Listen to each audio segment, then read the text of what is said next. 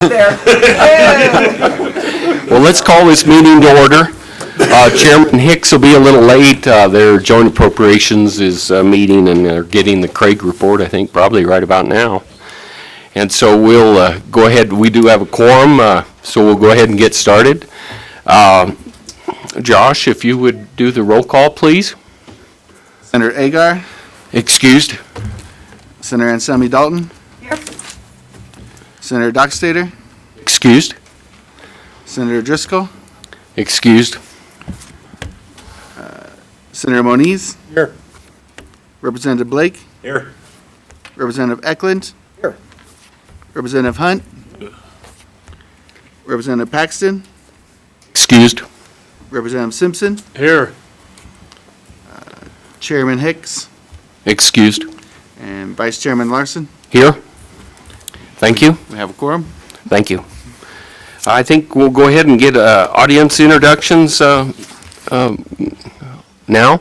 So we'll just go ahead and start over here with Senator Moniz. Glenn Moniz, Senate District 10, Albany County. John Eklund, House District 10, it's eastern Laramie County and a portion of eastern Goshen County. Lisa Ansami Dalton, Senate District 12, Rock Springs, Wyoming, Sweetwater County. Hans Hunt, House District 2, Southern Weston County, Niobrara County, and parts of North Goshen. Representative Evan Simpson from Lincoln County.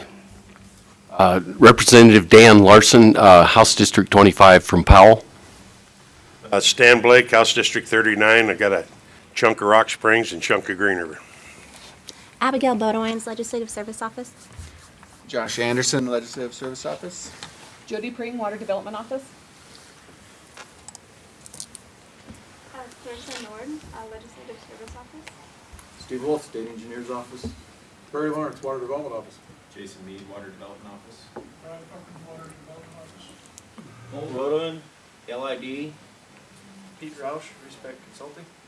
Mike Purcell, Water Development Commission. Larry Stuker, Water Development Commission, District 2. Gerald Geik, Water Development Commission, District 3. Rod Wagner, Water Development Commissioner, District 1. Del Lobb, Game and Fish Department. All Day, Game and Fish. Angie Bruce, Game and Fish. Kathy Lenz, Sundance. Jody Pavlika, Water Development Office. Greg Kerr, University of Wyoming Office of Water Programs. Chase Tabelli, Wyoming Water Development Office. Mabel Jones, Water Development Office. Tom Fuller, just a member of the public from Cheyenne. Dominier, I'm from Cheyenne. Brett Moline, Wyoming Farm Bureau Federation. Kid Kennedy, Agrimind. Bill Yankee, Water Development Commission, Division 3. Mark Cott, Water Development Commission 4. Rod Cayley, Water Development Commission, District 1. Kristen Gunther, Wyoming Outdoor Council. Frank Strong, Cheyenne Board of Public Utilities. Mike Robertson, Water Development Office. Andrew Coleman, Wyoming Attorney General's Office. Tony Rutherford, Water Development Office. Thank you. Whoops. Water Development Office. Forgot the director. Sorry. Thank you, everyone. Thank you for being here. I think now we'll go ahead and get started with the planning portion of our water bill. And I think we might have Commissioner Purcell come forward. He has a letter that he'd like to distribute from the commission. And I think explain it. Mr. Chairman, at a November meeting, suggestion was made. They're going to take and do it. Yeah, that'd be great, thank Here you. you go. Take it. That the Water Development Commission itself provide input to the Select Water Committee about diversions from the accounts. What we're passing out is the formal submittal of the letter. Would you please go to the speaker? I'm sorry, to get it recorded and stuff. Is it recorded? Enter your PIN to join this conference. Thank you. Joining conference now. Again, I'm Mike Purcell with the Water Development Commission. At the November meeting, joint meeting of the commission and committee, there was a suggestion made that the Water Development Commission write and provide information about diversions from the water development accounts. So we have drafted and reviewed a letter, and this is our formal submittal of the letter to you.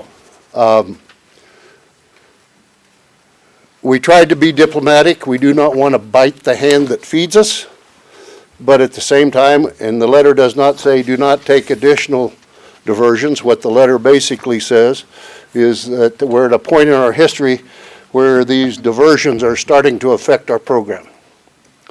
So the letter itself, well, I'm not going to read it to you. I would refer you down to item 2, where you see that historically $279 million has been diverted from the water development account for other non-program purposes. Now, attached to that is some detail as how we came to that amount. You can see we have, on the first page, we talk about water account 1. We do provide a tabulation of the general fund appropriations we've received to the tune of $198 million. And then we go down after tabulating the various diversions and show that we've had diversions of $217.7 million for non-program purposes. The line at the bottom of table 1 is nothing more than documentation that $54 million was taken from account 1 as a starter for account 3.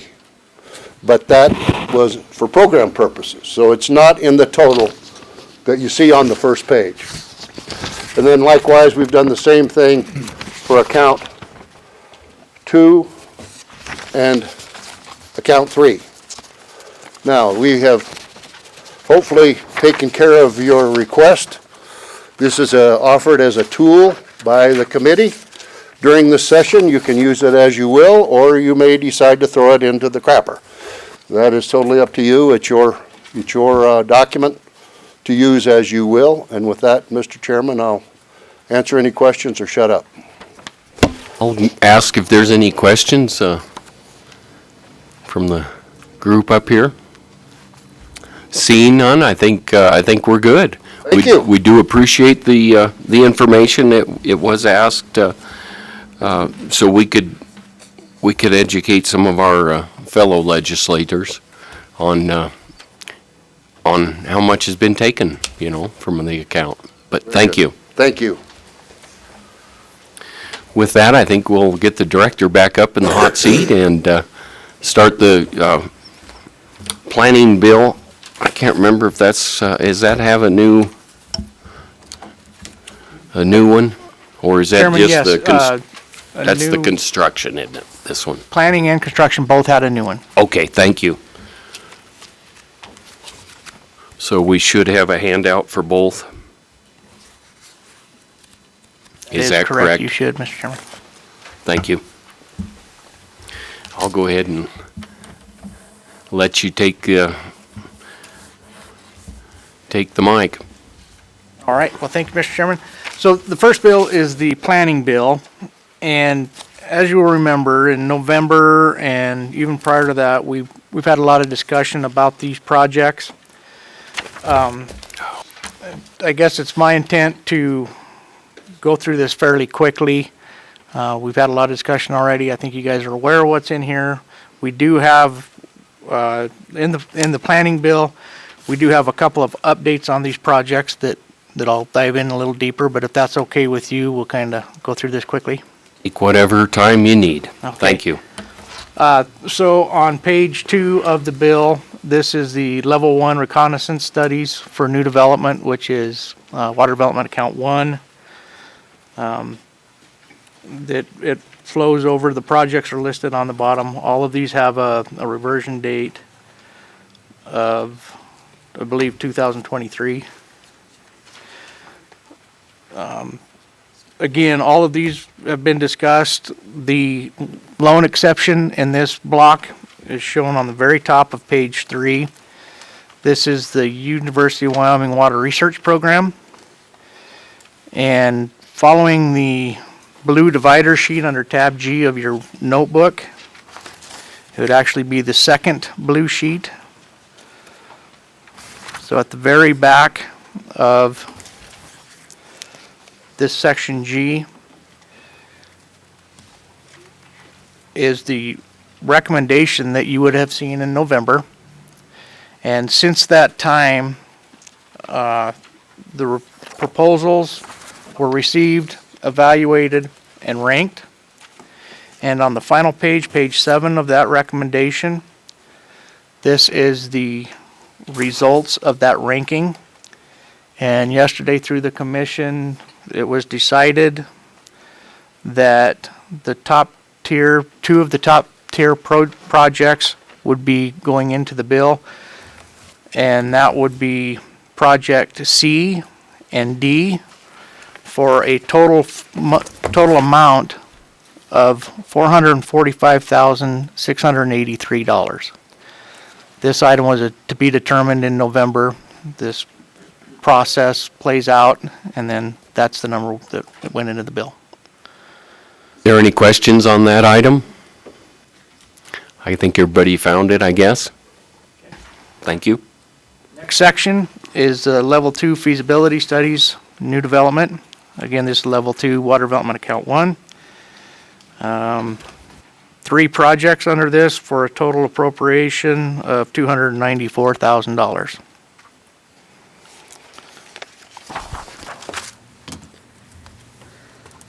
Moving on to page 4, section 3 is level 1 reconnaissance studies for rehabilitation. This will be out of water development account 2. There is 1 project under this section for a total of $170,000. Section 4 is the level 2 feasibility studies out of water development account 2. There are 2 projects under this section. The total appropriation amount, $725,000. The LaPrelle Irrigation District, the second project on this list.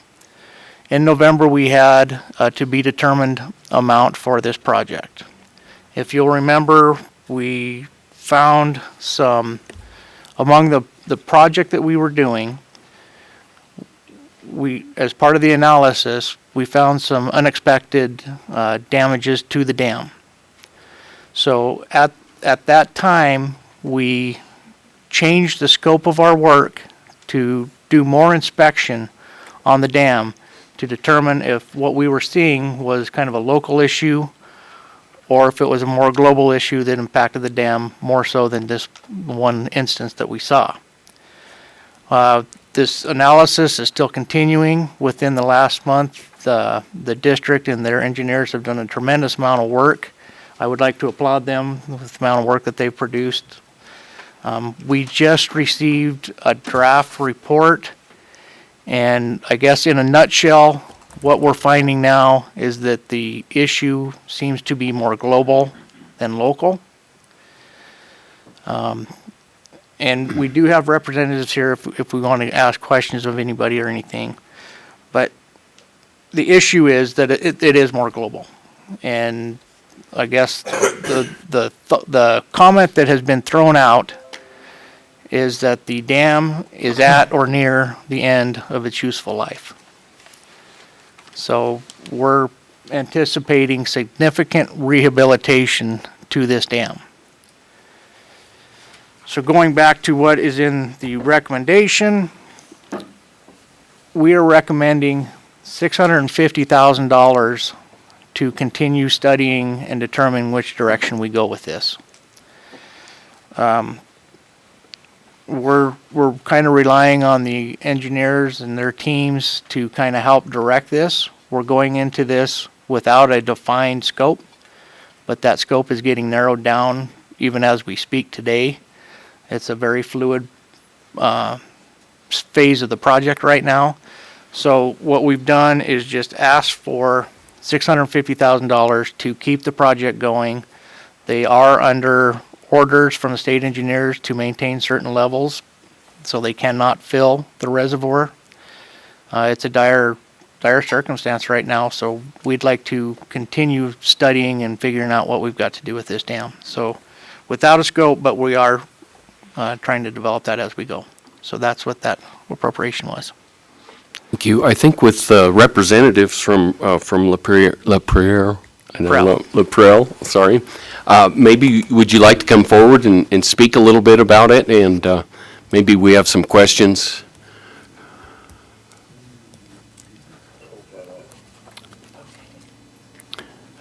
Over the last couple days, we've discussed this a little bit with the Water Development Commission, and it is in tough shape, isn't it? Mr. Chairman, Select Water Committee, I thank you for your here this morning. Please give your name, please. My name is Colt Rodeman with Laparelle Irrigation. I'm the chairman of the board. Beside me is Pete Roush. He's our lead engineering firm. Just so you guys understand, Laparelle Dam is 110 years old. In '76, it was rehabbed on the face, which helped it out quite a bit. Nothing on the buttresses. This is the oldest, one, if not the oldest, one of the oldest Anderson-style dams in the nation. It's also the oldest open front dam in the nation.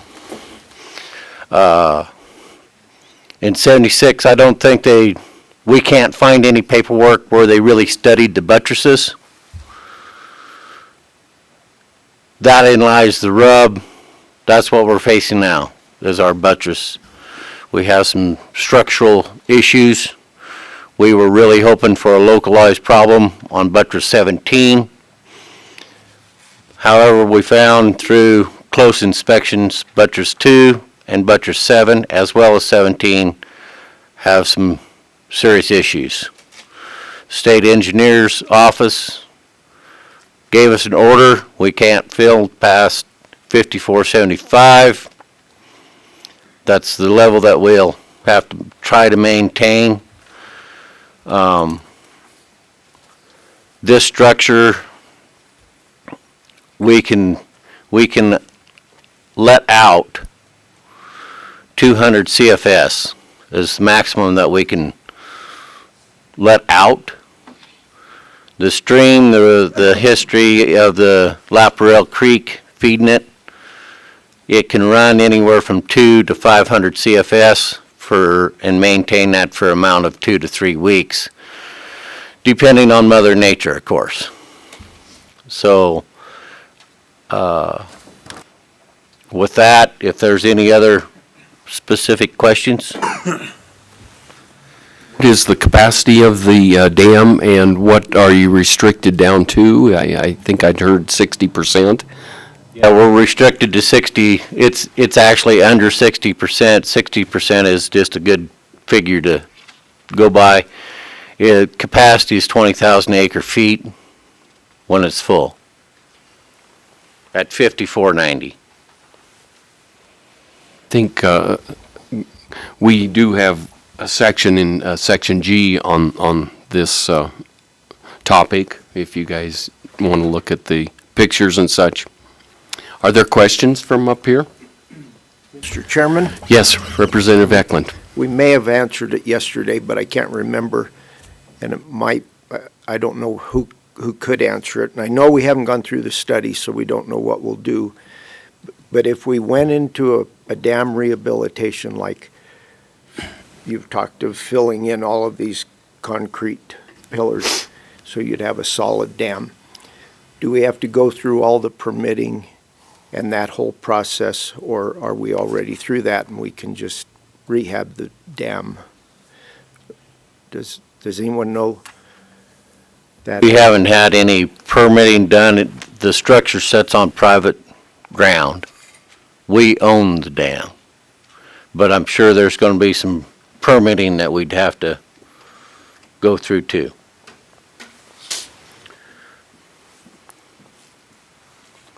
Any other questions? Oh, Senator Dalton. Thank you, Mr. Chairman. One question I have, and I guess it could either be for the engineer or for you as the board chairman. If you own the dam and you put this money in, just one of my constituents had asked about, can you restrict public access, and, you know, when the state of Wyoming puts money into all these water projects, and then they sort of say, okay, now no one can come and fish on it, or you can't get out of your boat. How does that work? I'm just curious, with yours specifically and globally, how does it work? Downstream of the dam, you can go in there and publicly fish all you want. There's other landowners and stuff in there, but there's a chunk of BLM and everything. We don't stop anybody from going fishing and stuff like that. Now, in the dam itself, you can fish it. It's all privately owned, all the way around it. The only thing that really scares us is boats.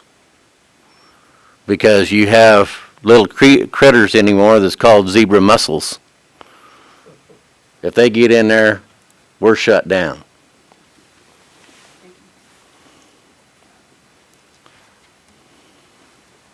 All right, I don't see any other questions. Cool. Thank you. Thank you for your time. Thank you.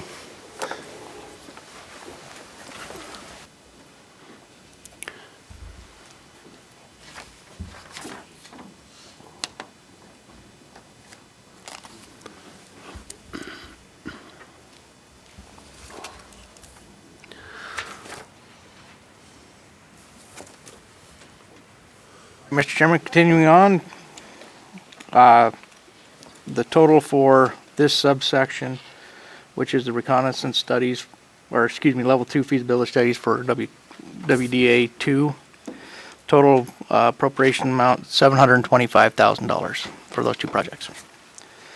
Next section is essentially the University of Wyoming Water Research Program. This is a continuing program, and we're requesting $175,000 for this program. And that's the planning bill. All right, are there any questions?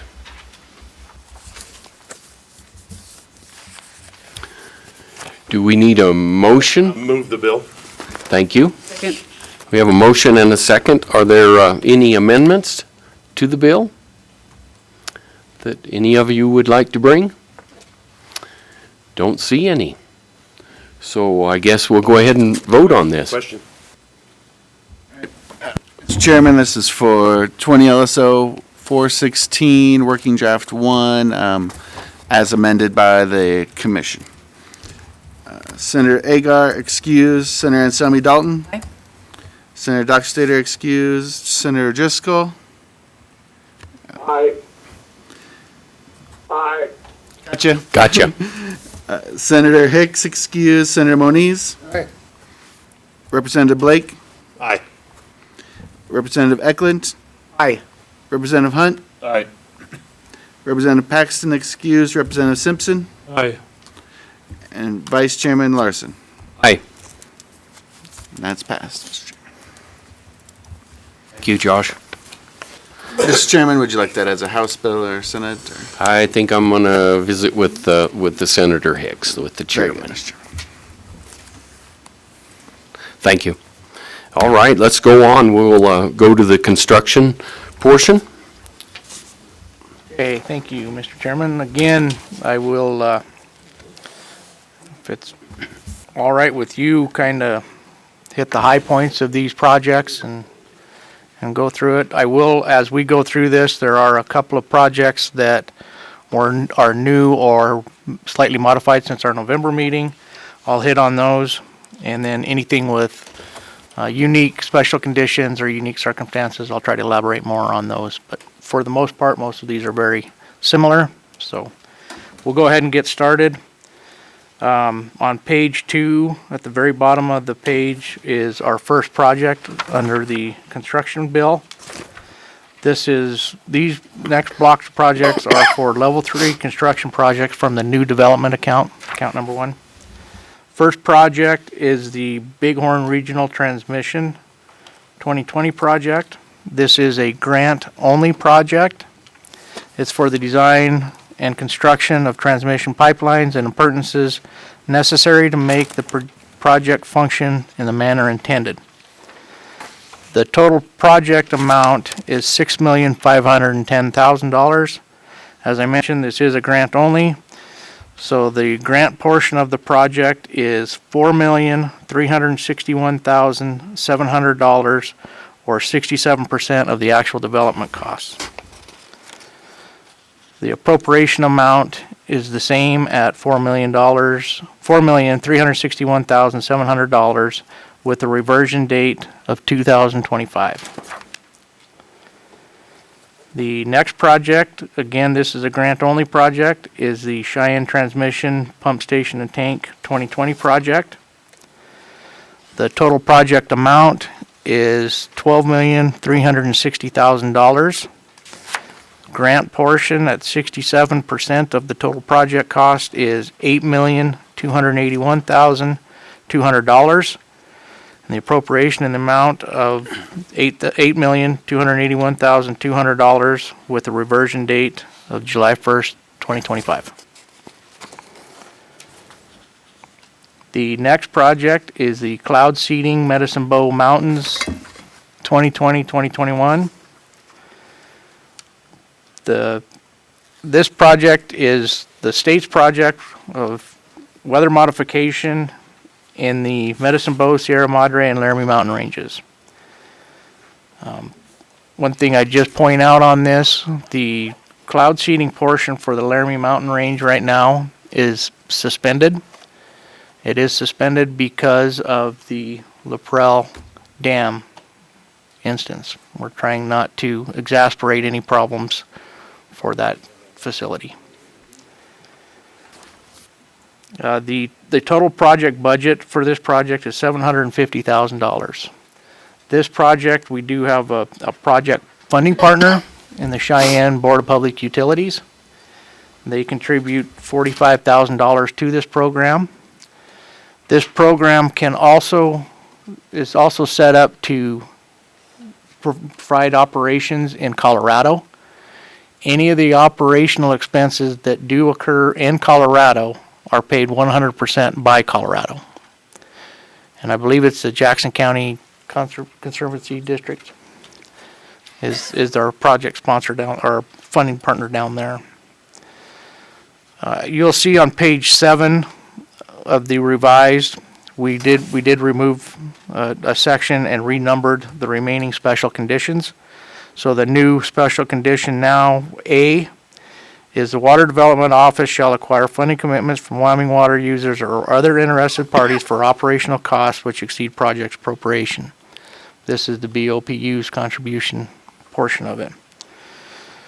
Tab B, the Wyoming Water Development Office is authorized to enter into contracts with Colorado organizations to extend aerial weather modification efforts into Colorado, provided these organizations pay 100% of the additional costs associated with the operations in Colorado. Jackson County Conservancy District. That is that project. The next project on page 8 is Cloud Seeding Wind River Mountains 2020 to 2021. This is our ground-based operation on the western side of the state in the Wind River Mountain. The total project budget for this project is $530,000. The appropriation amount for our portion of the project is $200,000. And again, we've got special conditions for this program. We've got funding partners in the southwest corner of the state and some industrial, as well as the upper basin states, all performing similar or being involved in this program. So under the special conditions, section A, the state of Wyoming shall participate at a rate up to 37% of actual project operation costs, not to exceed $195,000. Prior to, paragraph B, prior to commencing project operations, the Wyoming Water Development Office shall acquire funding commitments from other Colorado River Basin water users or other interested parties for a minimum of 63% of the actual project operation costs. That's our other funding partners. If the project is canceled, the Wyoming Water Development Office is authorized to use appropriated funds to remove weather modification equipment and reclaim project sites. I think yesterday we may have had a handout. Do you have extras of those for the rest of us up here? I think that'd be great to have, and that was, I think that handout kind of described the sponsors and such. I believe it, what? If you have more comments on that, that would be great.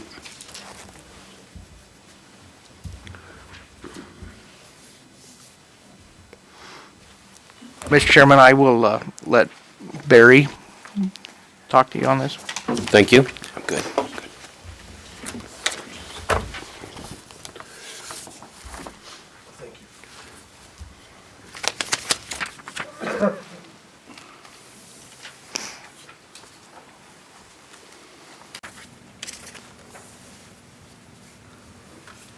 Thank you, Mr. Chairman.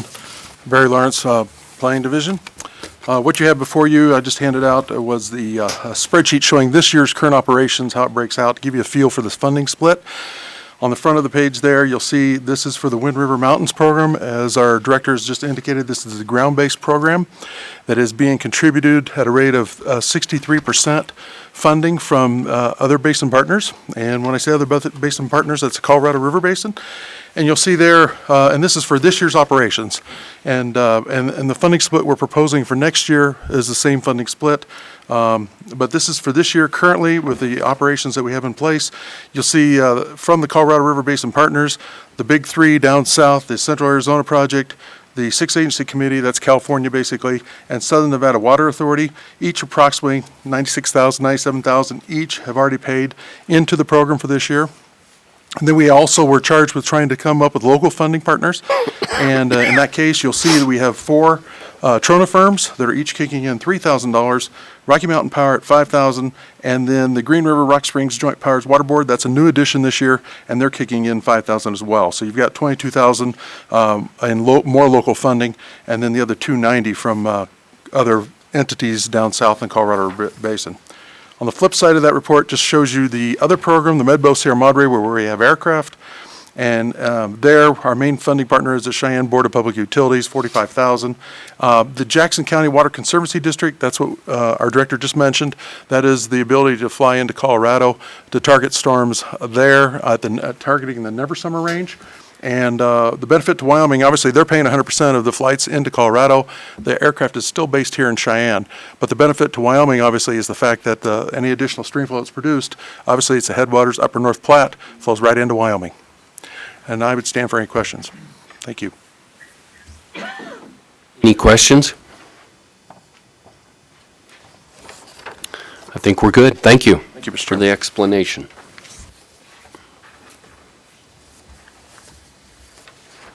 I do have a question. All right, Representative Blake. So, thank you, Mr. Vice Chairman. Barry, is this based on events? If there are fewer events, does the price come down any, or, because I know it's based on when you can actually seed or fire up the generators. So just a question I have. Mr. Chairman, excellent question, Representative. Basically, we have a contract with them, and obviously, if we have a lot of events, let's back up a second. The ground base is a little bit different, obviously. You're not talking about launching an aircraft and so forth. So ground base, the equipment's in place, and we can fire them up, and they're 24/7. You need to understand that it's all remote controlled ground-based devices for the Wind River Range program, and they're watching the forecast and the storms roll through and so forth. So it could be 3 o'clock in the morning when they fire those off, and not all generators are fired off at the same time. It's whatever generators make the most sense from the prevailing wind directions and so forth, the modeling they're doing. So those can go, but you could have multiple events throughout the year. And so the number of operations relative to keeping those generators running is not precluded by, how many events you get. So, yeah. Thank you. Aircraft, Mr. Chairman, is a little bit different, obviously, because in the budget, we've got so much aircraft time budgeted for. So if you're really successful, you might, hit the budget and have to stand down. Thank you. Thank you.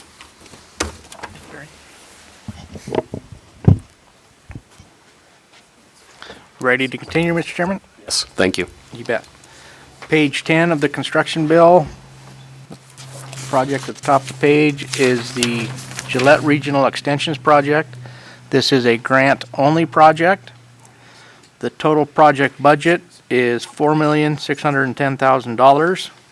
The grant component of this project is $3,088,700 for at 67% of the actual development costs. The appropriation request is $3,088,700 with the reversion date of 2025.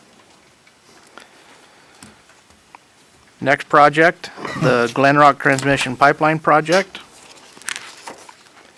This is a grant-only project. Total project budget, $1,430,000. Grant component of it, 67% of the total project costs, $958,100, which is also the appropriation amount with an reversion date of July 1st, 2025. The next project is the Guernsey Transmission Pipeline Project, another grant-only project. Total project budget, $3,080,000. Grant component totaling $2,063,600, which is 67% of the actual costs. That is also the appropriation amount with the reversion date of July 1st, 2025. The next project is the Newcastle Water Systems Improvement Project. This is a grant-only project. The total project budget, $170,000. The grant portion is 67% of the actual costs is $113,900. That is also the appropriation amount and a reversion date of July 1st, 2025.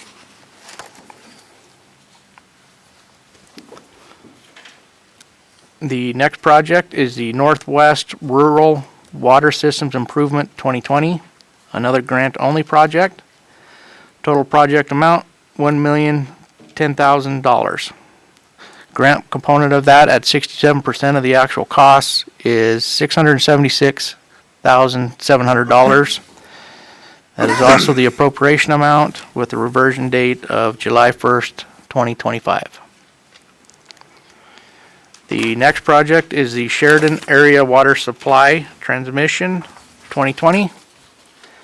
This is a grant-only project with a total project budget of $4,630,000. The grant component of it at 67%, total project costs or actual development costs, $3,102,100. That is also the appropriation amount with a reversion date of July 1st, 2025. Take a breath if you don't mind.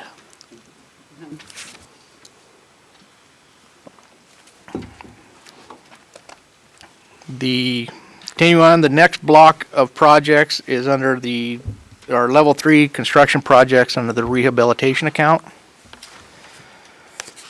First project under this section is the Bighorn Canal Irrigation District Wasteway Check Replacement 2020. This is a grant and loan project.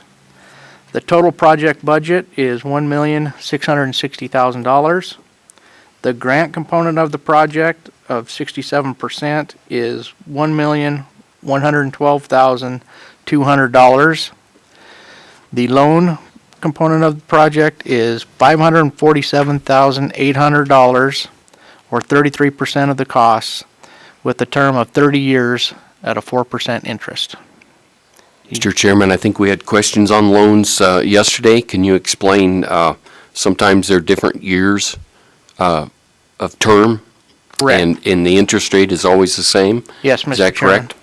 correct? That is correct, and in their application, they are given the option to identify what term they want on their loan, and then it is also analyzed either in studies or through the office to create a fair and just loan term.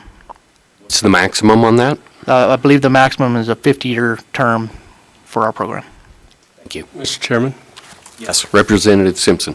Director, the majority of the ones you've just reviewed with us are grant only.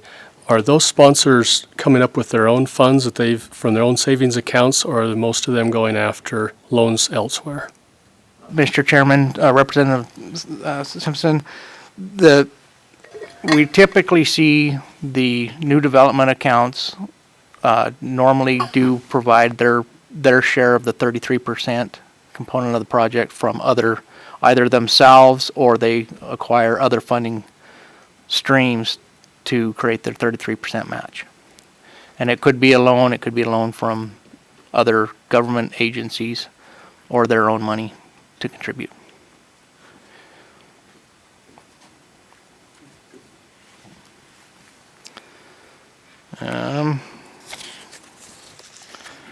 So continue on with the Bighorn Canal, the appropriation amount is the total project amount of $1,660,000 with the reversion date July 1st, 2025. Next project on page 22 is the Cottonwood Irrigation District Transmission Pipeline 2020. This again is a grant loan mix. Total project budget, $1,540,000. The grant component of this is $1,031,800 or 67%.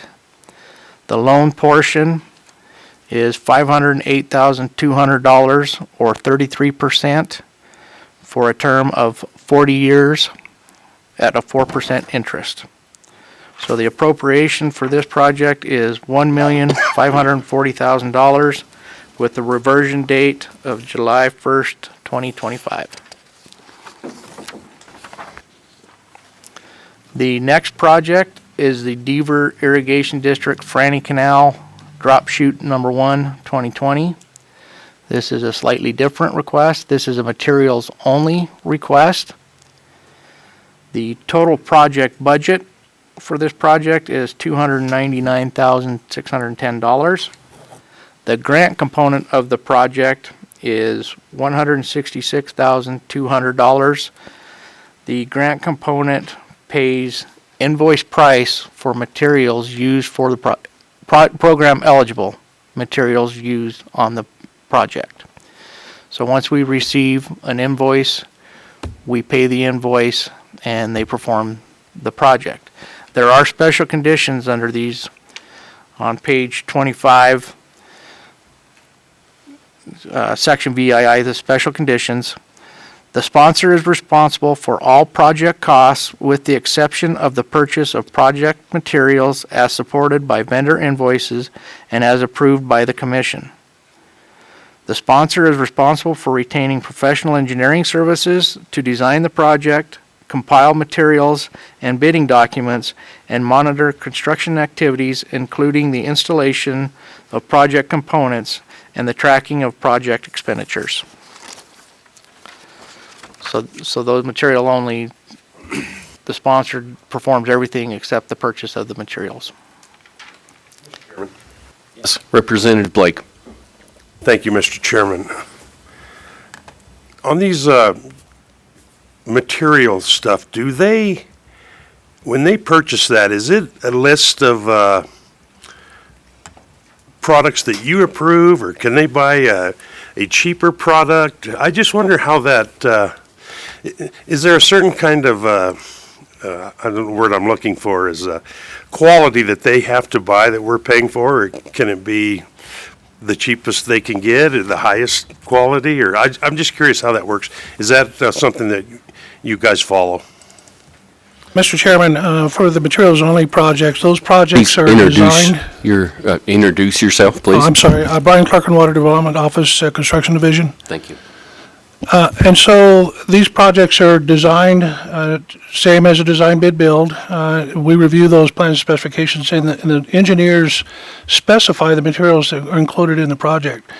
And then once those projects are completed, the design's complete, it goes out for bid for the materials for the project. So the engineer specifying the materials, and again, we're looking as a state, we want open and competitive bidding. So it's, we specify materials, a lot of times it's or equal.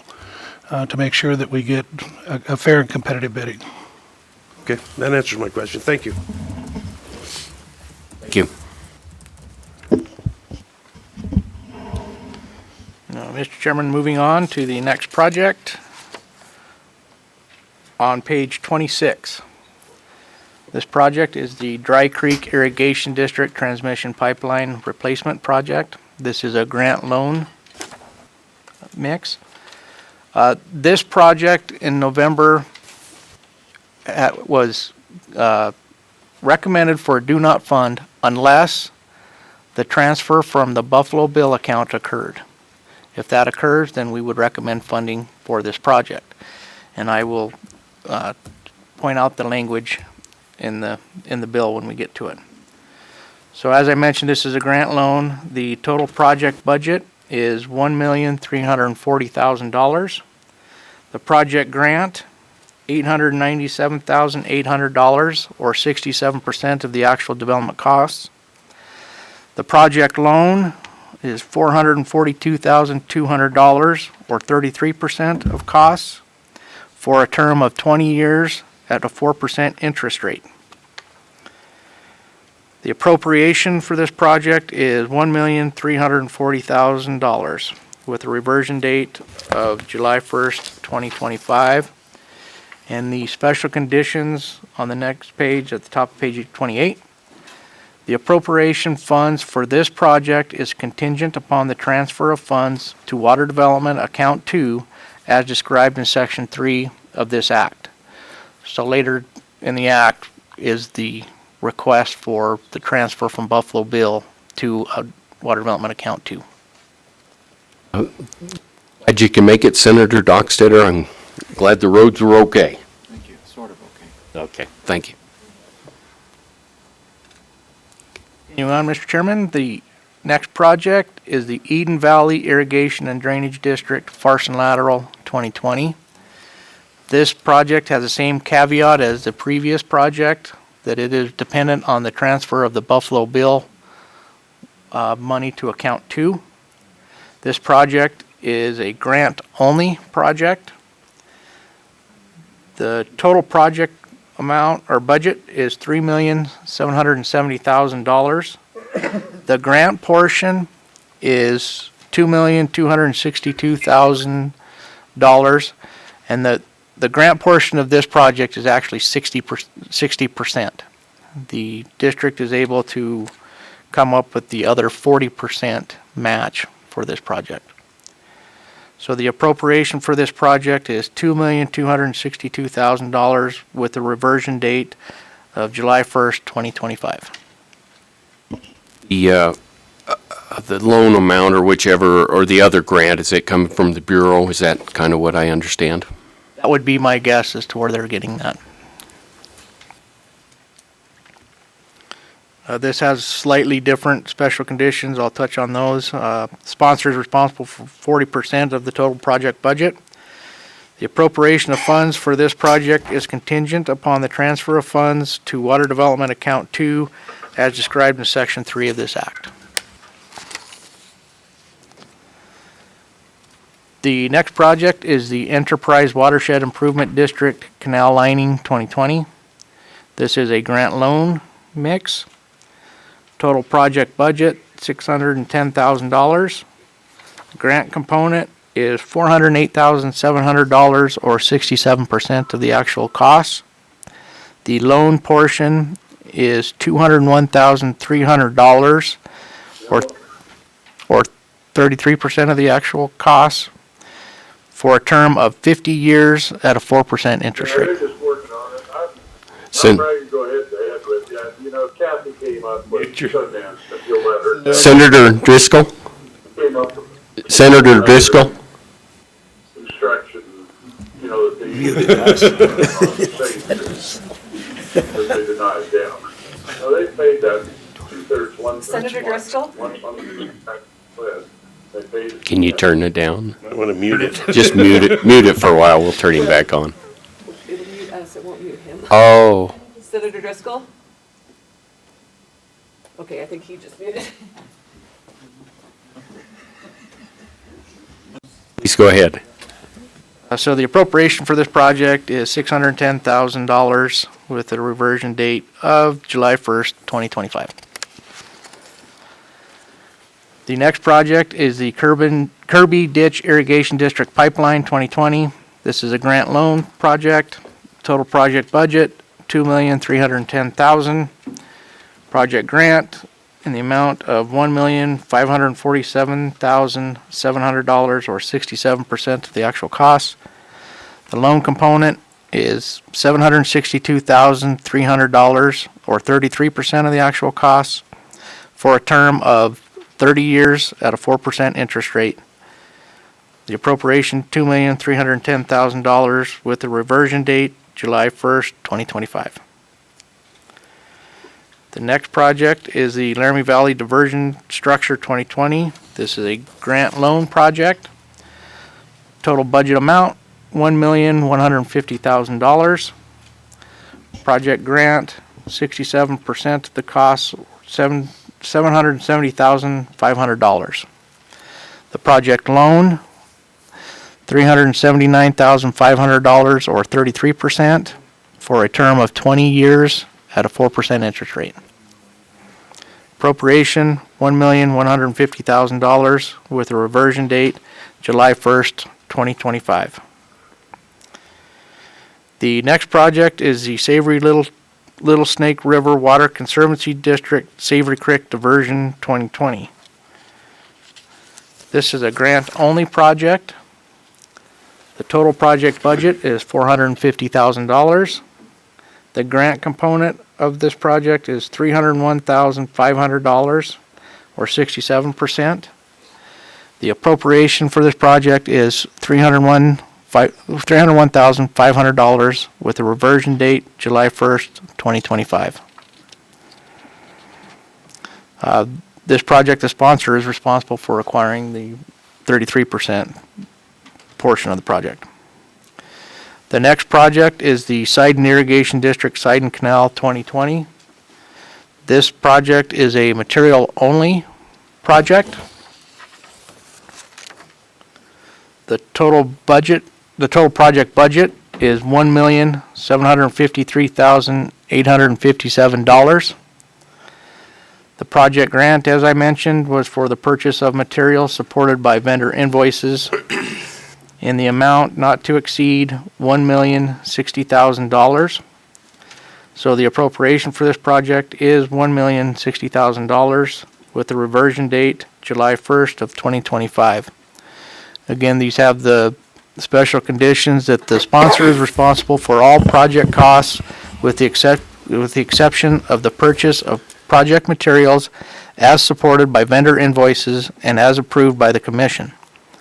The sponsor is responsible for retaining professional engineering services to design the project, compile materials and bidding documents, and monitor construction activities, including the installation of project components and tracking of project expenditures.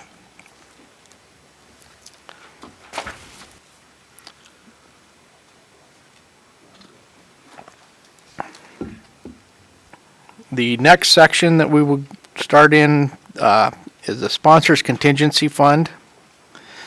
This project, if you will, was suggested by Select Water Committee in the November meeting, and this is to establish a sponsor's contingency fund for Water Development Account 3.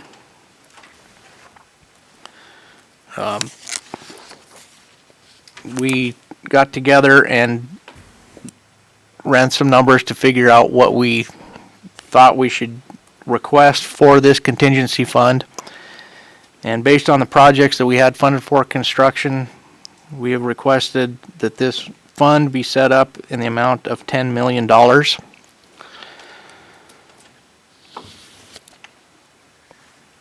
So these funds would be used in an instance where a project was bid and the bids came in over the price or over the budget. We would use this fund to increase the budget and be able to continue with construction. And it could also be used during construction if an unforeseen were to occur. We have this money that we could utilize quickly to continue with the project. Are there any questions on the contingency fund? Mr. Chairman, Go ahead. Brandon, what's that leave the balance in the account if we take out what's in the bill now plus the 10 million for the contingency fund? What's it look like in the balance in account 3? Mr. Chairman, I'll bring Jason up, but I think that the unobligated funds in account 3, the remaining would be approximately $20 million. All right, thank you.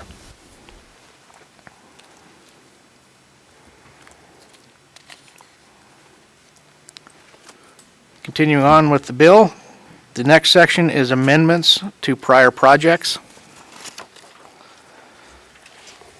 The first project under this section is an increase to the sponsors contingency fund for rehabilitation or account 2. This legislation adds $1 million to that account. We do have a remaining budget in that account, but this increases it based on some of the project costs that we're seeing coming in. We're requesting this $1 million to bolster that account. The next project is under level 3 construction projects, new development. And the first project under that amendment to the project is the Riverton Water Supply Project. This request is to add $737,000 and a 1-year time extension to the project. We heard some testimony from the sponsor yesterday, but easement acquisition has been taking a very long time for this project, and as a result, the budget has increased, and the request for $737,000 is a function of that increase in cost just because of the delay and the time extension.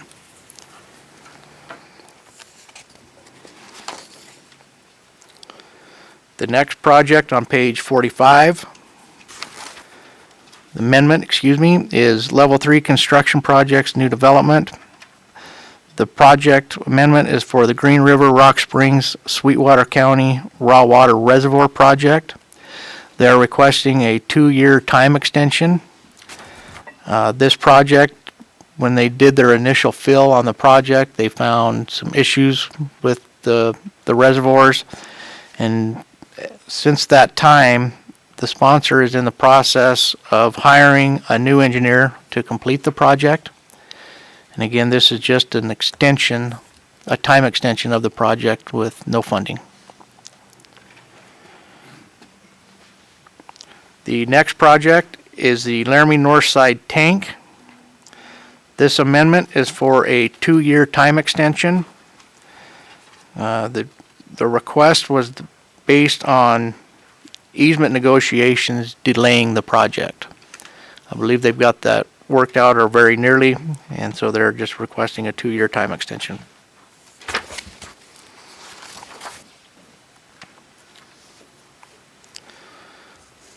The next amendment is for the small water development projects. This is new development, so WDA account number 1. We've requested a $1 million increase, and we had some lengthy discussion on this yesterday. When we set up our initial funding, we made projections, and our projections, we assumed that we'd be seeing about 90 projects. By January 1st, when the deadline for these applications came in, we had actually received 119 applications. So the account 1 small water program, the applications exceeded the requested amount and our remaining budget in that account by about $62,000. We may still be able to fund all of those projects. We'll have to take a look and see how things shake out. Account 2, which is the next project on the next page, is the small water program for account 2. The request was for $500,000. The applications coming into that program exceed the request and our remaining budget by $465,000. In the discussion with the commission yesterday, it was decided that because of the concerns and amount of money we have in account two, that the recommendation is to only request the $500,000, and we'll have to use our priority system, and some of these projects will not get funded this year in that account. Mr. Chairman. Yes, Representative Simpson. Mr. Director, 119 applications is a lot of applications for the small water. Has your commission considered scrutinizing those and maybe putting some off for a year rather than just asking for more money to try to fund all of them? Mr. Chairman, Representative Simpson, yes, that's exactly what we will be doing. Because of the process and the deadlines, that is what we're doing currently. The final list of projects that we would recommend for funding will come out in our March meeting. So we are scrutinizing these applications. We're using our developed priority system to determine which projects to fund based on our budget.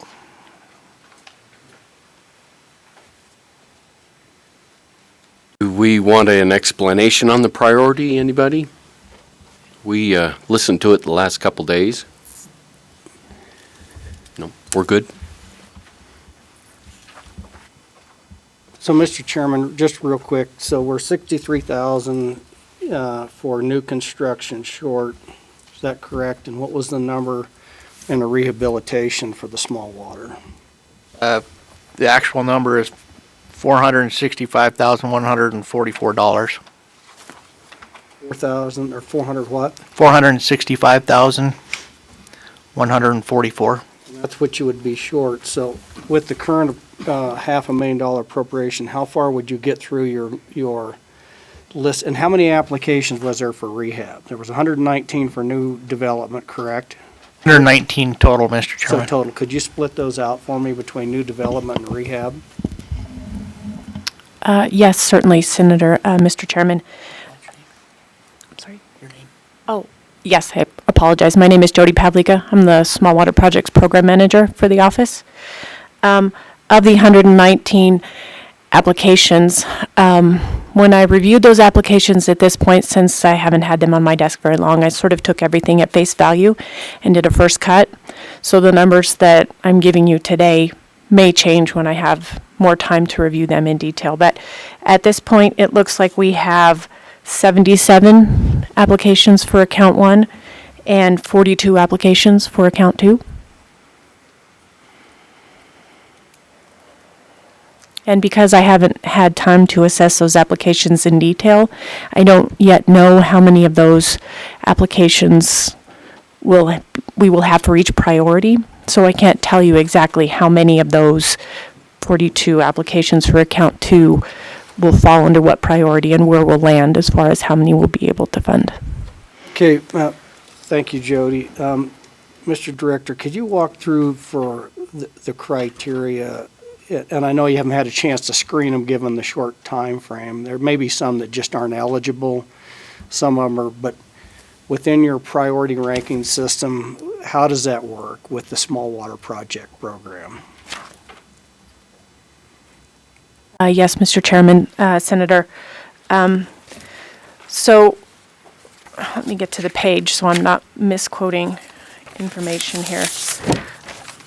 Our priority system was put in place in 2015, shortly after I took over this position. And understandably, it's a very difficult task to set up a priority system because you have a lot of good projects and you have to put them in an order of which ones you think deserve first consideration and which ones fall lower down the list. So to that end, when developing that system, before I give you a listing of number one, number two, number three, I just wanted to make sure that you were aware that we have a category that is called shovel ready.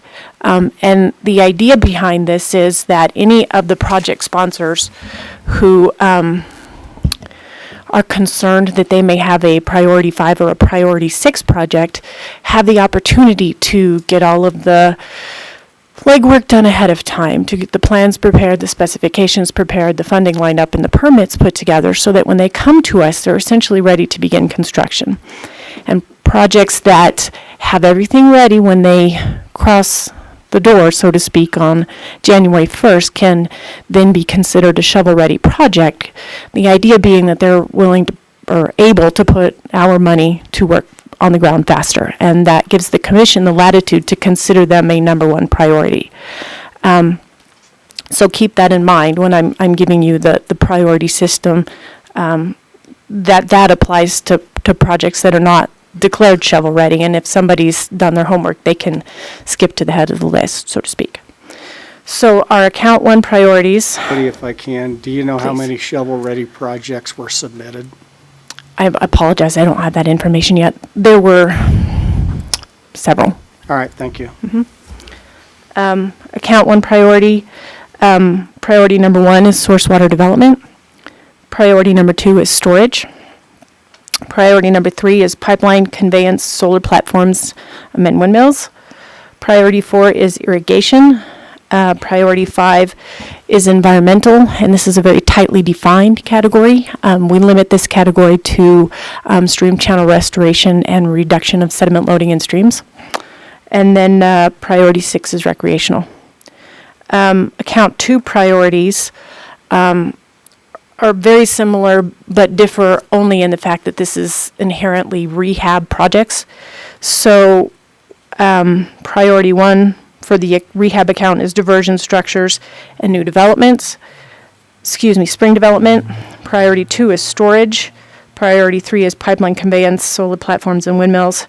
Priority 4 is irrigation other than the above. Priority 5 is environmental, and priority 6 is recreational.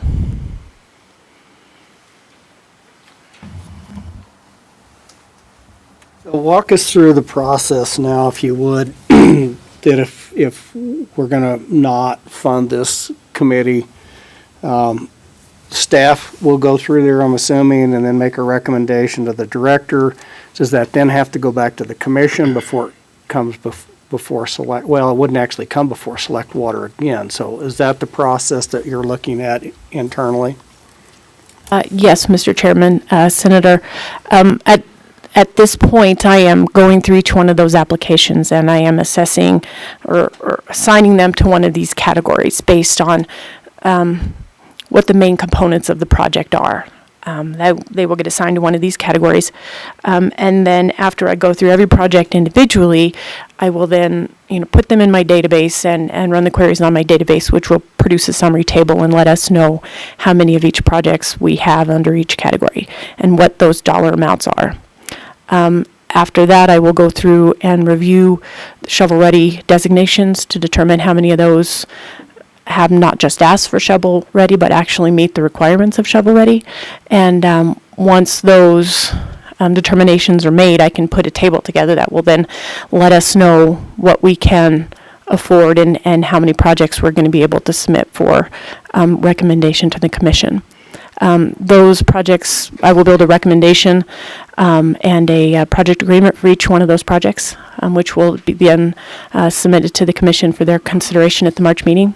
And then I believe, somebody can correct me if I'm wrong here, but I think Select Water does have to vote on those agreements as well. I think that's... Barry shaking his head yes. Yeah, so that we do have to get Select Water approval on those projects as well before the agreements are sent out to the sponsors for their signature.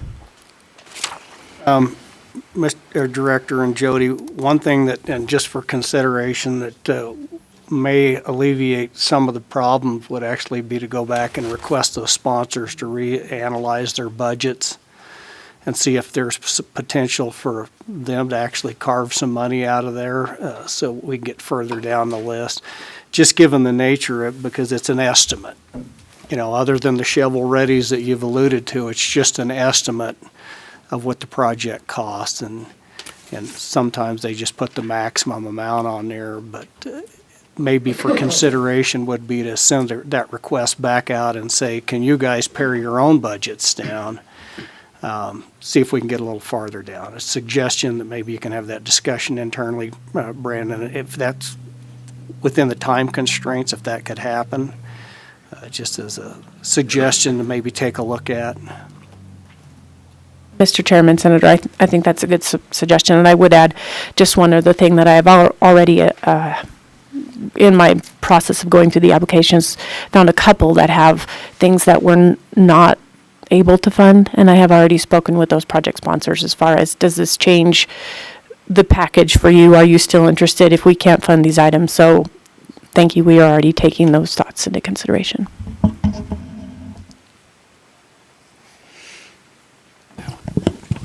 Mr. Chairman, I'll just add that this process this year with 119 applications has prompted more discussion, and it will be a topic on some of our future workshops with the commission and internally as well. Brandon, just given the nature of the buildup and the new program and then removing some of the criteria with the level, wasn't it kind of expected that we were going to continue to, the whole state now is eligible before it wasn't in the past, that there would be some growth in this program? And I guess the question I would ask of Jody is the growth we've seen consistent with the last 3 or 4 years with the number? In other words, are we seeing just kind of a linear increase, or is it become exponential now? Or so what are we looking at as far as growth in this program? The application rate took a dramatic increase a couple of years ago. Shortly after we made those changes you alluded to, where we removed the program cap and went statewide. After that, we did see an exponential growth.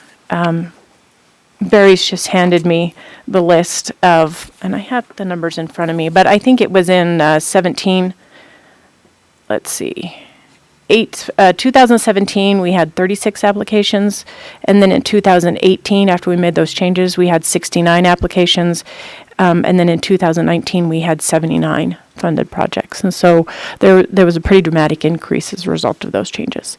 And I think people are seeing the good things that we're able to accomplish and the things we're getting done, and the word's kind of getting out. So I think you're right, it was anticipated. Yeah, so we see also a growth in new sponsors. Absolutely, yep, and some of that I think is attributed to what we just talked to, that the words kind of getting out. And the other side of that, I think, is that we are completing more watershed studies around the state, and we've had several of our watershed studies have been completed in the last several years, and now those project sponsors are in a position to take on applications where they weren't 3 or 4 years ago. Thank you. Any more questions? Mr. Chairman, are the majority of those sponsors conservation districts, or are they irrigation districts? Mr. Chairman, most of those sponsors are in fact conservation districts, but we've had a few come in that have been, I think we've had one municipality, we've had, improvement and service districts. We've had a few come in that were not conservation districts, but consistently our conservation districts are our primary applicants. And then just one other quick question that I have on the program. Are we seeing that if people are starting to use this, that it's actually reducing the demand for, say, the large program, the normal program? It'd be an interesting question to pose as we move forward with the program. Is this in lieu of an application for, or could this be considered through the large program, but just given the nature of this is a little, the reason I ask that is because I do envision a continued growth in this program, and just my discussion with a couple of irrigation districts around the state that have never used the small water program are starting to look at it and say, there may be an opportunity to go that route versus trying to accumulate a bunch of projects. So we'd look more type of a small annual request from a large irrigation district instead of trying to bundle a lot of projects and come in. And so it would be interesting going forward if we can track that, if they were going this way versus the regular program, to see if in fact there's some cost savings there, because it's a 50-50 versus a 67-33. Anyway, just as a thought. Thank you, Mr. Chairman. I will say that I am aware of at least one project application this year from an irrigation district that was eligible for the traditional program, and they are working with Trout Unlimited partners to come through the small water program and to bundle other private dollars. So they didn't come to the traditional program when they were eligible to because they were an eligible public entity. So that is something that the jury's still out on, but I know there's at least one project this year that falls under that heading. Thank you.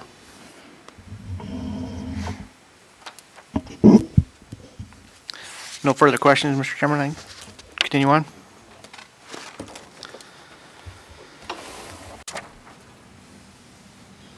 The next project amendment on page 48 of the bill.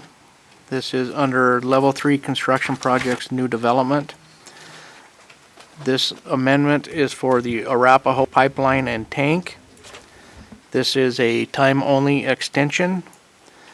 The request is for a 3-year time extension because the sponsor has been waiting for matching funding for their component of the project. So that securing that funding has delayed the project.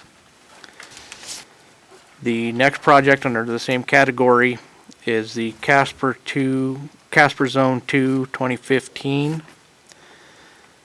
They're requesting only a 1-year time extension. The project has been held up and delayed because of easement negotiations. The next project, or next amendment, under the same category is the Lower Norwood Water Supply Project.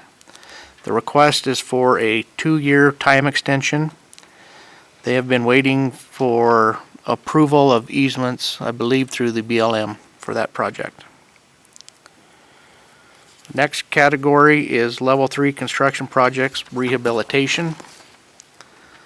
Under this category, the first project is the Wind River Irrigation Rehabilitation 2015. This particular project has come to us since the November meeting, so I'll just point that out. This is for a 2-year time extension to rebid the project. The project was recently bid. The bids came in above the budgeted amount, so they're electing to rebid the project in the future. They just need a 2-year time extension to accomplish that. The next project is the Sheridan Supplemental Storage Level 3 project.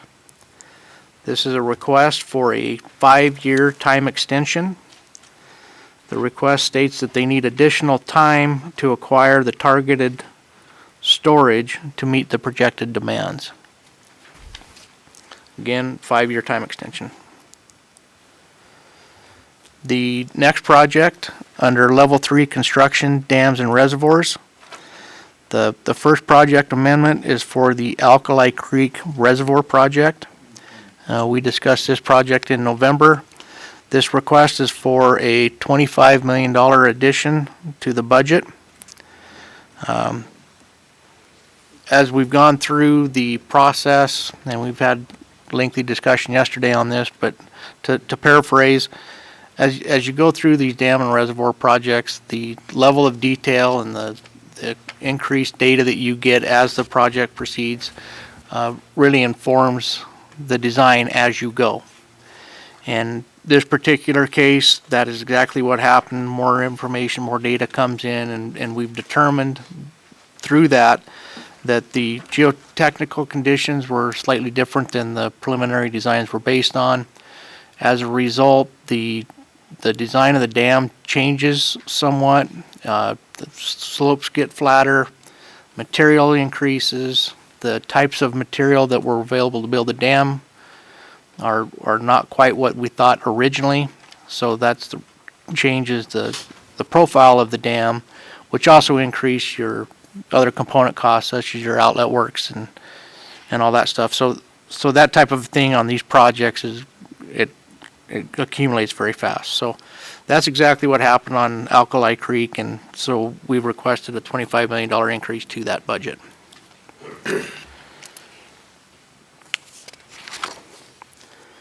The next project, it's a similar instance. It's a Levitt Reservoir expansion. Not quite as dramatic, but similar. We've requested a $5 million project increase for that project.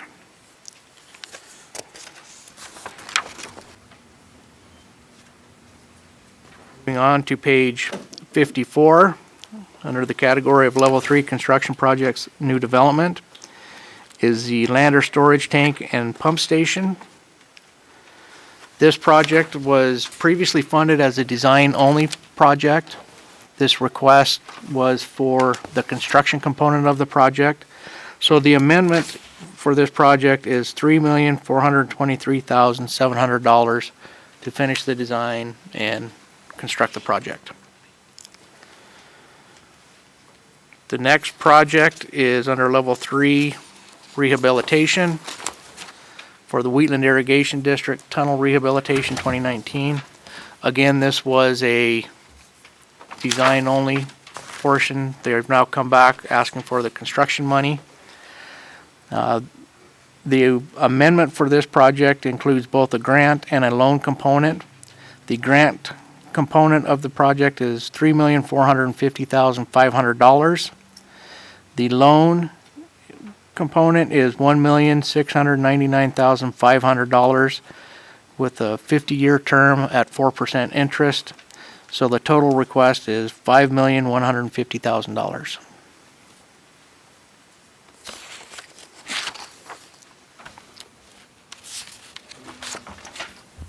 Final section that I'll describe in the construction bill is under Section 3, and this is the Buffalo Bill transfer that we discussed earlier in the amount of $7 million into Water Development Account 2.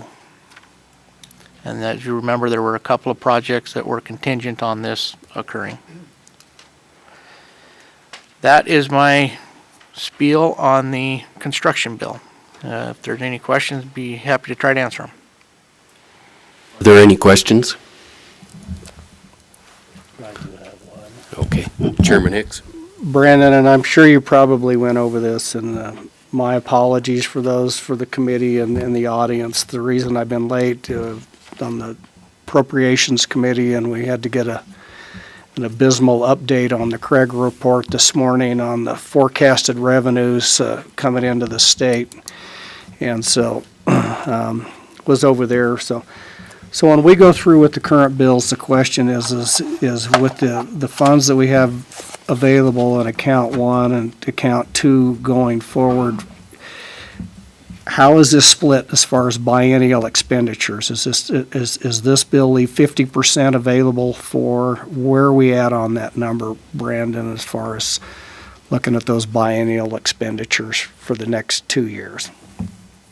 Mr. Chairman, so for account 1, we started with a biennium budget of about 56 million. The project requests, I believe I have an updated number, are roughly $30 million for account 1. So that is slightly more than 50% for account 1. Account 2 is considerably different. Without the Buffalo Bill transfer, we started with a budget of about $15.7 million. And our project request totaled 19 million. So the recommendations, I believe, let me pull out my new numbers. But in short, even if we do get the Buffalo Bill account and the bill goes as is right now, we've got in the neighborhood of $3 million remaining for account 2. Well, on the account 2, you basically funded the recommendation for the entire 19 million request. Is that right? And that, account 2, between the planning and the construction bill for account 2, we've recommended about 19.9 million. That's correct. Be just a shed, right around 3 million left in the account. Rough order, that is correct. Quick quick question follow-up on that would be, what is the discussion with the office and the commission about next year's request coming out of account two? Is it again to look at Buffalo Bill or one of the other reservoir accounts? I mean, we can anticipate probably a similar level of requests coming. So is that what we're, projection, where would that revenue come from? Or are we going to continue to look at Buffalo Bill moving forward? To be honest, we haven't had much discussion on that yet. That is a concern. It's either that if we do get applications, we're not going to be able to fund them, or we are going to have to find some other revenue stream for account two. Thank you. Do we need to go to the audience, ask, I think? Are there any, I think I missed on the first bill, are there any in the audience that would like to speak? Seeing none, I think we'll proceed on a motion.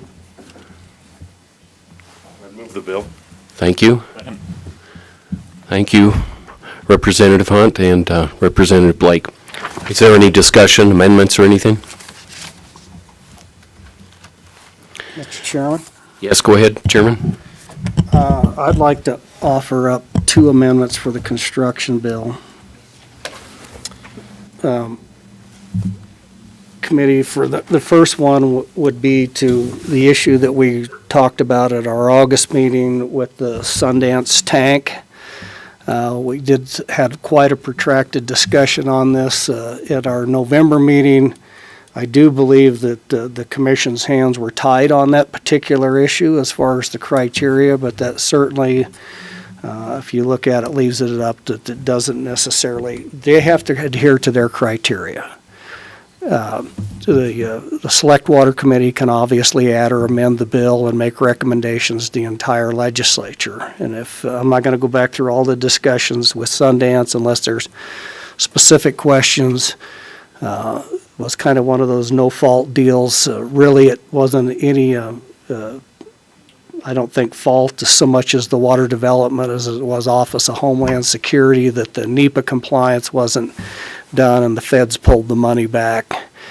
And just that's the brief component. I think most of us are familiar with the project, but with that, I would move that we put $300,000 into the construction bill as a 100% grant to the city of Sundance for that water tank. Second. Second, Driscoll. All right, gotcha. Senator Driscoll, thank you. We have a motion and a second to add $300,000 grant to help with the Sundance tank issue.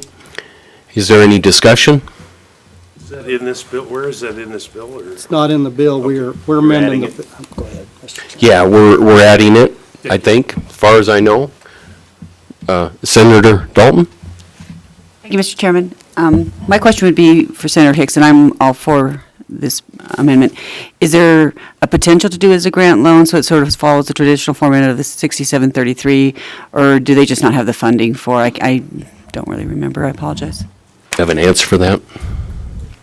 Mr. Chairman, if I may, I'm looking back at the project request and the recommendation that we supplied at the November meeting.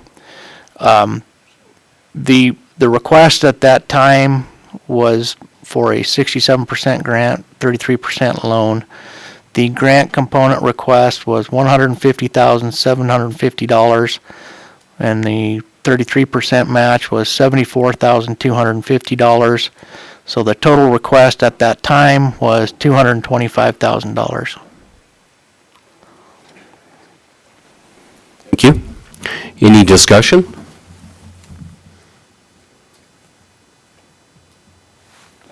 Mr. Chairman, I was just informed that they were asking for just the grant piece, not a loan. Or 225? The request was, I believe, for $150,750, but that, again, that's because of our criteria of the amount of money that we can grant. Was that actually an application that Sundance did submit that application? Is that correct? It is correct. All right, so what I would do based on that information would be amend my motion to be $225,000 for the city of Sundance rather than the $300,000. Make it, I'm agreeable on that on the second motion. Do you have that, Josh? Okay. Does everybody understand now it's a $225,000 grant? Any more discussion? Question. Question being called. I think we can do this just verbally, I think. So all those in favor say aye. Aye. Opposed, say aye. Amendment passed. Do you have another one? Mr. Chairman, based on the information provided regarding the small water program, if we're $63,000 short for the new development program, as I understood it, in other words, more requests than applications for new development, that we would go ahead and put $63,000 into that. That comes out of, I believe, account 1, is that correct? Mr. Chairman, that is correct. Given the deficit that we already have in account 2, I think we just need to leave that alone, but I would go ahead and make a motion that we put an additional $63,000 into the new construction, new development, small water program to fund those applications. Okay, we have a second, Senator Dalton. Discussion? Mr. Chairman, Yes, Representative Simpson. I'm a little confused on that. I thought that we already did that with the red line in the bill. I do not believe so. We can ask the director. Mr. Chairman, in the bill, the amount added was $1 million to that account. Mr. Chairman, you're asking for an additional 63,000? Correct. That would, based on the applications, that would fully fund all of those new development applications. The 42 applications that were in rehab are the ones that we're going to have to take a really hard look at.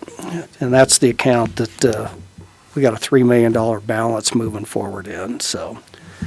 But that would be the motion that was to add $63,000 to the current increase of $1 million in that account, so. Any more discussion? Question being called. All those in favor say aye. Aye. Opposed, say nay, and I'm going to say nay. Guess I can. Mr. Chairman, I have a question on the Sundance tank. What account would that come out of? Can you help us, Director? That would come out of, I believe, account 1. That would come out of account 1.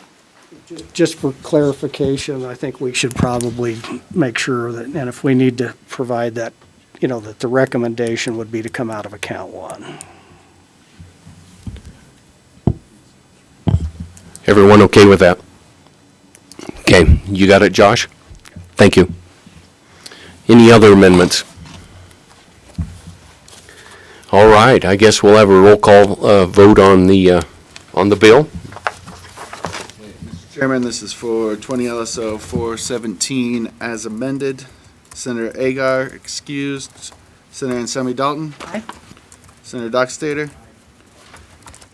Senator Driscoll. Senator Moniz. Aye.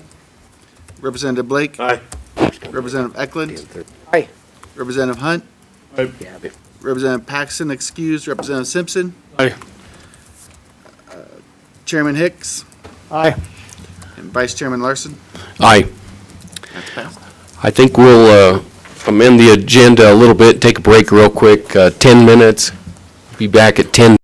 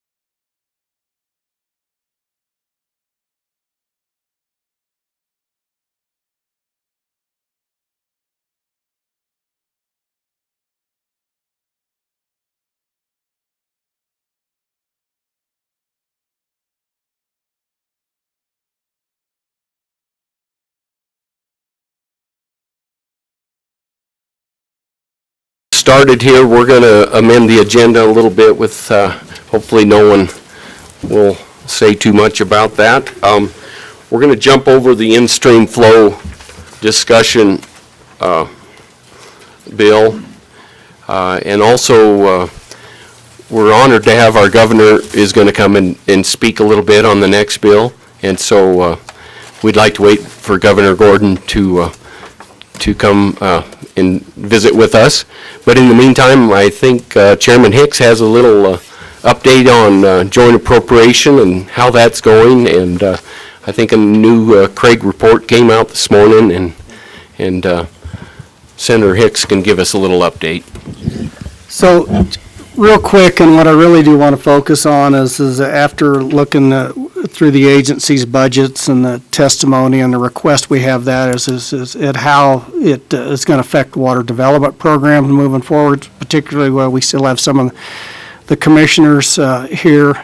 But just the 10,000-foot view is from October to the Craig report that was released this morning it's another $77 million reduction in forecasted revenue for the biennium. Our structural deficit with K-12 is going up because we had an additional 800 students enroll in the program this year, so that we already had a $250 million deficit through K through 12. With increased enrollment, so we've got about a $16.4 million additional cost for K through 12 that we weren't anticipating. But specifically is some of the issues that we're grappling with. We're going to see a bigger diversion in the biennium. I believe 3 years ago, the Joint Appropriations Committee, and the lack of any wisdom in my estimation, decided to put the Board of Control under the budgetary components of the water development. So at that time, it was about $13.6 million would go to the Board of Control to fund them.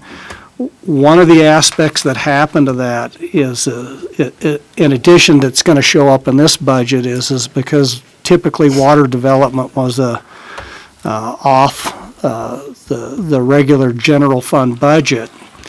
The way that we do with the agencies, they have to pay a certain percentage of their budget to ETS for all their technology and everything else. That wasn't calculated into the original cost when they moved them.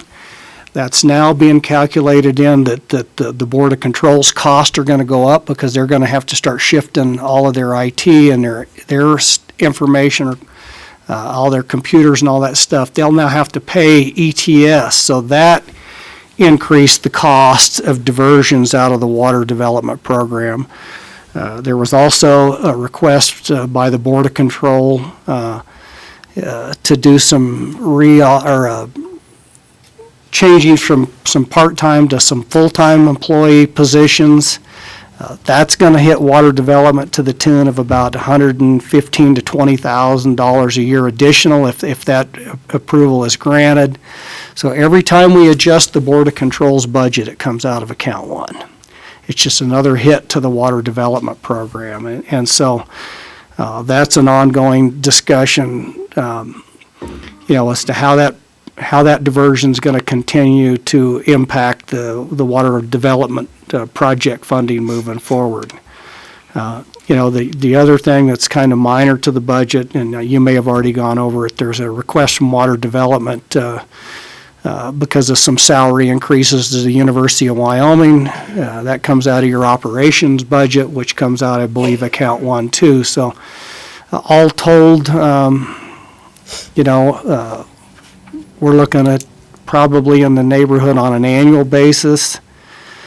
I want to say about another $300,000 or $400,000 a year over the last biennium that would be pulled out of there if the Joint Appropriations Committee grants all the exception requests that came in. So I guess the takeaway is there's more external demands on the program that takes more money off the table for projects. So that's the picture going forward. While we're waiting on the governor, I guess if there was any questions on that, I guess I'd try to field them, or anything anybody else wants to provide some input on that, so. Go ahead. Please come to the mic.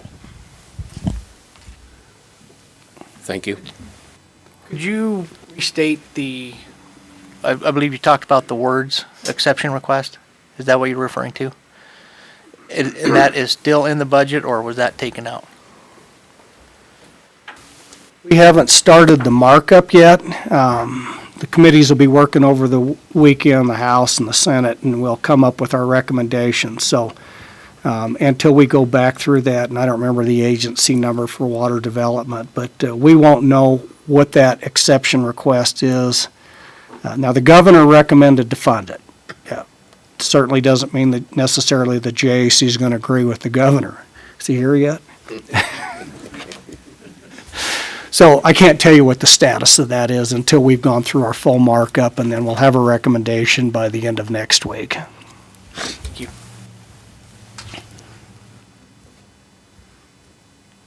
Mr. Chairman, is it raining yet? Are we, any discussion about the rainy day account? That was a lot of discussion about the rainy day account, and so since the fiscal year 17-18, we peaked at about 1.9 billion. By the time we get done with this biennium, we'll be down to 1.5 because we're funding governor's recommendation. We're funding the structural deficit that we have K through 12 out of the LSRA. The funding for cities, towns, and counties is coming out of the LSRA. So by the time we get done with this biennium, the forecast we got this morning is we'll be down to 1.5. And then if you look out to the next biennium, the LSRA, the rainy day account, will be down somewhere close to 1.2 billion. So we've been drawing that down for the last 4 years. Thank you. Mr. Chairman, on that rainy day account, how is it getting backfilled each biennium? Could you kind of explain that process so I'm sure I understand it correctly? Typically, the backfills come out of there through unrealized capital gains because we don't profile. We don't know how much interest and dividends we're going to make any given year, so we don't try to guess what that number is. So we pass a budget, but if there's money that comes in, and it typically is through the unrealized capital gains, those would flow. Actually, Governor Gordon did some interesting things with the budget. Quite frankly, I think were very smart things. Rather than allowing some of that to flow into the LSRA, he intercepted those for one-time funding request.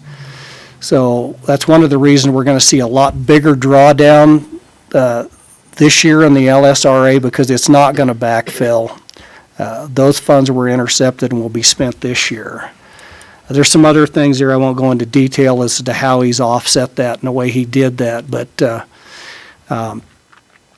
quite frankly, I thought it was a pretty good strategical move long-term for the state of Wyoming, the way he did that. So, it is obviously an advantage when you've been sitting in the treasurer's chair for 6 years and watching the inflows, outflows, and how the entire budget works, as the way he did that was as a result of his experience there, which was, in my estimation, there obviously will be some disagreement within the legislature, was a very astute way to try to basically, what I would say, continue to be able to fund the level of government for longer than we would have if we gone under the normal process of just allowing that money to flow into the LSRA. So I hope that answers your question, Representative. Thank you. Any other questions?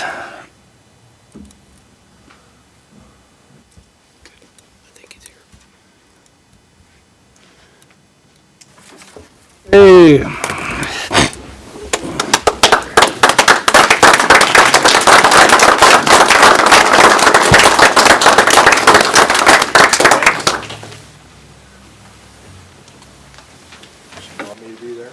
Well, thank you so much for coming down to our meeting. We sure appreciate it, Governor Gordon. Thank you. I think we'll proceed with with our bill that we're discussing right now on the emergency water projects bill. And I think we'll go ahead and have our LSO staff introduce our bill, and then we'll continue with some amendments, and I think we'll proceed with your suggestions right after the introduction. Thank you. Mr. Chairman, Abigail Bodewines, LSO. I will walk through this kind of briefly since it's similar to what we saw last in November, just with the amendments you added in. Might interrupt real quick. I think that is in our notebooks. I don't think that was handed out right now. No, that should have already, it was the one that was posted online, version 5. Thank you.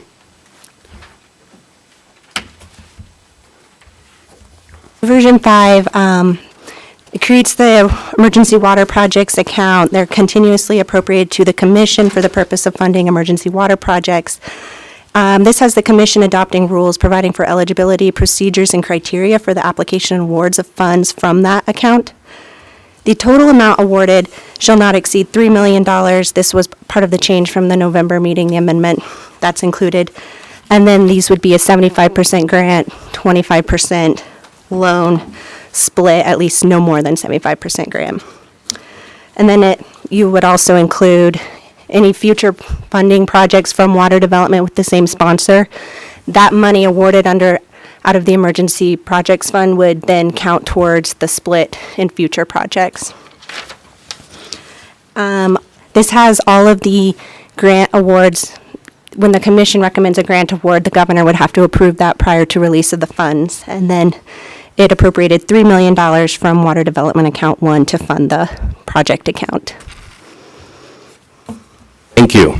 This was the amendments we'd brought in November and updated that bill that we were working on at that point. As you can all see, we were handed out some other amendments, and with those, there's a change shown. It's shown in the bill. So I think we'll go ahead and proceed with the governor's ideas that we've been discussing. Josh and Larry and I and Beth, with her help, have come up with some ideas. And if, would you come forward, please, Governor? Thank you, and we'll have Beth come too. I think if we were kind of wondering if you could give us an overview of what the ideas were, and then maybe we can go through them through the bill, if that would work. Perfect. Thank you, Mr. Chairman, Mr. Co-Chairman, members of the committee. It's an honor to be here. It's good to see you all, and I thank you for this opportunity.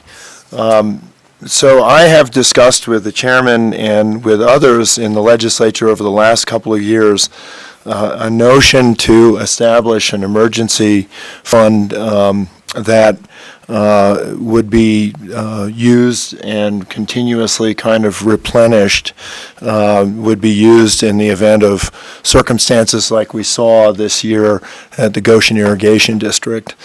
My notion comes from one of the permanent land funds, which is the CARE Act fund that was established in the early part of the history of the state, really to work on irrigation structures, at the time building new irrigation structures.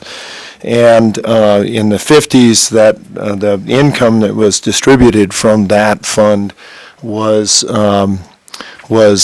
redirected to the general fund and is used, I think, as just generally appropriated. It seemed to me that the income and I'll call income interest, dividends, and capital gains from that permanent fund, statutory permanent fund, could be used to augment on a continuing basis and build up an emergency water project fund, similar to what you're looking at. My notion is that the income distributed from the permanent fund would be deposited in a new fund, and that new fund would be established under the Amendment A provisions that we passed a few years ago. Let me just take a moment to talk about that. So, if you remember, the Amendment A allows for a wider variety of investment than just the normal fixed income bond kind of portfolio that our general fund currently resides in. We did this with the Legislative Stabilization Reserve account specifically because we wanted to make sure that it could be invested in a way that would appreciate over time. There is, of course, some risk in stocks that you can lose money in stocks too. But the way we have worked to over the last couple of years is to try to set asset allocations that are thoughtful about the demands that the fund might have. So one concern might be, well, if you are diversified in your investment strategy, is it still liquid? Let me assure you that we can invest it in a way that it can be liquid. And more than that, I think it's also important when you think about, and I don't want to get too lost in my old profession as treasurer, but when you think about what's happening in the fixed income market, and I know some of you are very sophisticated about this, that interest rate, the return on that is going down and down and down, and I think something like $3 trillion of it is actually in negative territory now. So you're paying people to make sure your money's safe. That is not what we want to do with this fund.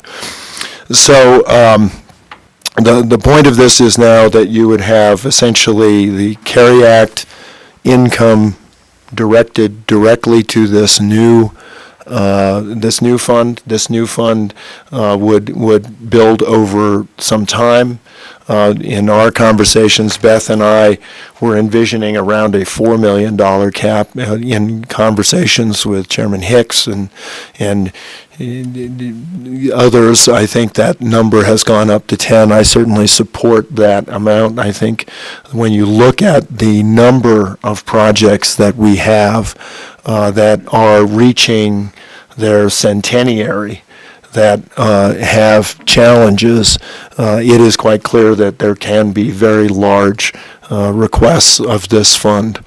And also in discussing this, and I know you have some amendments that you're looking at, in discussing this, I also wanted to provide mechanisms that would help irrigation districts that anticipate, impending catastrophic collapse, so that we could help figure out ways to better maintain, ways to assess the potential challenges, and so on. In that respect, I don't want to get in the way of the Water Development 2 account or the Water Development 1 or account either of those. And let me just say as a closing remark to the sort of general overview that my concern here is, you all know, and you all certainly are right in the driver's seat on this, our water development funds are absolutely essential to Wyoming and our future, and I want to make sure that we don't dilute the effort that Water Development 1, 2, or 3 accounts already provide as we see something catastrophic like the Goshen Irrigation District or the Riverton Canal last year. I do think we're going to see more and more of these kinds of occasions, and I think it's timely and appropriate for us to get something set up for that. So, Mr. Chairman, thank you. I would stand for any questions. Are there any questions? Thank you for that 10,000-foot view. We appreciate you being here again. Thank you. Would you like to go through the bill for us, Beth or Governor? And let me let Beth work through this because she's been more on top of this, Mr. Chairman, if that's okay with you. That'll work very well. Thank you. And I'm not sure if you want to go with the actual amendment that we came up with or the new version with the amendment put in it. Thank you, Mr. Chairman. I'm happy to walk through the draft bill with the amendments in there, just to highlight the changes that the governor has suggested and how they function within the bill. Okay, I'd If just that like makes to sense. remind the rest of the legislators that was handed out. It's version 5, but I think it's the one with no color. Is that correct? Thank you, Mr. Chairman. Yes, .5 with amendment, and it's without the color in it. It'd be black and white. Gray highlighted. Gray, okay. How's that? No color, gray, okay.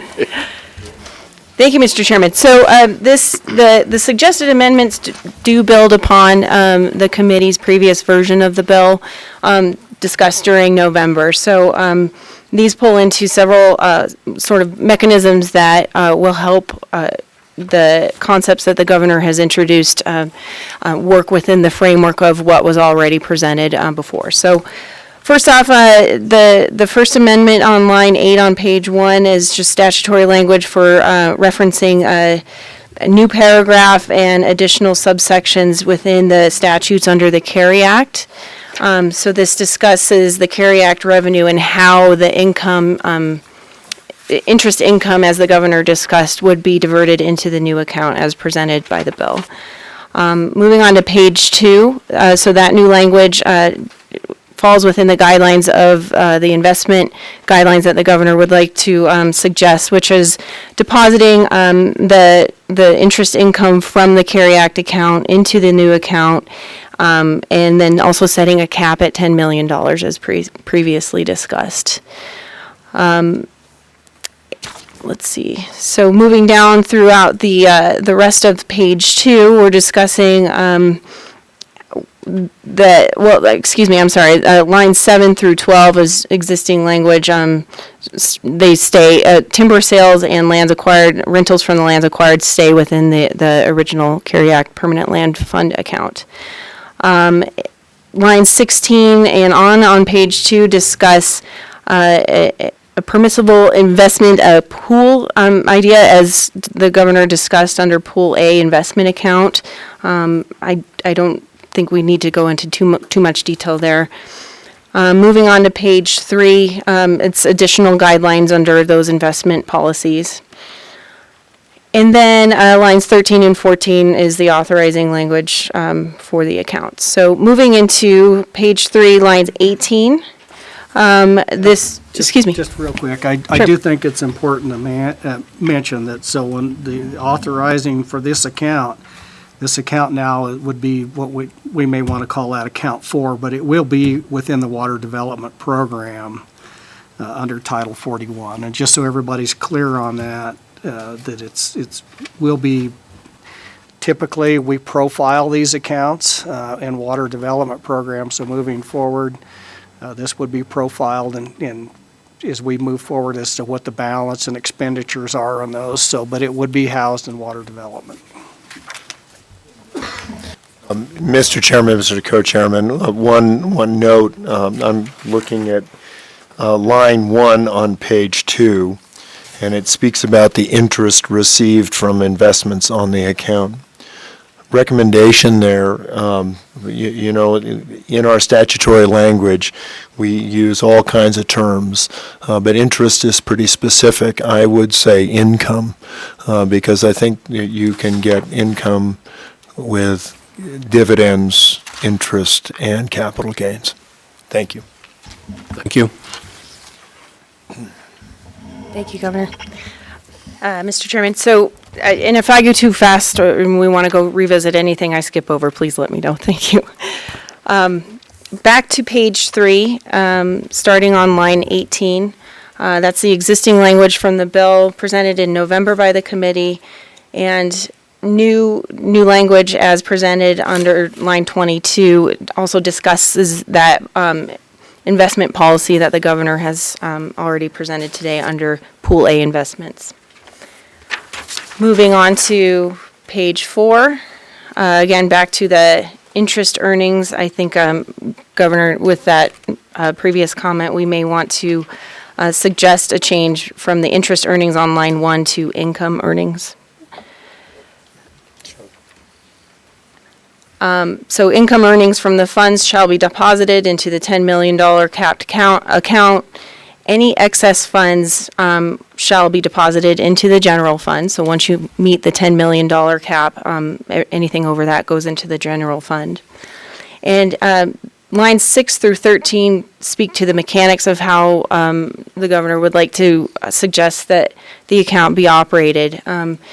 I think as previously discussed, there were some questions about who would be the most appropriate entity to review and then provide final approval for where the funds go. And at this point in time, it makes the most sense that the Water Development Commission be the body for which rules and criteria are established for the account, but then review of qualifying projects and then a recommendation. But the final approval, the governor would like to suggest, would rely on the State Loan and Investment Board to determine. If we could, and the governor, just if you could explain, if we go back to page 4, and it talks about the $2 million from the PMPF, just walk us through the mechanics of that and why you would want that in. Sure. Thank you, Mr. Chairman, Mr. Co-Chairman, members of the committee.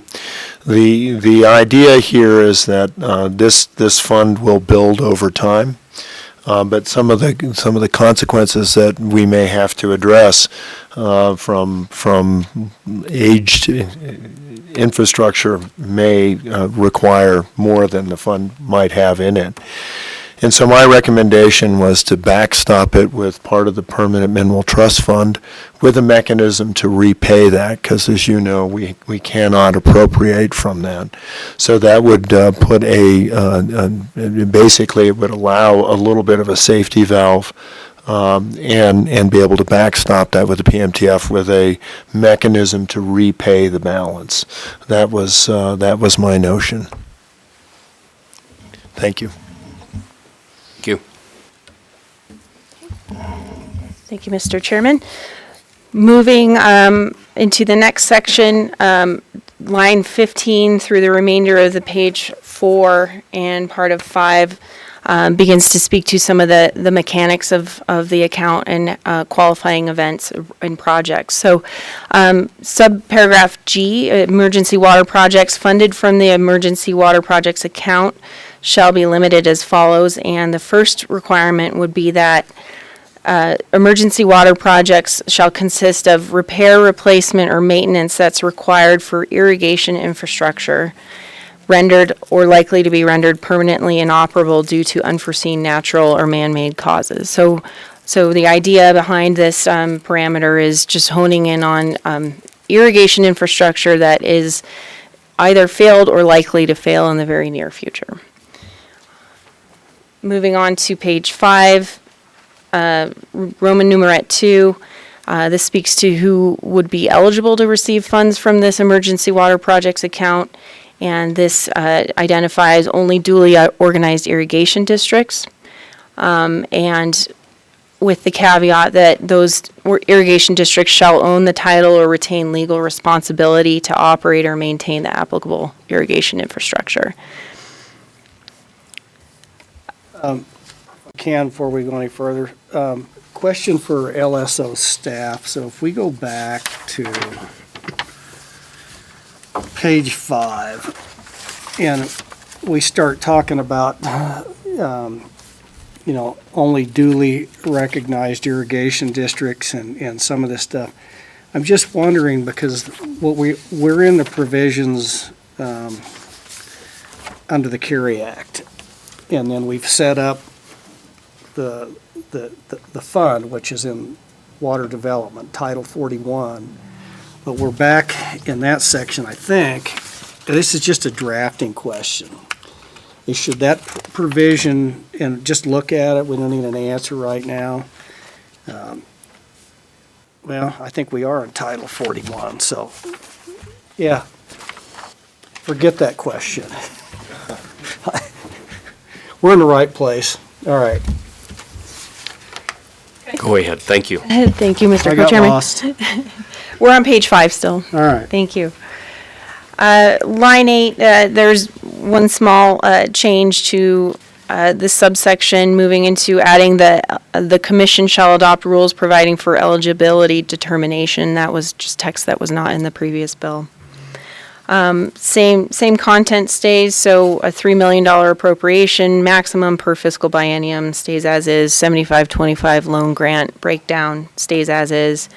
And beginning on line 23, page 5, moving on to page 6 is speaking to the mechanics of how the approval or review, recommendation, and approval process works, with the commission reviewing and providing a recommendation to the State Loan Investment Board. Lines 3 through 10 are another subset of how that might work. But this is a new concept, and Governor, I would welcome you to step in if you'd like to speak to this concept to the committee. Sure. Thank you, Mr. Chair, Mr. Co-Chair. So this is an idea to provide for a voluntary liability pool that irrigation districts can begin to build a balance. I think you had a concept of a sinking fund before, so it'd be similar, somewhat similar to that, but the idea would be that irrigation districts could pay in anticipation of a challenge that might come. And then on a prorated basis, that would be, in other words, if I'm an irrigation district that has put a certain amount of money in, and Beth is an irrigation district that hasn't, my money wouldn't go to repair her infrastructure, would only go to repair mine. So it'd be specific to whoever put that money in over time in this fund, and that would be counted against the grant, the loan portion of the award. And the notion here is to incentivize people to begin to anticipate challenges and begin to sort of build I guess, a balance against that. It's something that we did on we were not an irrigation district, but our high mountain irrigation reservoir required a number of changes, and so we built up over time a certain amount of an asset. Our concern at the time that we were doing that, quite frankly, was that as a corpus grows for a reservoir, particular reservoir on public land, that if something had happened and somebody decided to sue and tried to recover that, we might have lost that in a liability issue. This would be, I think, a possibility for people to really talk about building towards an infrastructure challenge and also provide skin in the game.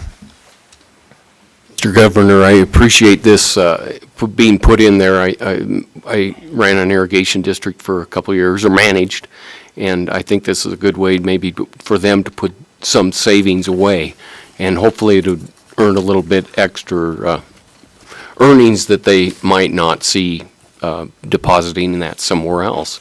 And hear that would only go to a catastrophe that they would have is good. So thank you. Mr. Co-Chair, Governor, on that, the only thing that I'm looking at that maybe we may have to come back and because I think it's up to interpretation, but as they put that money in, I'm assuming that this, as it goes into that account, we're not necessarily crediting them, but it would be credited if they have to borrow that. But is the way this is, and we can work on the drafting, but a question again for LSO is the investment side. So the interest income, is that credited back to their deposits in that account? We may want to try to clarify. In other words, does it go into the general account, the interest and the income that's derived from the money they put in? And just to clarify, we may want to look at that to say, no, that accrues back to your account, not the general account. So what's your thoughts on how that ought to flow? Mr. Chairman, Mr. Co-Chair, that's a very good question. I think it makes a lot of sense the way you're describing it. I'm also thinking about the practicality of trying to administer that. And I'm a bit, that may be something that we can do academically. I think we should probably check with the treasurer's office to see if that's a capacity. It is astounding the number of accounts we have. And so if that makes sense, Mr. Chairman, Mr. Co-Chairman, let me ask them and get back to you on that. So, Mr. Josh, Chair, oh, go ahead. go ahead. Go ahead, Senator Mr. Moniz. Chairman, and Governor, I assume your vision is that this account would be similar to the emergency fire suppression account? Mr. Chairman, Senator Moniz, I think it would be similar. But I haven't actually administered the emergency fire suppression account that much yet to know if there are unique circumstances to this. Well, Mr. Chairman, this is going to be a large task for the commission, a huge task, to write the rules for this, and the commission did express some concern about this yesterday as we discussed this. Where will the guidance for this come from as they are in the process of developing these rules? Will they come from the governor's office, or where will this guidance come from? A comment? Mr. Chairman, Mr. Co-Chairman, Senator Moniz, I think the guidance probably to some degree might come from this committee, from our office. I think that the challenge is going to be, I mean, we all kind of have a sense of how we want this to work. And I think if we can articulate, what this is for, as I think this bill does, then that should provide enough guidance to be able to now start to parse. And I guess this is the challenge: what's an impending catastrophe? Those are the things that are going to be difficult. But not being an engineer, I think it's appropriate to defer to the commission to be able to address this kind of circumstance. And I do have one more question, Mr. Chairman. Yes. Another concern might be that of expediency. In other words, according to this, the commission would determine the emergency, then it would go to the SLIB board to make that decision. What kind of a time frame might this involve? Mr. Chair, Mr. Co-Chair, Senator Moniz, if I could, and there I do have some experience. The Water Development Commission typically does provide recommendations to the SLIB board now on various municipal projects or other projects that come our way. And we do on the SLIB meeting. We tend to operate, it's not quite quarterly, but it's a little more frequent than quarterly. And in the case of the Goshen Irrigation District, the time frame, I wish we could have acted a little more efficiently, but we didn't have the mechanisms this would provide. Nonetheless, Goshen Irrigation District was able to start addressing its issue almost immediately, and the State Loan and Investment Board was able to come up with a way to help them with the apparatus of the state within a few months. Mr. Governor, is it correct that SLIB can call an emergency meeting rather quickly? I mean, within 24 hours or such? Mr. Chairman, Mr. Co-Chairman, yes, that's absolutely correct. Okay, and I think yesterday we were told by the director that the commission could also meet rather quickly if had to be. So I think that we could handle that. And Mr. Chairman, and Mr. Co-Chairman, Senator Moniz, if I may, I think one of the challenges that these kinds of catastrophes present is what's the right engineering response. And in the case of the Goshen Irrigation District, immediately, the irrigation district had decided on a particular sleeve for the tunnel that they thought would be appropriate, and it turned out it wasn't going to be appropriate, which is why I think it's so important that we do have the engineering advice of the Water Development Commission. And there is actually an engineer now, thanks to what the legislature did last year. There's also an engineer on staff at the State Loan and Investment Board. Mr. Co-Chair, I think to address some of the concerns that may have been voiced by the commission that Senator O'Malley's brought up, the draft bill was pretty vague, with some of the amendments that we're looking at. So, the criteria is going to be framed based on what the statute says, and we're putting a lot more meat on the bones in the statutes now that won't leave, I hope, the commissioning trying to interpret what the intent was. So I think with the definitions and some of the mechanics that we've got in the bill now, it will not be as an onerous a process for the commission as it would have in the original draft. Senator Dalton? Thank you, Mr. Chairman, and Governor, thanks for being here. I would just ask, because we have the Dam Fontenelle in our area, and we look at the Teton Dam failure back in 1976. So when it's just addressing irrigation projects, I don't think Fontenelle really does a lot of irrigation projects. I prefer sort of the language we sort of had where it's emergency water projects or something. I mean, is there a specific reason for going more with irrigation districts in your draft bill?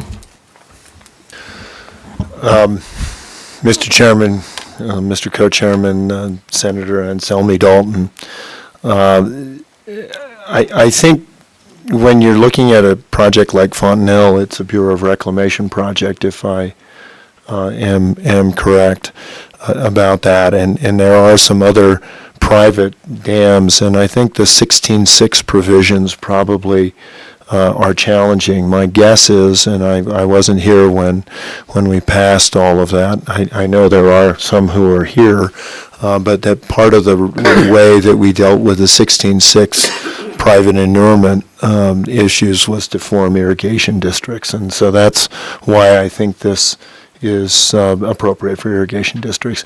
And having been on 2 irrigation projects, one where we were able to affect our repairs without becoming an irrigation district, and one where it proved to be too big a lift for us where we have become an irrigation district. I think that's still an opportunity that's presented to almost any project.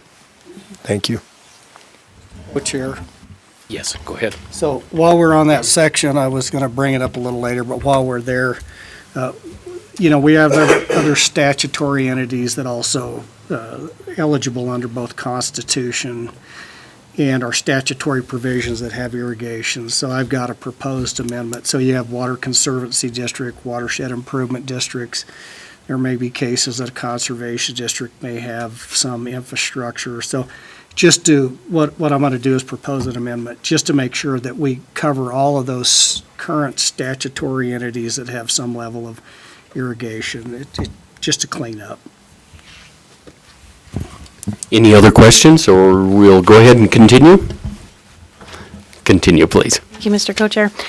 Real quick before I finish the rest of the bill overview, just a matter of clarification. I think there was a comment earlier about some discussion yesterday with the commission about the process as far as declaring an emergency, maybe that concept. I just want to clarify that is not envisioned in the proposed amendments right now. It's really more of the commission would review a project that meets the qualifications as defined by statutes, and then provide a recommendation to the State Loan Investment Board as to whether or not they recommend funds be distributed to that particular set of infrastructure. So I just want to make sure that there's that distinction, because when you go down the process of declaring an emergency, there's a separate process for that we don't want to get confused with, that typically Homeland Security and that issues covered by that agency would be able to speak to. So as it's defined right now, that is not part of the process. We envision rules providing better clarification and distinct steps as to how to get to where the commission would need to be to provide a recommendation. So, thank you. So we're on page 6, almost done with the bill, lines 12 through 15. This is a set of definitions for what constitutes to irrigation infrastructure, and these include dams, canals, ditches, pipelines, aqueducts, tunnels, pumping stations, drainage and flow regulating structures. It's recognized this may not be an exhaustive list. Maybe there's some work we can do with LSO to line this up with what everyone thinks is appropriate to delineate in there, but this is a starting list to help provide some parameters around that. Pretty sure there'll be some comments on that, and I think we can get LSO's help on that, and maybe just even put in there, but non-limited to or such. I'm not sure. Thank you. And last but not least, line 18 on page 6, suggested edit is to remove the previous provision that would have redirected $3 million from Water Development Account 1 to be an appropriation of $3 million from the general fund to this account. And that's it. Thank you. I'll stand for questions. And I think at times we had discussed that we'll definitely need help with leadership and such, and maybe trying to get some of those funds out of the general fund, obviously. Are there any questions? I guess I do have one. Senator One Moniz. more, Mr. Chairman. Based on the $3 million, once it's invested in, I'm assuming this new account 4, will that $3 million be invested as well? And then take and use the income off of that as well in this account? Is this a one-time infusion of $3 million into the account? That's my questions. Mr. Chairman, Mr. Co-Chairman, Senator Moniz, this would be, I think, a one-time appropriation. That account would be invested, and it is intended, I believe, that the interest the income from that Fund 4 would accrue back into, it would keep its own earnings, so that it would grow over time up to the $10 million cap. And at that point, it would be up to the will of the legislature where those extra earnings would go. One might consider putting them back in the permanent fund, or to the general fund, anything like that. But it's going to be a while before we get there. Yeah, and I do think, Governor, you just touched on something. So the way the bill is currently structured, when we got to the $10 million in that income account, it stops the flow of the carry funds, and they go back to the diversion into the general fund. It's silent. Then if we got to the $10 million, that's still going to generate, because it's invested in Pool A, interest income. So, Josh, I think what we're going to want to do in Abigail is go ahead and say the diversion of the carry funds stop, but the investment income of the account stays in the account. Is the committee with me on that? That's what we're doing there. So let's, that would be a conceptual amendment at this point in time. So.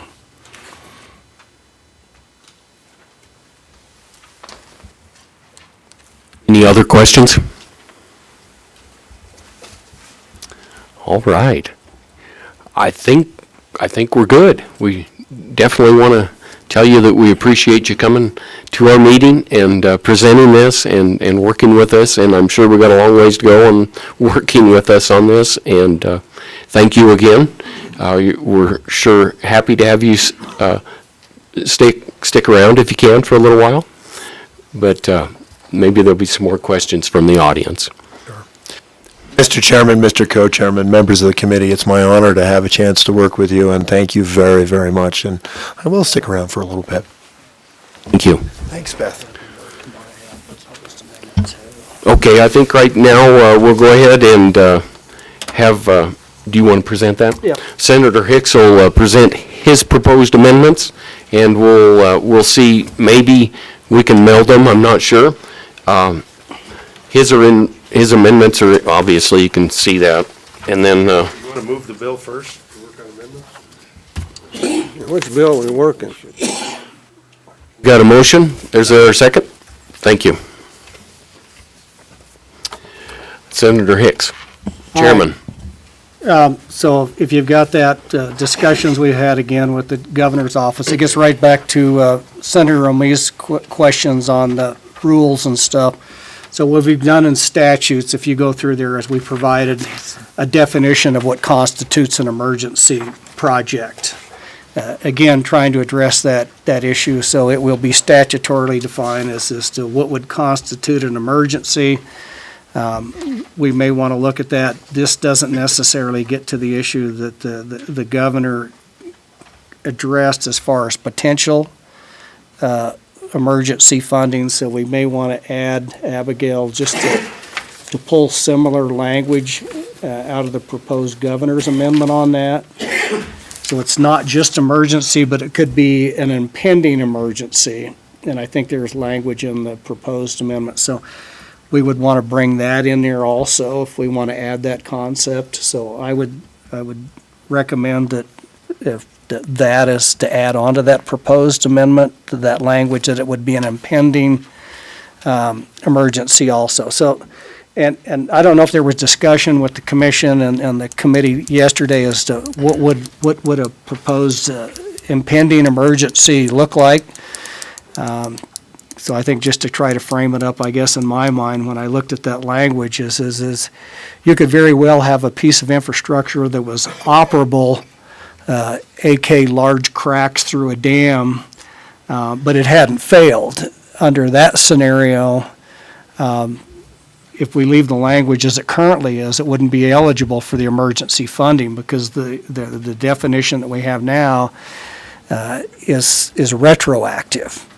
And what I think the language that the governor brought in there with his proposed amendment in an impending emergency would allow the use of those funds to be used. So I like that concept to bring that in here. I know that there's been, so if we even use the Wheatland Canal collapse, is had they found, significant prior to turning the water in there, we couldn't have used the emergency funding. We'd have had to turn the water on and have it fail before they would have been eligible. So I think that's a good concept that we want to incorporate in there. The next one's on page 2, line 20, and this was, again, I think in the governor's, what we want to do is the final authority to award the funds would be the State Loan and Investment Board. And then on page 3, line 1 through, in the governor's draft, he suggested a $3 million appropriation out of general fund. What this would do would take that up to $5 million one-time funding, general fund, to seed the emergency water account. For you gentlemen and ladies and gentlemen that have sat on appropriations, you know how it works. Very rarely do you get what you ask for.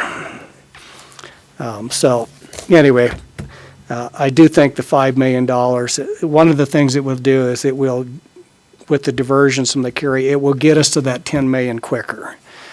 And then, the provision in there also, we wouldn't need the likelihood that we would have to backstop that with PMPF money as borrowing and then pay the interest back.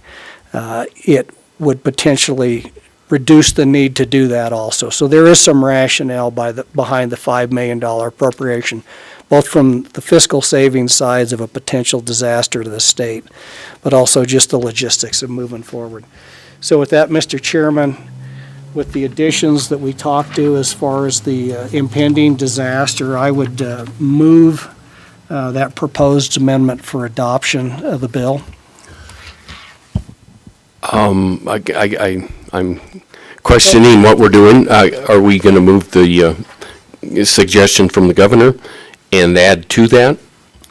Is that the way we want to proceed, or? Mr. Chairman, these additions really, we can go into the governor's, if we adopt these, then we can go into the governor's amendment and then modify those and adopt the governor's amendment. Okay. Because there's a couple other things in the governor's amendment that we've already discussed that we want to make some corrections to. So we have a motion that you'll move this, your amendments. Correct. I second it. Okay, we have a motion and a second. Discussion? Yes, let's be Senator sure what Moniz. it is we're voting on here. We're voting on the original bill with the Hicks amendment right now. That's all we're voting on at the present. That is correct. Hicks's amendments On the original. on the original bill. Okay. Other discussion? All right, all those in favor? Director, yes, come forward. Thank you. I'm Brandon Gebhardt, Water Development Office. Referring to the amendment that we're discussing right now on page 2, lines 5 through 10. As I read this, my concern is, the way I interpret it, and I could be wrong, that this talks about an act of God to create the issue. To my knowledge, an instance like the Goshen Irrigation District wasn't created by an act of God. It wasn't an earthquake or a fire or anything like that. So I question, that's probably not the intent of this language. I just question if I'm interpreting incorrectly. You know, and not being every detailed recollection of the Goshen tunnel collapse, but part of that would have got to the suggestion of the governor, an impending potential catastrophe. But my understanding of one of the exacerbating circumstances that facilitated the collapse was saturated soils and an accumulation. There was some aged infrastructure there, but it was exacerbated by the collapse due to a series of excessive, and that's my recollection. I have not read a detailed engineering, so under that scenario, it would be a determination by the commission to say, look, we had several extremely wet years, an accumulation of soil moisture around aged infrastructure, that it may very well have been something beyond anybody's control. But that's my understanding. Again, not reading a detailed report of all the reasons that the tunnel collapsed, but that would be my answer. I don't know if it addresses your question or not, Director Gephardt. Mr. Chairman, Co-Chairman, thank you. It does, and it begs another question. And I'm coming from the mindset that as we develop rules and criteria, how this shakes out. But another example, and I'm asking what is the intent, another example we've had a lot of discussion about is LaPrelle Dam. And to my knowledge, it would be very tough to discern whether the damage on that dam is an act of God or act of nature, or if it's truly aging infrastructure. But is the intent of this to cover something like that as well, where we can't decide if it is an act of God or not? The easy question to that is we're going to have to cross that bridge. I can't foresee what's going to be that is going to be a determination, and that's why I think back to the governors at some point in time, our intent is to allow some level of expertise on the state's behalf to be able to go in and make those assessments. And so, I don't want to guess what that would look like into the future. I think each circumstance is going to be unique. I'll have to go through that. I mean, let's take the converse of that is the floods on the Wind River that took out the canal in Riverton. I mean, that's pretty clear cut. But I just can't foresee is all those gray areas that the commission is going to have to sit down and make. It'll be a tough decision. But we can't actually spell out every single scenario in statutes and probably rule and criteria. So going forward, we're going to have to do the best job possible and then be comfortable with the consequences of those decisions. So I know that didn't answer your question, but that's the answer to your question. Thank you, Mr. Chairman. Representative Hunt. Thank you, Mr. Chairman. And just to refresh the committee's memory, yeah, generally, my understanding was that the primary cause, at least, of the Goshen County Canal collapse was saturation of the ground above the tunnel. But I don't want to repeat what's already been said or asked, but this general problem has been in my head the whole time we're having this discussion. Is I think there's always going to be this gray area that you can't prepare for everything, and in the eventuality of something happened to the LaPrelle Dam. I mean, where do you draw the line? Was it an act of God in a particular flood event?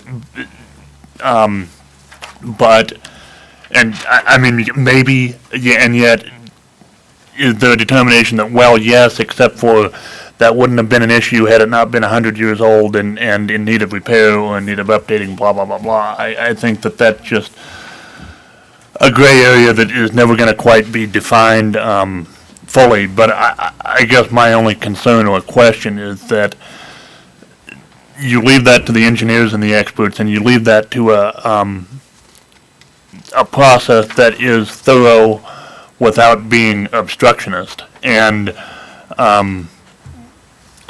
that's about the best that you can do. And so I guess my only comment or question perhaps would be is, do we think that the current language in this allows for that without going into excessive detail that you could, bat around forever? So I don't know if that was a comment or a question, but that's what I've got. Mr. Chairman, I have an offer of an amendment to the amendment. Senator Moniz.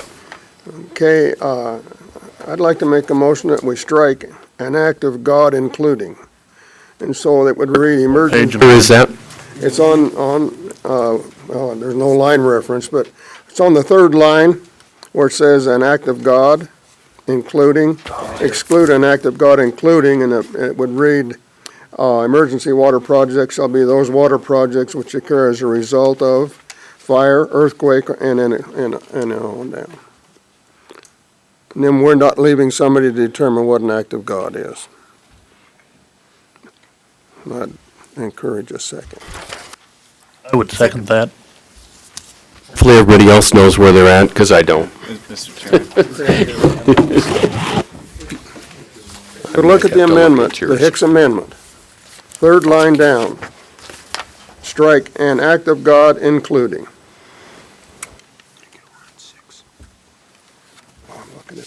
All right, has everybody understand what the amendment to the amendment is? Any discussion? Did you have a second? Okay, I guess we do have a second, and thank you. Any discussion? All righty, Senator Dockstetter. Thank you. Mr. Chairman, I hesitate to remove that language because we're dealing with some of that in relation to some power line issues and so forth that may be pending in other legislation. Wouldn't the words "or other extraordinary event" be the catch net that addresses the director's concerns? Correct. Coming from Senator Hicks. So, Mr. Chairman, I'm not sure that we need to change it any. Let's check with the sponsor if we could before we go to the vote. Senator Hicks. Without having a chance to really go through it and look at it, I think the language is fine, so it's really a call of the committee, so. I don't have a strong preference either way, but I think the language is fine the way it reads. It has the catch-all category to come back in there if we end up in a situation because of the "or" gets to the saturated soil type conditions that are in there. So I think it addresses those already, but. Mr. Chairman. Senator Dockstetter. As a follow-up, I would agree with the sponsor that I don't think there's a need to change it. I'll be against the amendment. Any other discussion?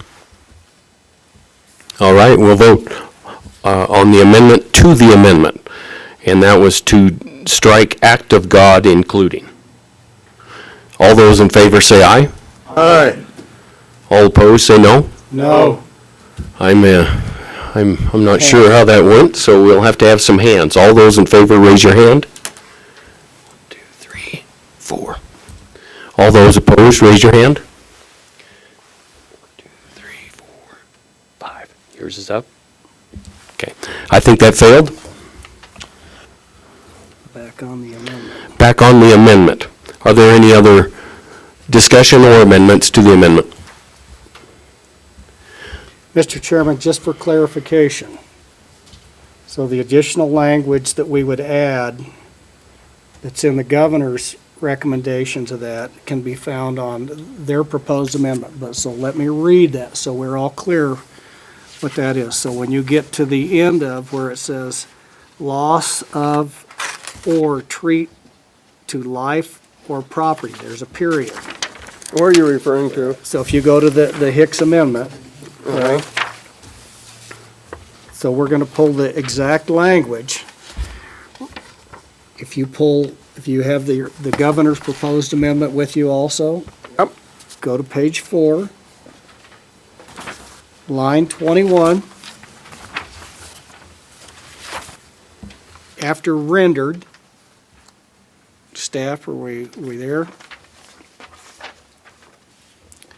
We would include the balance of that line. It says, or likely to be rendered permanently inoperable due to unforeseen natural or man-made causes. So that's what we're voting on.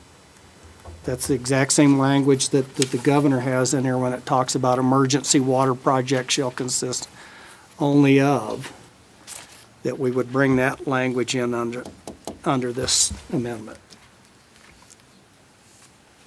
Everybody tracking?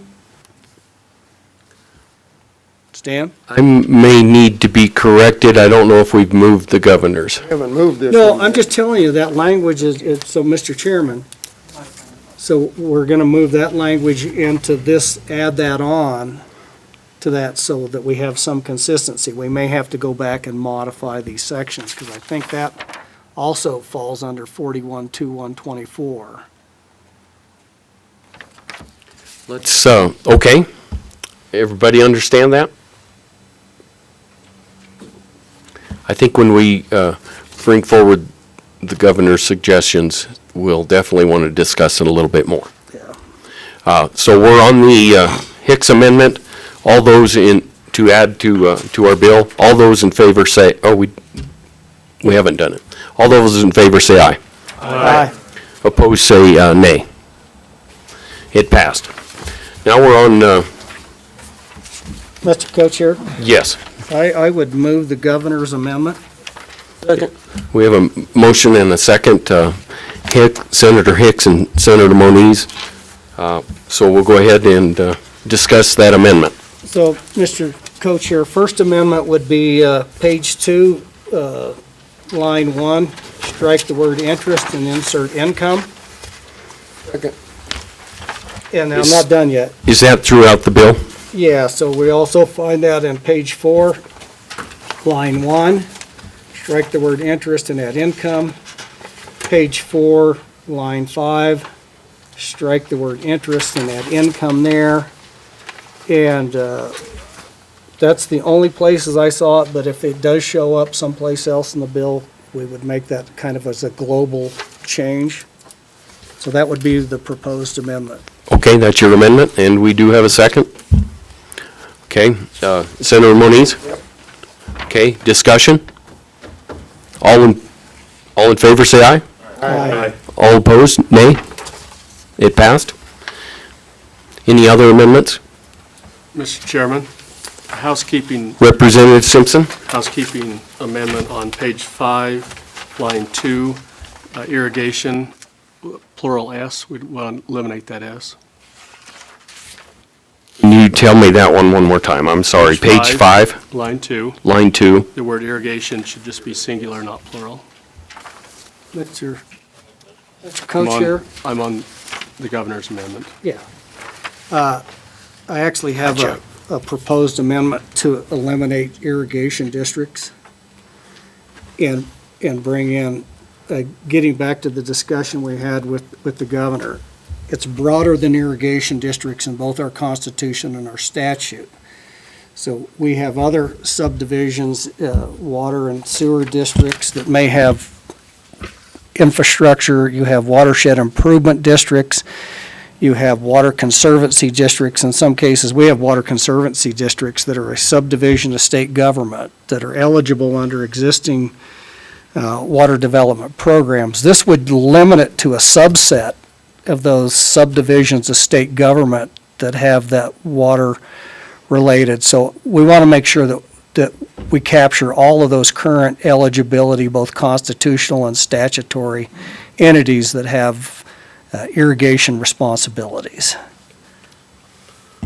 Any I think we do have a comment. Mr. Governor, please. Thank you, Mr. Chairman, Mr. Co-Chairman, and Senator Hicks. You raise a very good point.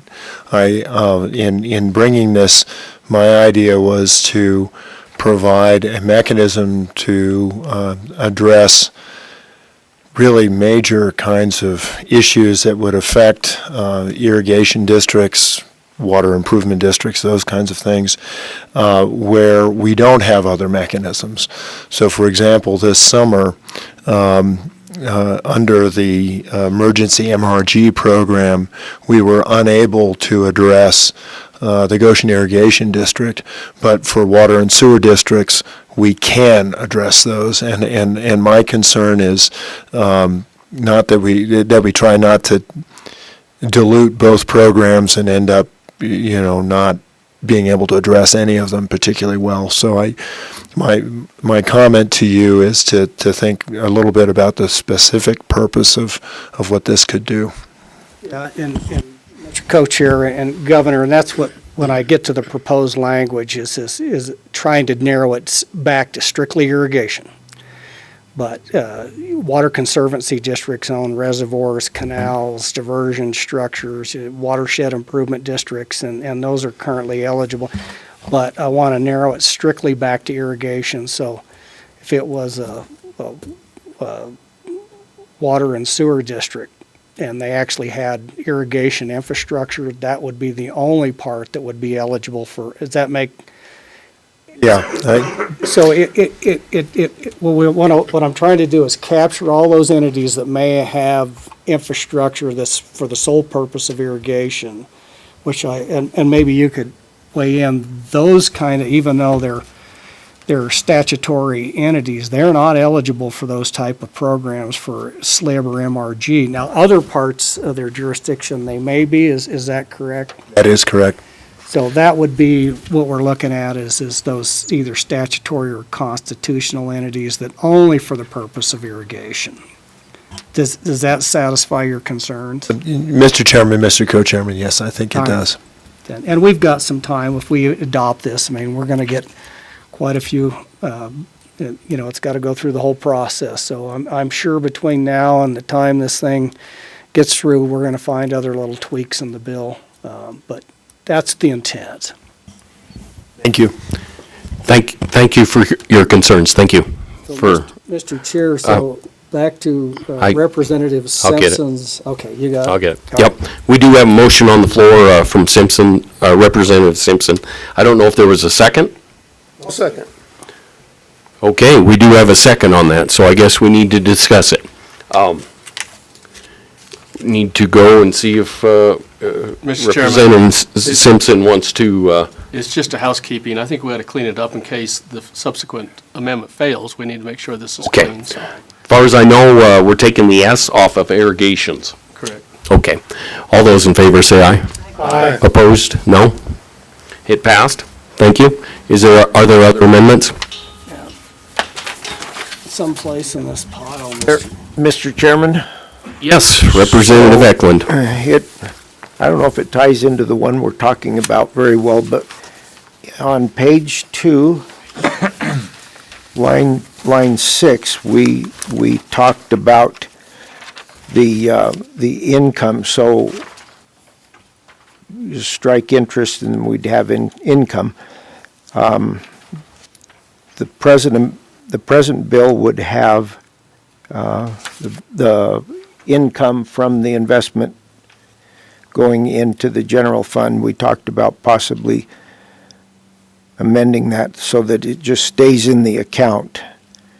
I guess I would move that as part of it. We should have maybe we need to separate it. I'm not sure. Have a discussion on whether we want it to go back to the general fund or we want to leave it in the account that we're building.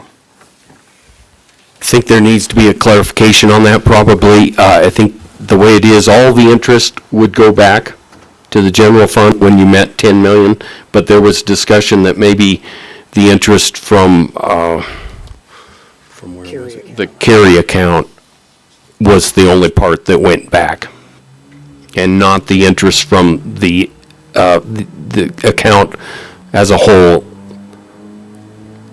in the water development. So you may want to clarify, or we can have more discussion. Is there a second? Mr. Chairman, I'm going to second it for discussions, and then hopefully we can clarify exactly what the amendment is. So under the current scenario, the way the bill flows is, once we have, let's assume that we put $5 million into the account, and then the second component of that is the interest that is currently coming in on the carry funds is going to be diverted into that account until it gets to $10 million. And at that point in time, the interest that's diverted from the carry account will go back into its current form of diversions. It won't come into this account. The question becomes is do the interest earnings on top of, on the 10 million sitting there, does that go into the general fund, or do we leave that into the account? And so it's the way the draft is, I'm not clear on that, so I do think maybe Josh, you want to help us out? So, right now, I believe that would all go into the general fund. If you look on page 4, line 4 through 6. So thereafter, any excess funds in the account and any interest earnings shall be, well, it'd be income earnings, shall be deposited in the general fund. So you'd need to change that if you want that to remain in the account. So, Josh, a question, Mr. Co-Chair, if I may, on that. So if we struck that language out, it still wouldn't reduce that when we got to 10 million, that the carry refunds revert, correct? Correct, Mr. Chairman. So that's on page 2. So that would be a different function within the statute. So if you struck that language, it wouldn't affect the carry funds. Well, Mr. Co-Chair, would be for Representative Eklund. Is your predisposition to leave the interest earnings in the account or to allow them to flow back to the general fund? What do you want to do there? Okay. I'm trying to decide whether to withdraw the amendment and start over. I think that's what I'd like to do, if you'll withdraw your second, and then we'll start all over with where the interest earnings are going to be accrued from. Are you okay with that? Absolutely. Okay. Representative Eklund. All right. We're working on the fly, because I just saw this today, and this is about 4 more pages than what we saw yesterday. So I would rather somebody who's been involved in this new draft, probably make the amendment if they think it should be made, because I'm not sure what we can and can't do here. Can you help us out, Josh? I think you have an idea of what we're looking at. We would like the Carry Act. I'll let you go. Mr. Chairman, if you just want to leave income from the account and have it flow back into this account, the emergency water projects account, if you just want all income earned on that to remain in the account above $10 million, what I would recommend is on page 4, line 2, after you'd say interest or income earnings from funds in the account shall be deposited into the account, period, and then delete the rest of that language down through the word fund on line 6. Have that? Yep. Okay. So help me out, will you? All right, so this would be the proposed amendment as I understand, and I concur with Josh on this, so, again, we need to capture this. We already have on page 4, line 1, it's gonna read, income earnings from the funds in the account shall be deposited into the account, period. And then strike the balance of line 2, all of line 3, all of line 4, all of line 5, and then on line 6, you strike general fund. And that would be the motion. Second. All right, we have a motion from Senator Hicks, or Chairman, and a second from Representative Eklund. Discussion? Everyone clear? All in favor, say aye. Aye. All opposed, say no. Passed. Any other amendments? So, Mr. Chairman, getting back to the irrigation districts and the discussion that we had with the governor, I've got some draft language, but I will be the first one to admit that it's probably gonna need just a little bit of a work. So if we go in there,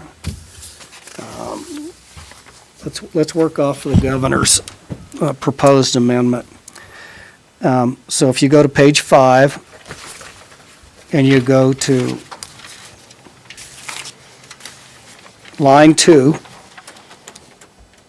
is everybody there? After only duly organized, how do we, okay, so let's go with only duly organized subdivisions of state government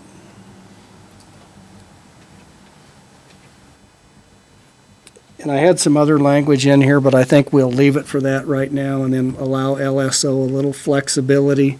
So only duly organized subdivisions of state government that have statutory or constitutional authority for irrigation.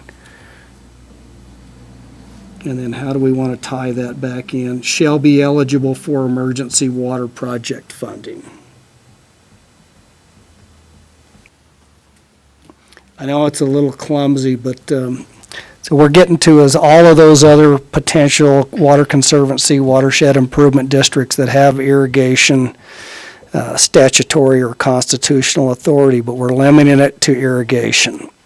That's what we're trying to get to. I don't know if it absolutely captures that, but let's start with that. And what I would ask is we allow staff just a little discretion to work with that amendment. To make sure that it flows in there to capture that intent. So again, the intent being is any of those statutory or constitutional entities that have authority for irrigation or irrigation infrastructure would be eligible for the emergency water program, and then it's limited strictly to irrigation. Staff, any suggestions or recommendations you might have on that? Mr. Chairman, Senator Hicks, maybe political subdivisions who own, operate, or maintain irrigation infrastructure, since we have that definition in there? That would be my proposed amendment, seeing how it's consistent with the existing language in the bill. Does everybody understand that? And can we have, Abigail, could you read that back one more time? Or, oh, okay. When you get there, let us know. Mr. Chairman, only duly organized political subdivisions which own, operate, or maintain irrigation infrastructure with the little leeway. It's your motion? Yep. All right. Is there a second? Senator Moniz, thank you. Discussion? Mr. Chairman, Representative Simpson. I'm going to speak on and against the amendment. I appreciate what Senator's trying to accomplish here, but I think we need to keep this simple. We're starting a brand-new program, And when we start talking about the pool, allowing entities to participate financially to build the pool to protect themselves, I want the commission to just work with irrigation districts to begin with. I think several years down the road, we can add these other entities. I just believe we need to start with irrigation districts right now. Let's keep it simple and build the program around that so we don't complicate it to the point that it just struggles and dies. So I think we ought to just leave it irrigation districts.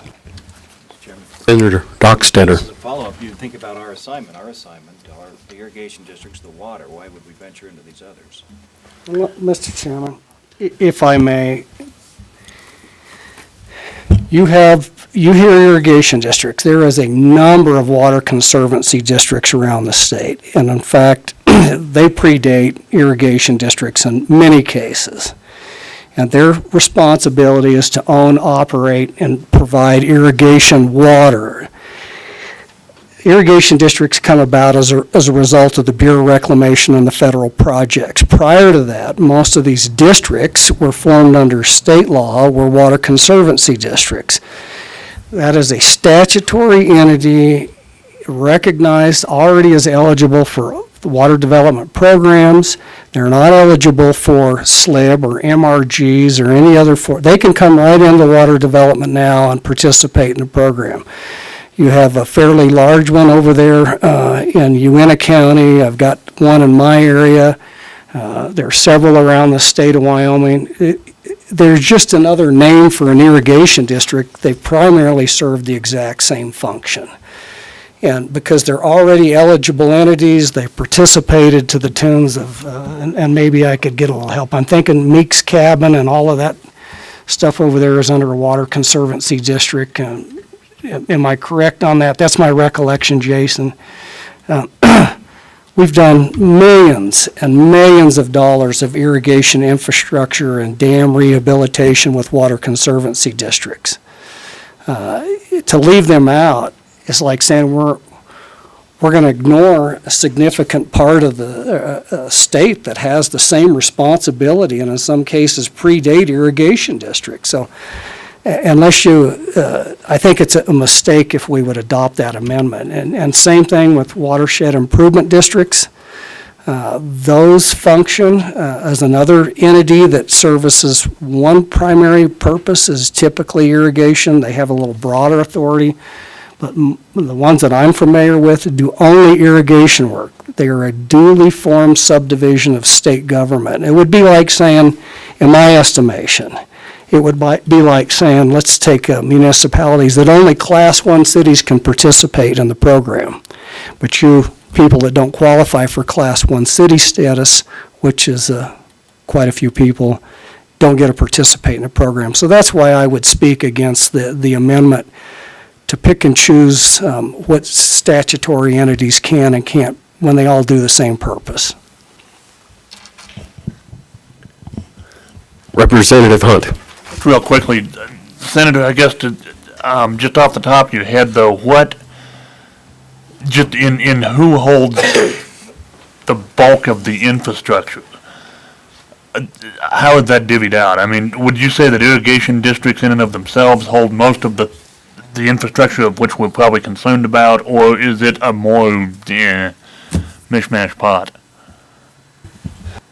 Representative Hunt, it varies from irrigation district to irrigation. There is no uniform requirement that an irrigation. So we see irrigation districts that own everything as far as infrastructure, and then we see irrigation districts that serve as a governing body. They still have taxing authority and some, but they do not necessarily own the infrastructure. And it's the same thing you see with water conservancy districts. Getting back to allowing the ability to work within those statutes to fit what their needs are. So I can think of one irrigation district in particular that doesn't physically own the structures, but they can assess them. But a lot of irrigation districts own the infrastructure. A lot of irrigation districts, similar to what we saw with GID and the tunnel collapse, don't own the tunnel. That tunnel belongs to the Bureau of Reclamation, but they have management of the tunnel. And so There's just no one size fits all when it comes to either irrigation districts or water conservancy districts. We've kind of allowed that local control thing and allow those folks self-determinations under those statutes are not that prescriptive.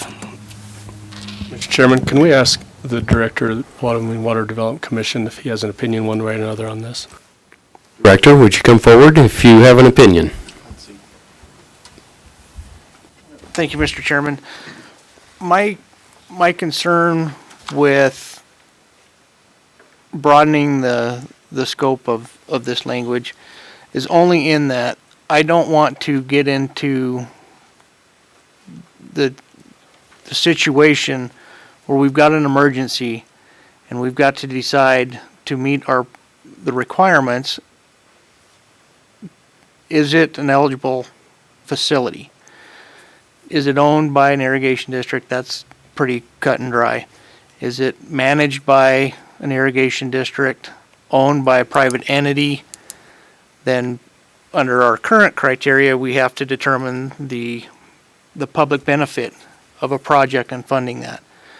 I would prefer to stay out of, in this situation of having to determine whether public benefit is valued in making an emergency decision. Because sometimes that takes a lot of discussion, a lot of effort. That's where my concern lies with the types of in a situation where the structure is not owned by any district of any sort. That's where I see confusion, I guess. Does that answer your question? Mr. Chairman? Yes, Representative The Simpson. question I have for you is, should we broaden this beyond just irrigation districts? Should we let conservation districts and watershed organizations come into this umbrella and participate in this program? Mr. Chairman, I do think that it muddies the water in making decisions quickly and reacting quickly.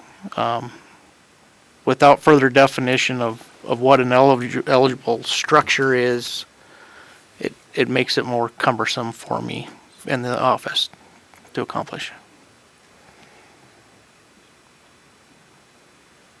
I don't know where to head on this. I guess I'm worried that we're going to miss some, like canal companies and such. Do you think with just saying irrigation districts, do we meet that, Josh and Abigail? Mr. Chairman, a duly organized irrigation district would be only the ones that are formed under the irrigation district statutes. There are some private private companies that call themselves irrigation districts who are not necessarily organized legally as an irrigation district. They might be something else. I forget which one. It's around here, but there are some like that. So I think if it's duly organized irrigation districts, it's only those formed under the statutes. Any other comments, discussion? So, Mr. Chairman, Abigail, would you read the language that we put in here, the proposed language right now? And I think that will help.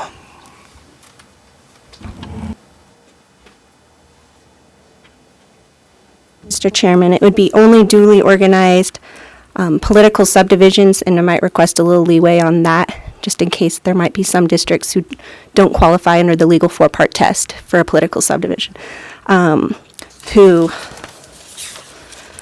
own, operate, or maintain irrigation infrastructure, and then it would be, shall be eligible for emergency water projects funding, and then I'd probably put a period there. Legal subdivision already have those statutory responsibilities. It's the same eligibility criteria that the Water Development Commission currently uses. That doesn't change anything. And getting back to the issue of, the whole private issue, these funds are no different than any other funds of the state of Wyoming that precluded under our Constitution to lending money to private entities. So if we adopt the proposed amendment, it is consistent with what we currently have in statutes and what is currently eligible under the program for consistency. If we just go with irrigation districts, you're taking a whole bunch of these duly organized political subdivisions of the state of Wyoming that are currently eligible for water development programs and saying, you can't participate. And again, the analogy is let's just say only Class 1 cities can participate in the water development program, or only Class 1 cities can participate in MRG or SLIB grants, and there's just no parity there. And what happens if they're a duly organized subdivision of state government, and we have a catastrophe and Meeks Dam fails over there, and you're going to say, no, only irrigation districts, even though you're a duly organized subdivision of state government. I really come down, if you go irrigation districts, there's absolutely no parity on how we treat all these other political subdivisions that are currently eligible for the program. And so, again, I would speak against the amendment. I think we are on your amendment. You're for your amendment, right? You're against, I'm against the discussion. I'm glad you clarified that, Representative. He's not talking. Okay, so we got that straight for the amendment? Yes, Senator Dalton. Thank you, Mr. Chairman. Just a question to clarify. I just want to make sure, and it's a lack of knowledge. For example, Nebraska and Wyoming were both involved in the Goshen Tunnel Collapse. Are there any of these, whether we stick with irrigation districts or go broader, which I'm in favor of, probably the broader, are there any that are formed both under two states that might parallel each other? And do we have to say under just Wyoming, the state of Wyoming? Mr. Chairman, the way the language works and the way the statutes works, it's only those duly organized political subdivisions of the state of Wyoming. So I don't know if that answers your question, but I would Mr. ask. Chairman, just to make sure that we get the state of Wyoming and the language that Abigail gave us. Mr. Chairman, I believe with Goshen, there's a Nebraska district and there was a Wyoming district, and they shared the same system. But this would only cover Wyoming districts. Share of the cost or such, correct. Any other discussion? I'm in favor of the broader option that the amendment would bring. I think if they're getting funds from Wyoming Water Development and they meet that criteria already, I think it's something we can work out, but I think they should be eligible. I think a lot of this might go back to how much dollars are they asking for, and a lot of this will have to come out through the commission's regulations and rules and such, a lot of that has to be determined.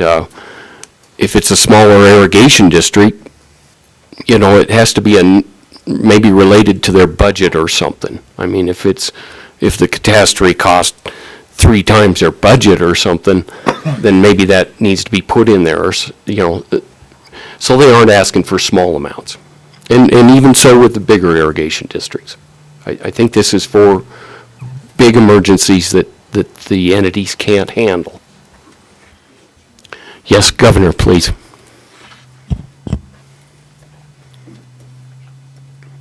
Thank you, Mr. Chairman. I've been wrestling with this, and I do, it seems to me watershed improvement districts and irrigation districts, there are a lot of irrigation projects organized under both of those.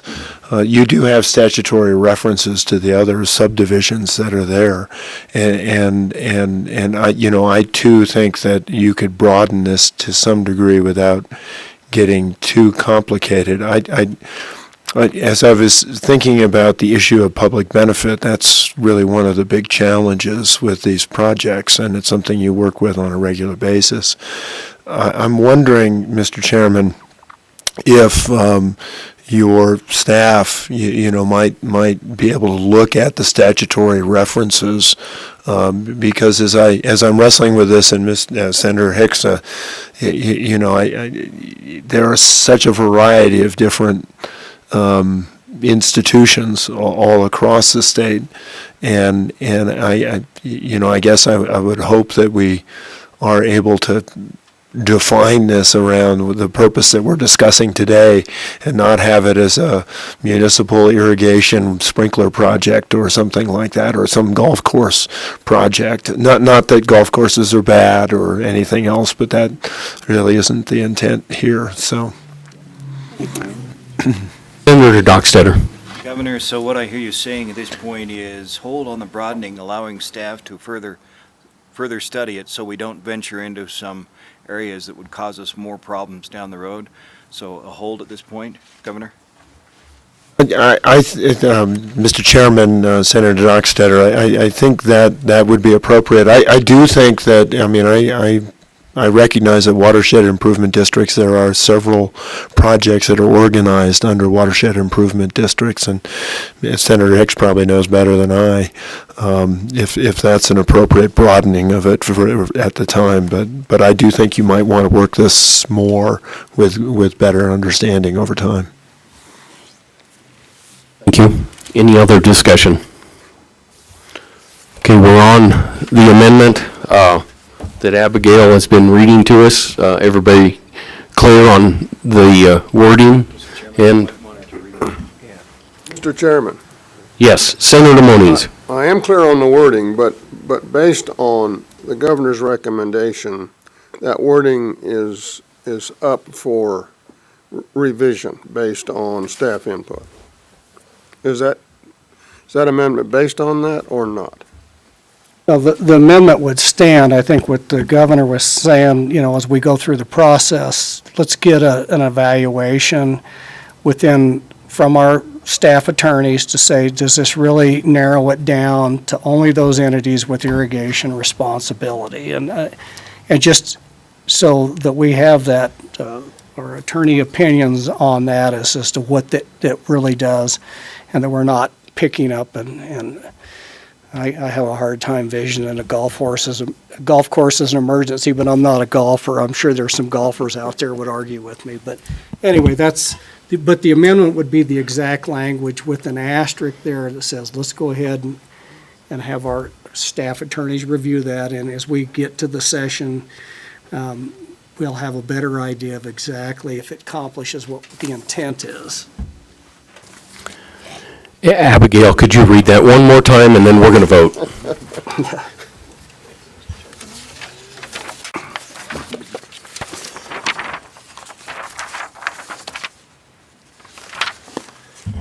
Mr. Chairman, it would be only duly organized legal subdivisions of the state or political subdivisions who own, operate, or maintain irrigation infrastructure shall be eligible for funding, for emergency water project funding. Thank you. All right. All those in favor say aye. Aye. Aye. Opposed? No. I'm probably not clear, so I think I'm going to ask for hands. All those in favor, raise your hand. I should have been better. Wow. It passed. All right. Any other amendments? Discussion? We don't take public comment, do we? No. Do you want to? Yeah. I think we're going to open it up for public comment. I'm maybe out of line there, but I would like to hear if anybody in the audience would like to come up and tell us what you think. Come forward. Please state your name and who you're with.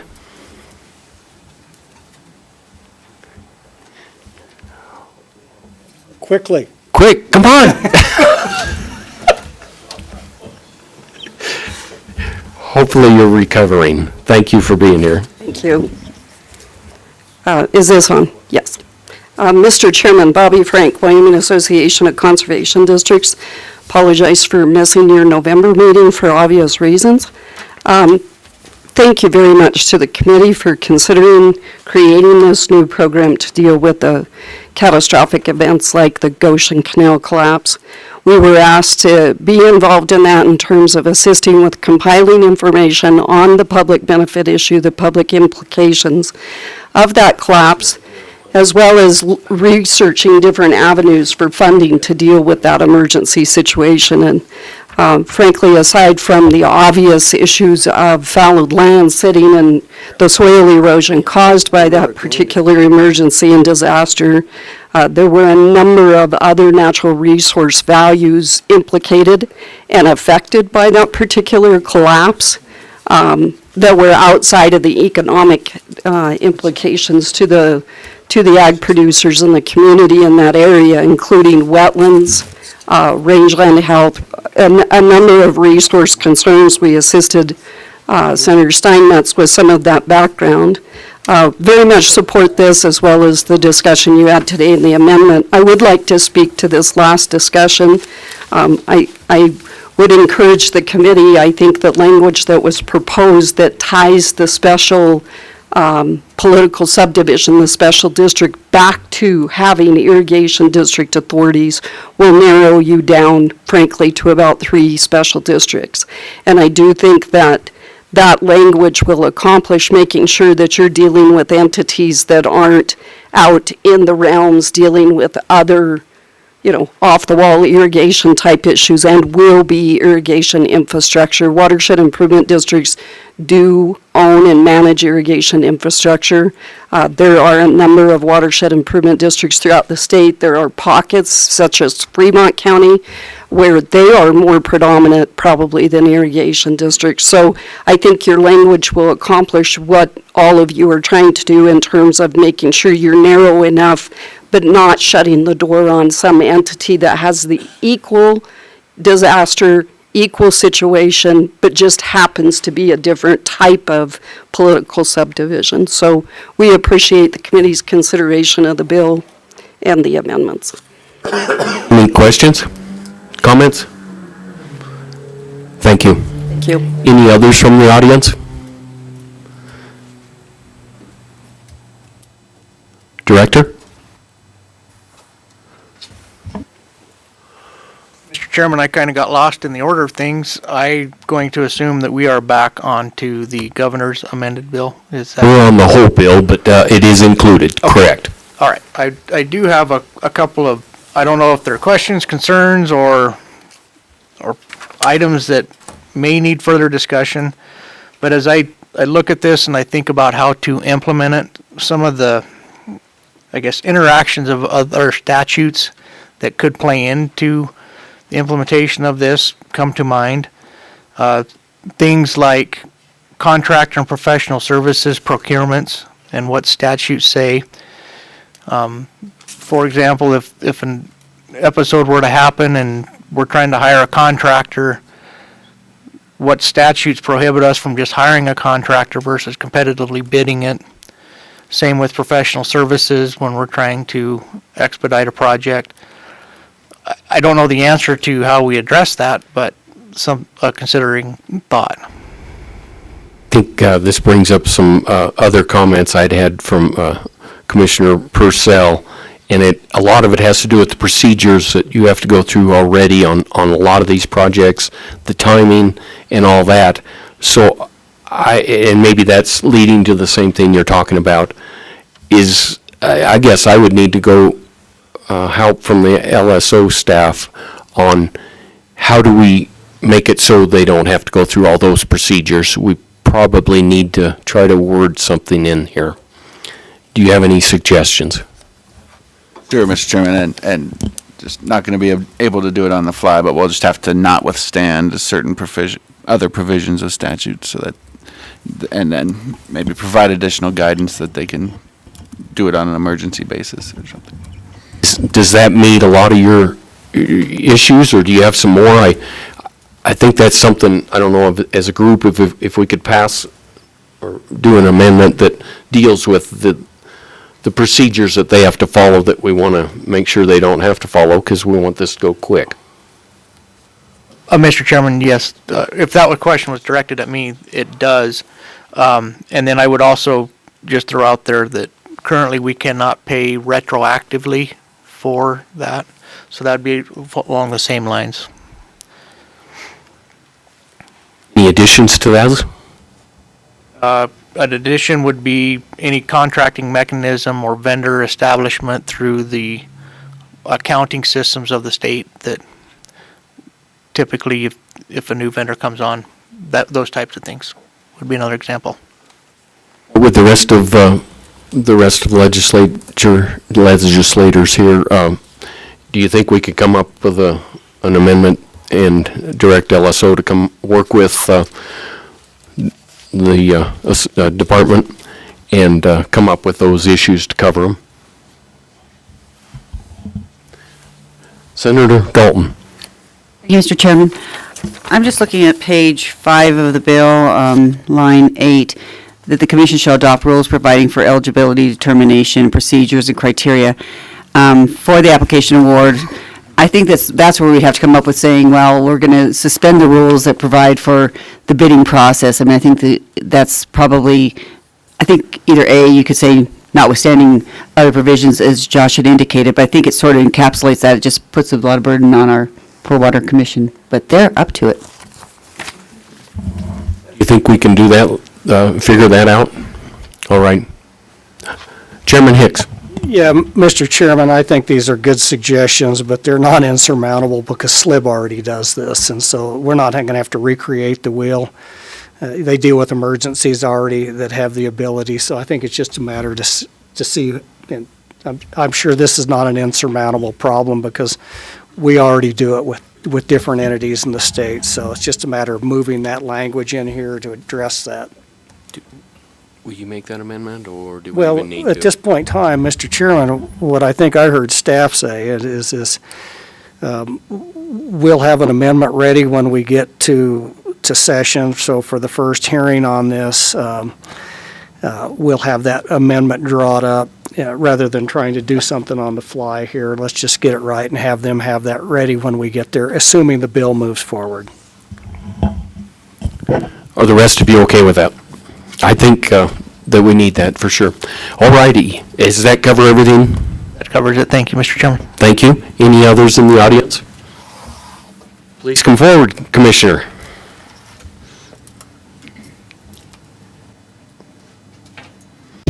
Governor, thank you for being here.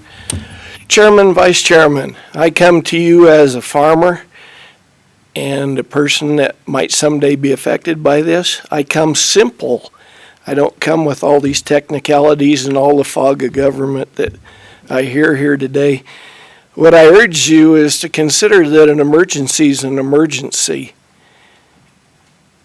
And one person's emergency might be different than someone else's. But we have to react quickly, and I don't want to limit it. You know, like I'm a representative of a water association. We can't come to WWDC for alone. But if our 11,288 acres had an emergency that would affect the whole community of Lingle, that would also affect the community of Torrington and surrounding, would you turn us away?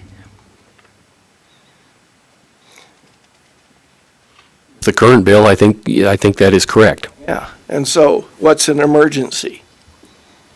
When we can no longer operate in the customary way?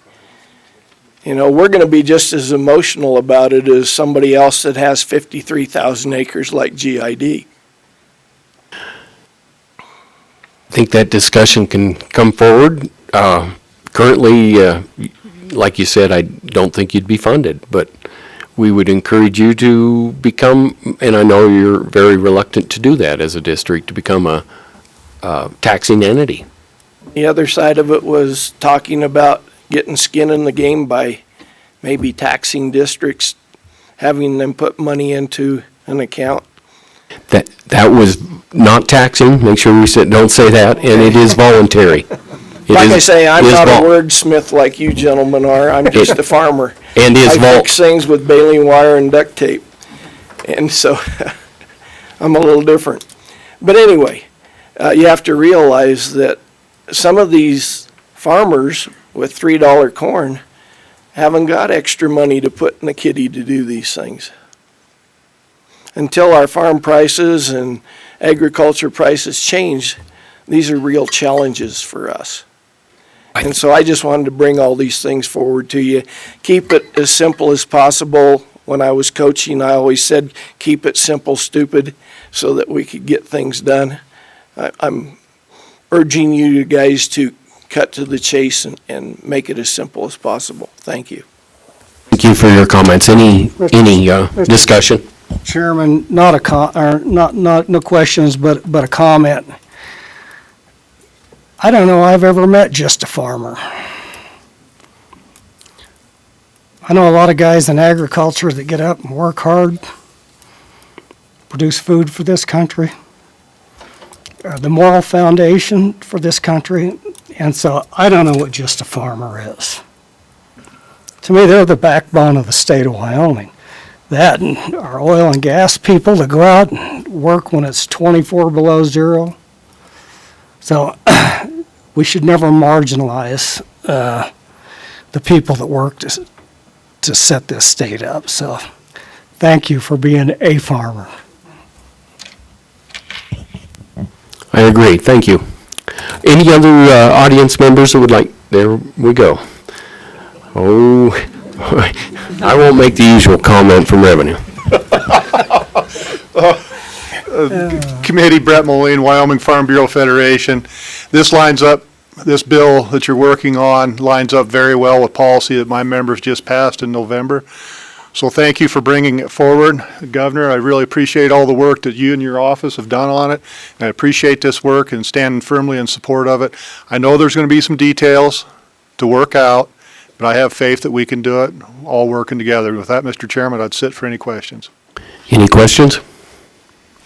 Thank you. I would like to say that it's nice to come up before a committee and support a bill rather than in revenue where I'm against them all. Any others from the audience?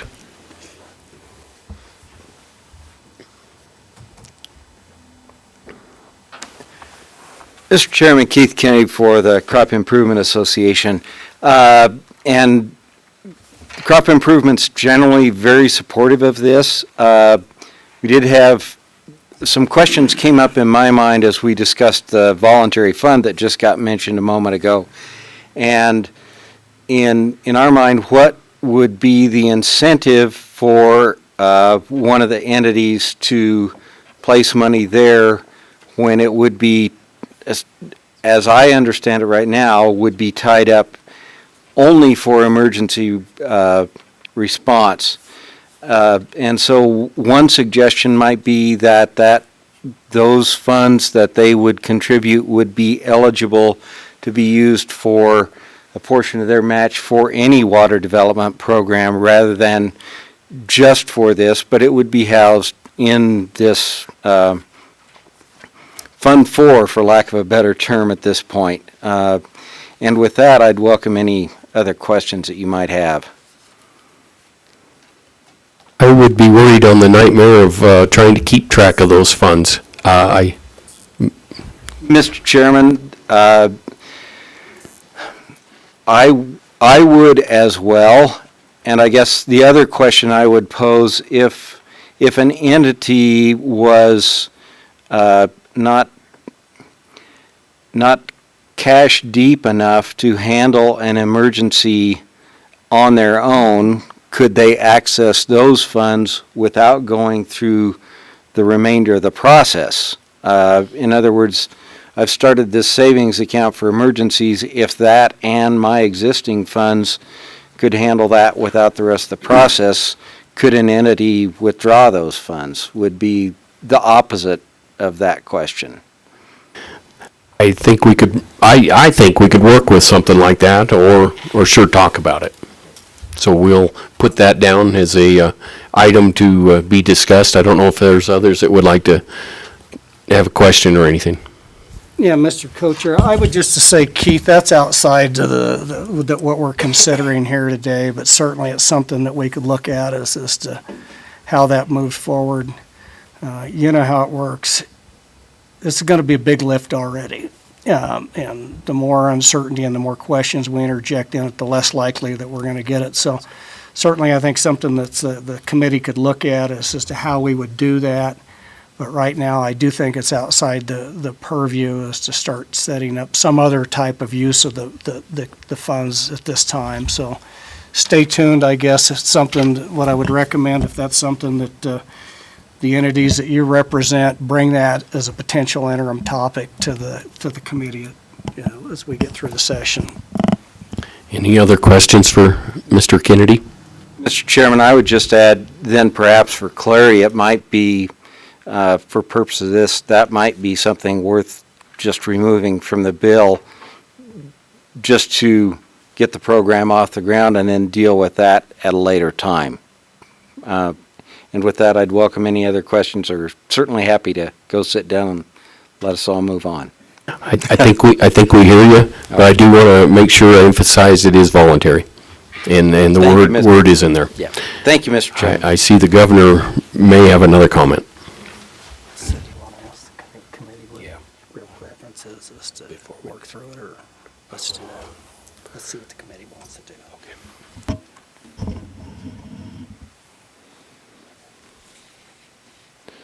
Mr. Chairman, Mr. Co-Chairman, and members of the committee, just in response to the last comments Mr. Kennedy made, very good comments. But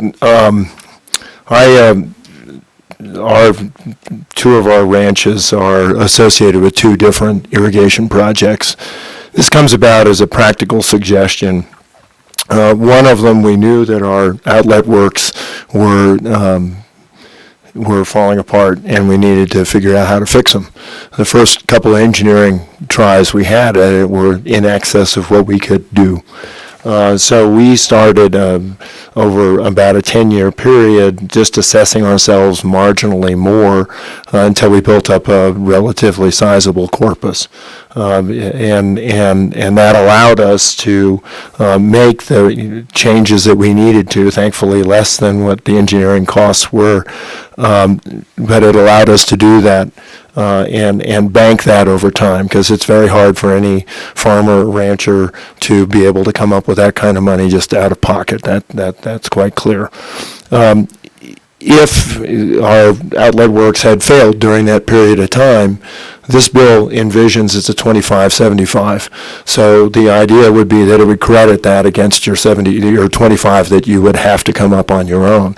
In the case of Goshen Irrigation District, it is unbelievably expensive, $4 million temporary fix for a farmer to say, oh gosh, we were kind of expecting that to happen, and so we've got our $4 million. I mean, already that's an enormous lift. So the incentive there is to just kind of be prepared, which is what most farmers and ranchers like to do anyway. The second piece of that is our other project, Dull Knife, is one that you considered about a year ago. And in that case, I have to tell you that it was an incredible challenge for our community to sit around and say, gosh, are we going to tax ourselves? But our project was going to fail. You probably saw the pictures and remember the spillway. I was about 6 years old when we put that dam in, and I remember the first time it's built, it started eroding, and kept eroding and kept eroding and kept eroding. There wasn't any way for us to fix that without becoming either a watershed improvement district or an irrigation district. In our case, we decided to become an irrigation district. I know what that meant, that my land is now taxable. It is now, part of a public property. That was a decision we as farmers had to make. So I bring that to your attention. Thanks. Thank you. Any others from the audience? I don't see any. So I think as a board here, I think we should vote on the bill and see if we want to bring it forward. Mr. Chairman, just for clarity, you adopted some amendments to the governor's amendment, but I don't think you actually acted on the governor's amendment. Gotcha. Thank you for that clarification. We did not vote on the amendments to the governor's suggestions and the amendment. We did vote on the amendments to the amendment. But not the amendment as a whole. Okay. Everybody clear? We're going to vote on that amendment.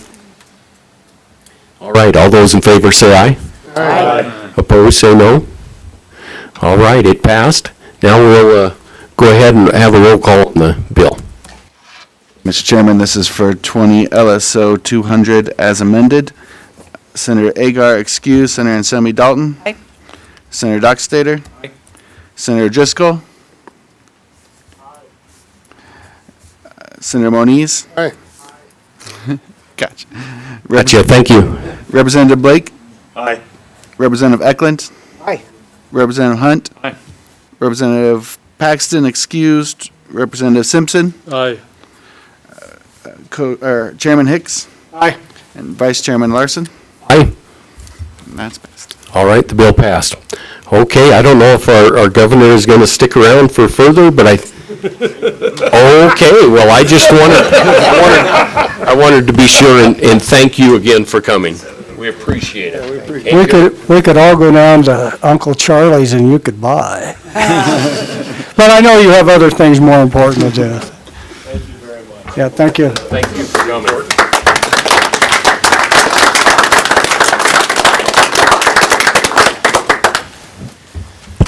All right, I think I would like to pull the rest of you here to see if you want to continue, if you want to break. We're going to be a while, but a lot of us have a long ways to go. Show of hands, take a break for an hour for lunch, or take a little break for like 10 minutes and come back and keep working. So, those in favor of keep working, raise your hand. Looks like we want to stick around, so I think we'll take a 10-minute break.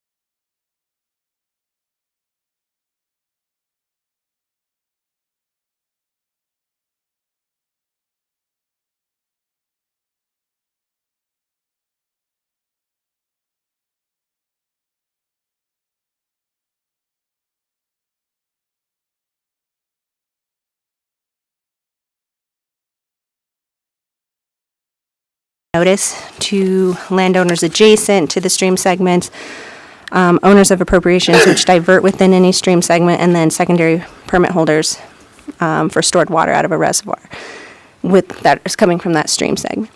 And then upon receiving a recommendation from the Game and Fish on the need for an in-stream flow, the Water Development Commission would review any written summaries that were submitted to the Game and Fish, as well as a detailed written summary of the public meeting that the Game and Fish held. And then once they receive those documents, they may file for the in-stream flow application with the state engineer's office.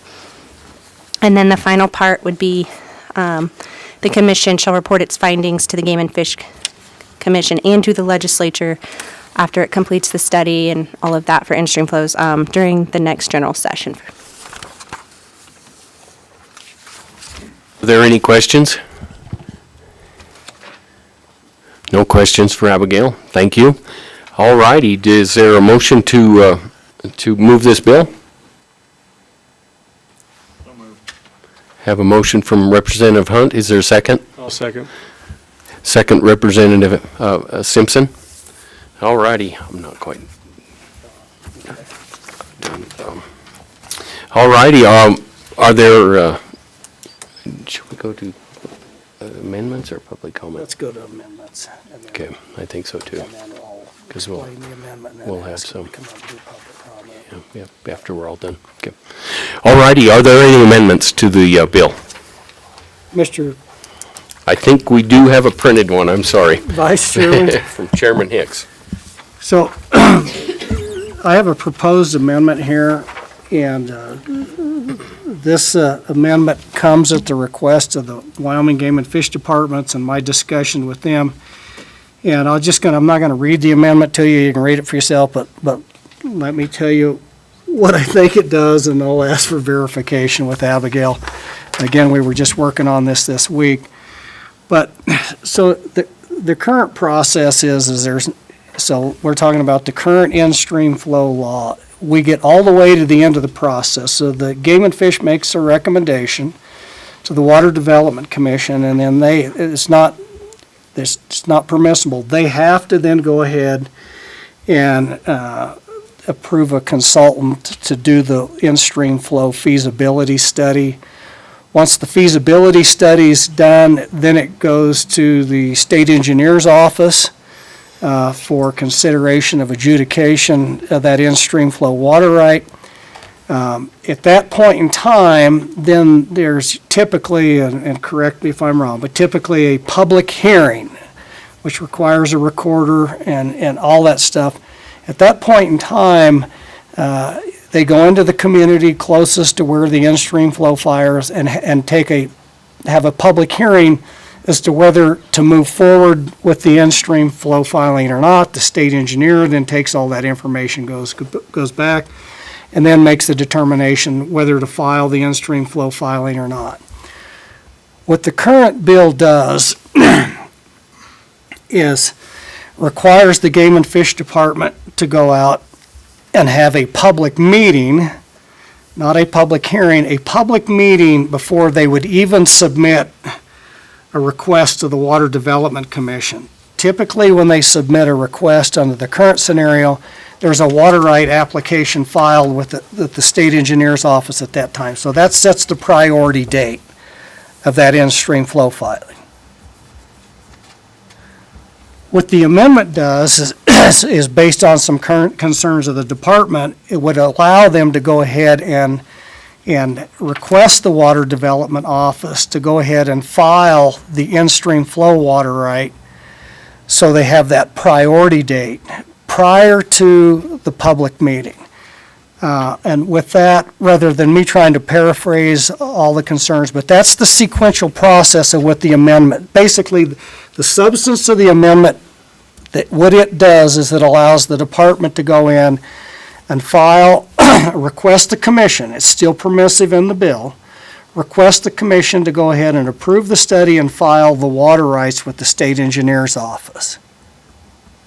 What the amendment does is says no, now they can go in there and they can file for the in-stream flow water right prior to the public meeting. So that's the substantial difference that we're talking about. And with that, I would ask for representatives of the Game and Fish Department to come up and I tried to paraphrase it, but to more succinctly articulate your concerns.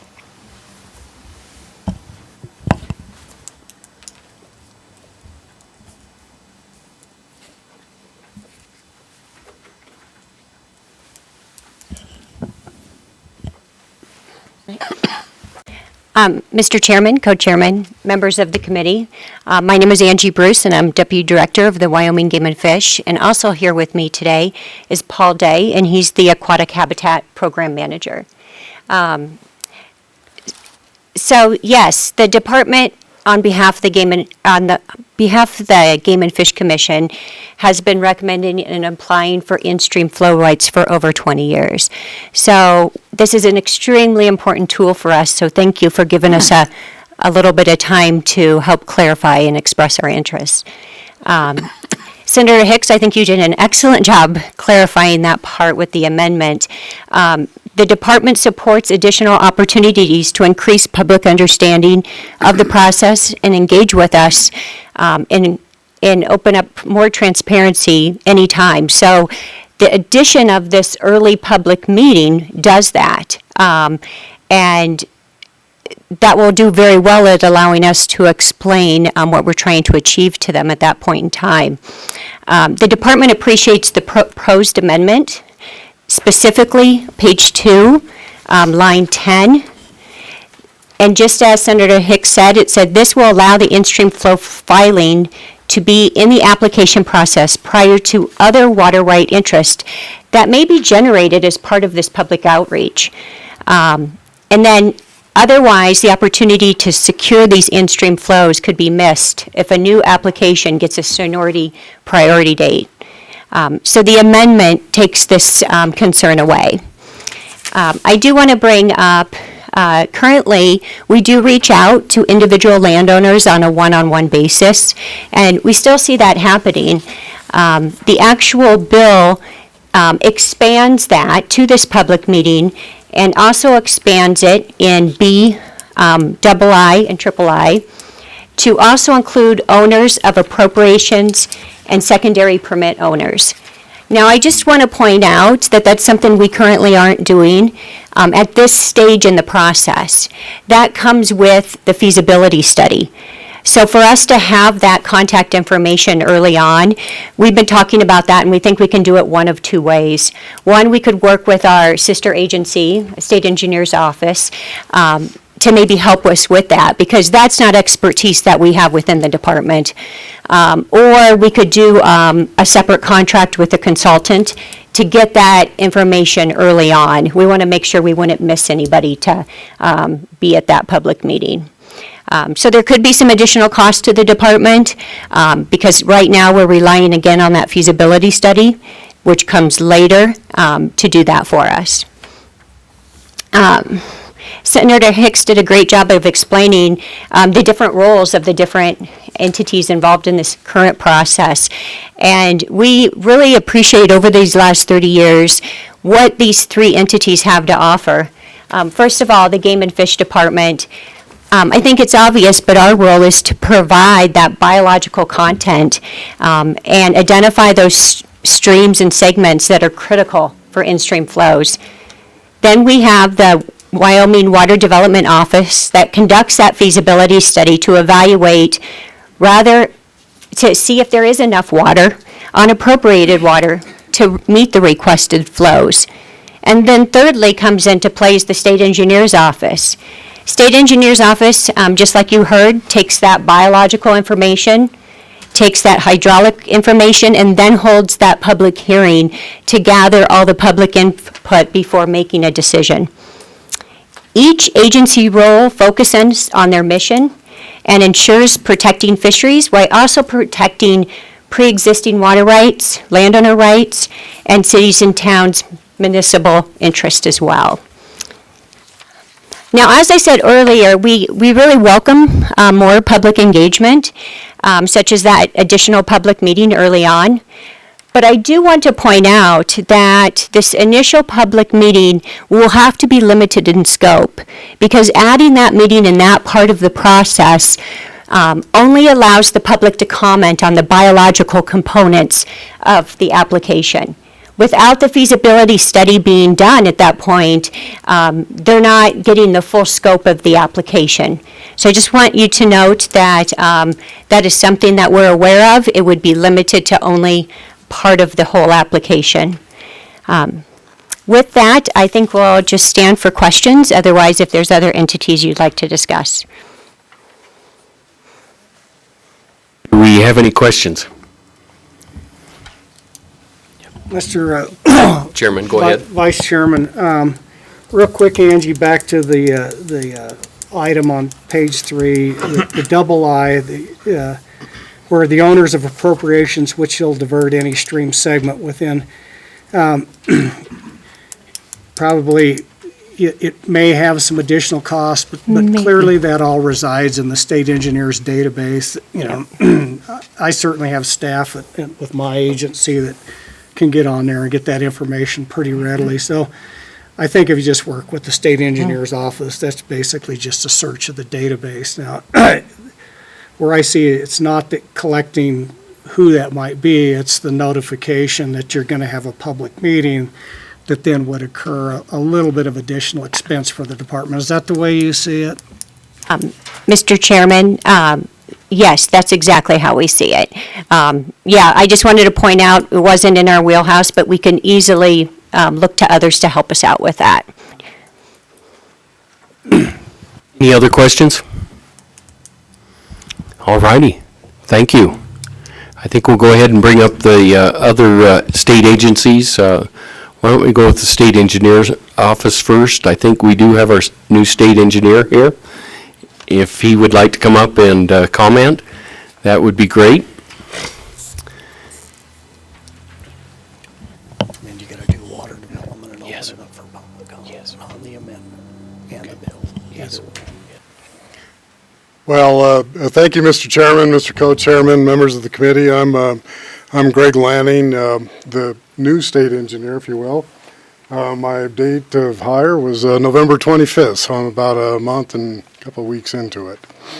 Chair, if for members of the committee in the audience, if our new state engineer has a little trouble sitting down, it's because he was before the Joint Appropriations Committee just a day or so ago, so. Anyway, with Craig, welcome aboard and glad to have you and look forward to working with you. Well, thank you, Mr. Chairman. I've been exercising ever since. And as for comments, I have read the bill, and I do have comments on some the agenda items coming up, and will be available for that. As for this one in particular, I don't see any tremendous impact on our agency in particular, that you're just looking to adjust the process for public input and comment. As for us helping and training to search our database, we do that often, and that service certainly is available to anybody. It's good to hear that we can get agencies to work together. Absolutely. I'm sure we can. So, other questions? Doesn't look like it. Thank you for coming forward, and thank you for being here and joining the state engineer's office. Thank you, Mr. Chairman. We'll go to Wyoming Water Development Director. If you have comments?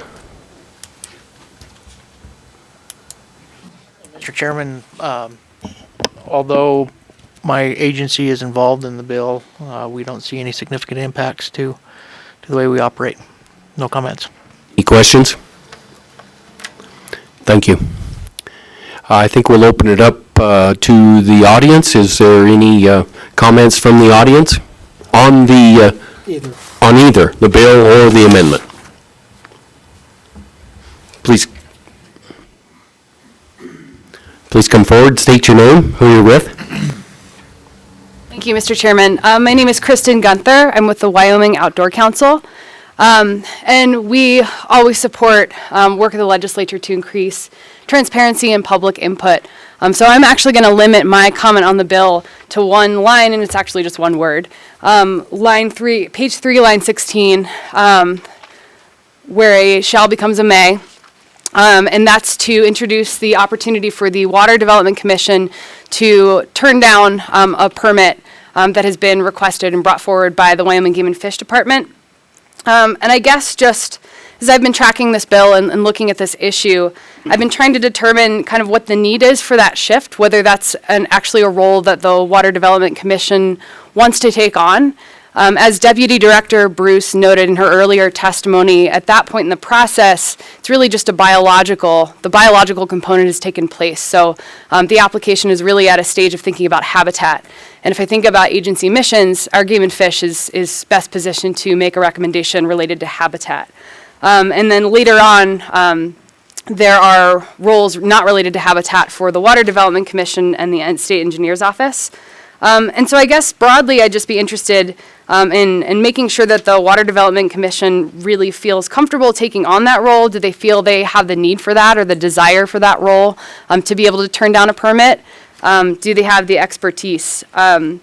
To me, this is a system of kind of checks and balances where it works really well when everyone comes to the table with an equal role and an equal responsibility, which is also a form of accountability, that everyone has to put their stamp on it and move the process forward in a particular way. So with that, I'll stand for any questions.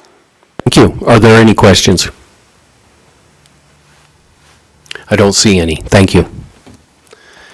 Any others from the audience?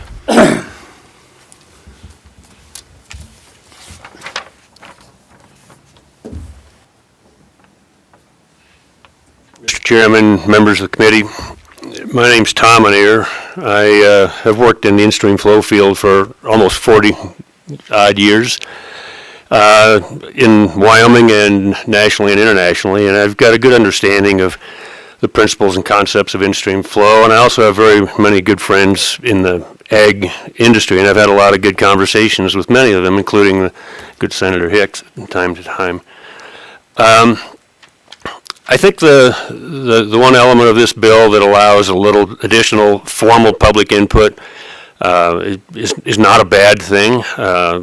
When I worked for Game and Fish, we always tried to engage the public as much as we could, and we feel that's a responsibility of good government.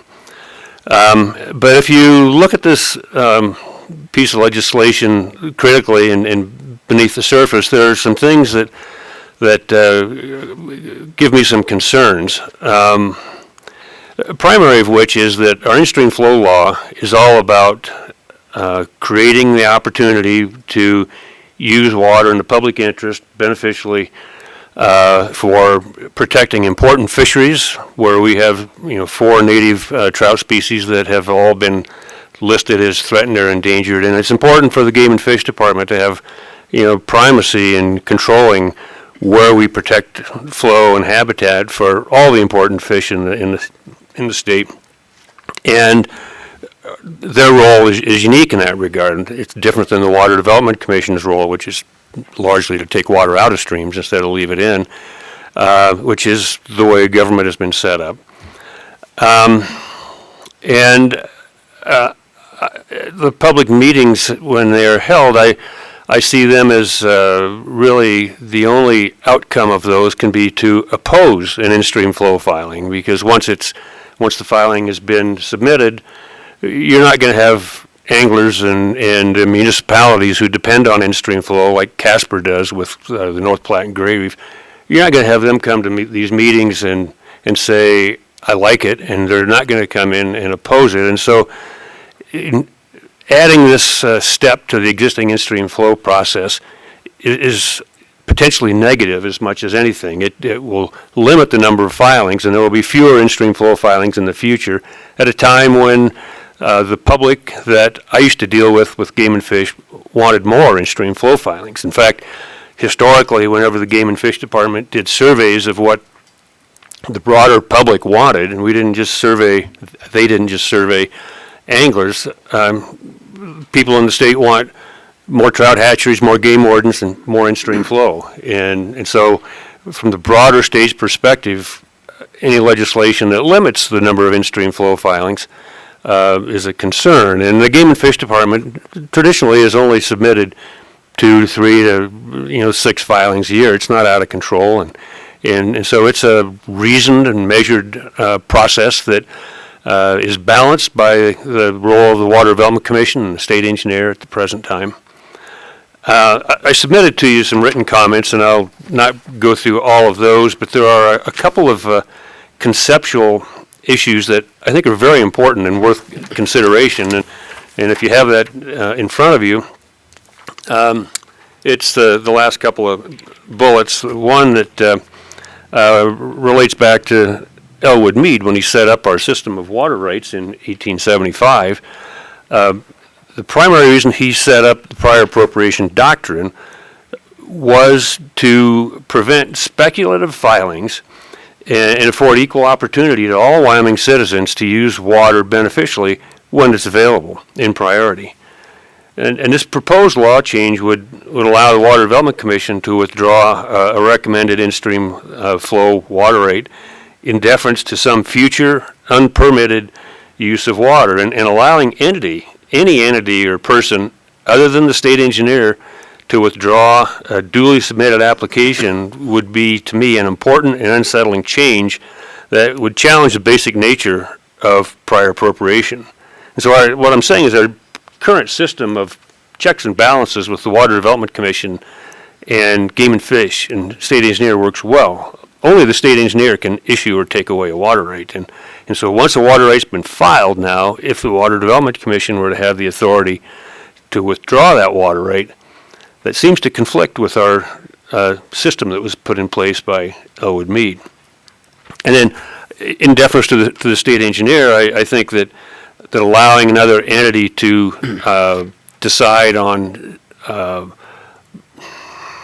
advancing an in-stream flow water rate really kind of usurps or undermines the state engineer's authority, because he or she is the one who has the decision-making authority of whether a water right is in the public interest and whether it will injure any other existing water right. And to be clear, if and when public meetings are held, there aren't any criteria for why a water right would be advanced or not advanced. Would it be based on a popular vote of people at the meeting? Would it be based on some test of injury, which again is the state engineer's authority?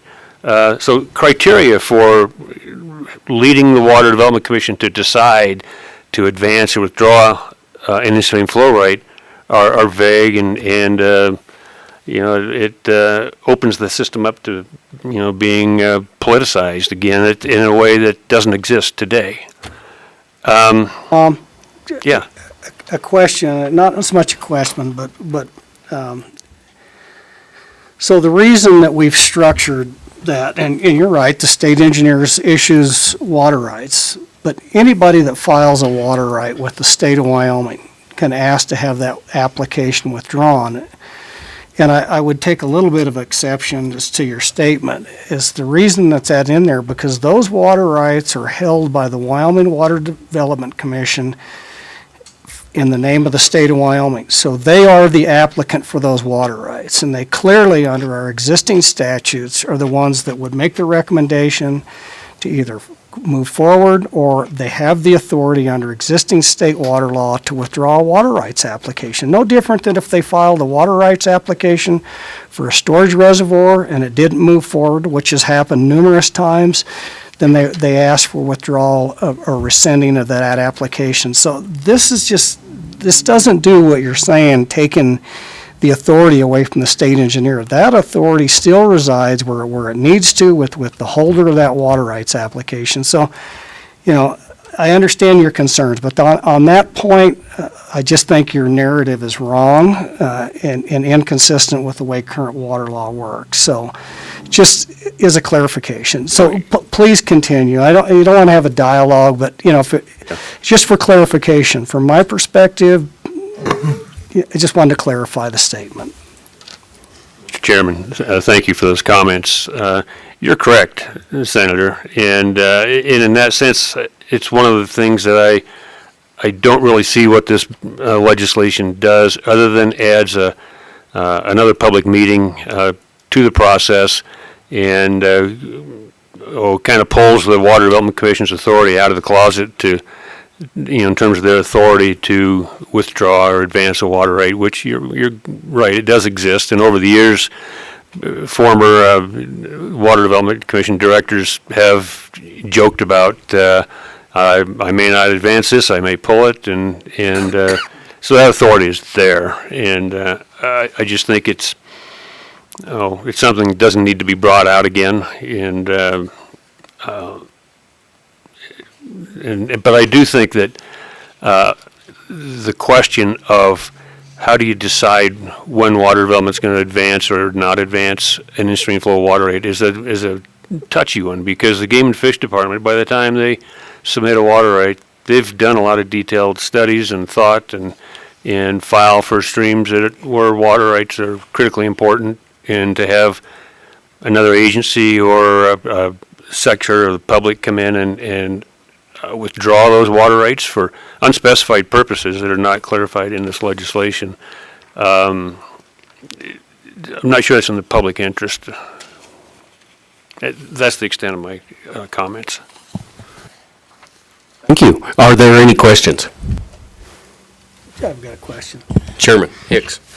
So, Tom, just a question in your written handout, and quite frankly, I appreciate the time and the effort that you put into it, and I do think you have highlighted some potential issues, and what we're trying to do is resolve what have been criticisms of the law and not necessarily change it to the point that it's not applicable and can't be used. That's not the intent. But to address those criticisms that I didn't, and to reiterate for the committee and the audience, over the years, the single biggest criticism of the in-stream flow law is, until they did the public hearing, I didn't even know that there was one going on. And it has perception that the state of Wyoming government in whole is somehow not being transparent to things that, whether it's real or perceived, there's a perceived that existing water right holders have a vested interest and they want to participate in that process early on and at least have an opportunity to voice their concerns, whether they're legitimate or not. So the criticism that we're trying to address, and that's why we've moved that public meeting up front, is to address that criticism and those other holders of water rights that, whether it's perceived or real, you got a diversion structure, it goes through your property, or whatever that means, to add more transparency for the people of the state of Wyoming. On that aspect, I would argue with you that it does a better job and better service to the state and the people of the state of Wyoming. Now, it's a judgment call on the issue of whether the Water Development Commission should have the authority to reject that or not reject that. We all come from this from our own perspective, and certainly if there's some fear out there that the commission's going to start rejecting all those, that is probably a legitimate concern. I just don't see that happening, and because of the public education on the front part. So let's talk the process. So right now, what you've articulated is the commission can pull that anyway, or can. It goes to the state engineers. But based on the outcome of that public hearing, then the state engineer makes the determination whether to issue it or not, based on a finding of fact. So again, what I think we're trying to do here is put another check in that process and talk about the expense of running that all the way through the process. I just don't foresee that the Water Development Commission, for arbitrary purposes, is going to be rejecting the applications that do in-stream flow law. And quite frankly, if that happens, then they would be derelict in their operation. They need to have just cause, and maybe we need to strengthen why they could reject that to address some of your concerns. Having had the opportunity of 30 years to work with a lot of commission members, I've never seen anything like that happen. So it's not a fear I have, and I'm not trying to dismiss your fear. But what we've done is just said, look, rather than go all the way to the public hearing, if there's a legitimate reason to reject it, here's just another check in the process to do that versus continue to allow the process to run and end up in the same case. Again, I'm not trying to dismiss. The question I had, Tom, for you really on a couple of your bullet points here. So on the first one, it says the proposed process change would result in fewer in-stream flow filings at the time when more protections are needed. I don't understand, because the department initiates the process, why that would result in fewer filings. Is it because the Water Development Commission's now going to pull all, is that the basis for that statement? Because it's in the control of the department to start this whole process. Mr. Chairman, that point is made because of the fact that the public meetings are only going to be a negative on the process. I mean, not that they all will be. I'm not saying they'll all be denied. It's just that if anything is going to happen with this new process, an in-stream flow water right will be pulled off the table, not put on the table. And I agree with you, Senator, that in the 33 years since we've had our in-stream flow law, the majority of the people that I've dealt with have been great folks, supportive, open-minded, and the system has worked really well.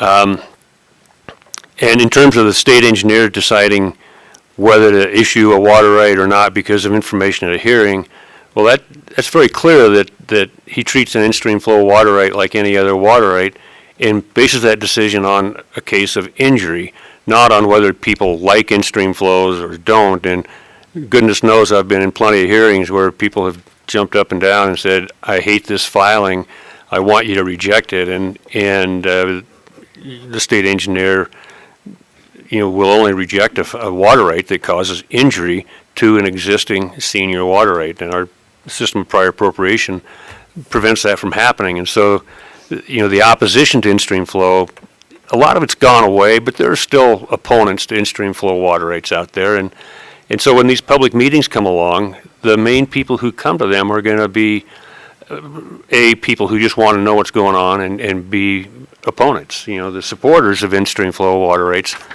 are not going to come. I mean, goodness knows I've tried to get a lot of anglers and trout unlimited people to come to hearings and speak in favor of them, and over the years, and they never show up because they don't see any risk. So, in response to your comments. Thank you. Are there any other questions? Don't see any. Thank you, Tom. Thank you, Mr. Chairman. Mr. Chairman, Oh. just one last question. So, I'm assuming, because you didn't state it, that you're in favor of the bill, or in favor of the amendment, but oppose the bill. Is that an accurate characterization? I haven't seen the latest printout, Senator. But the amendment, I think, is fine. The bill that I read before, I don't think it's necessary, because it doesn't do anything other than raise questions about the authority of the various agencies. And again, it's not a big thing. It comes down to people as much as agencies, and it always does. And if you get the wrong person in any of the three agencies, well, you can upset that balance. And for 33 years, it's been a good balance. It's worked pretty well. But the paranoid side of me sees how if you get a real adversary at the head of the Water Development Commission, all of a sudden you have problems that then people have to come back to the Select Water Committee and the legislature to try and fix that. And so I'm just suggesting that you give this bill due thought of what it really does, how important it really is, and if there isn't a better way to engage the public in the process, which I agree, that's never a bad thing, and it's one of the responsibilities of effective government. Thank you. Thank you. Any others from the audience?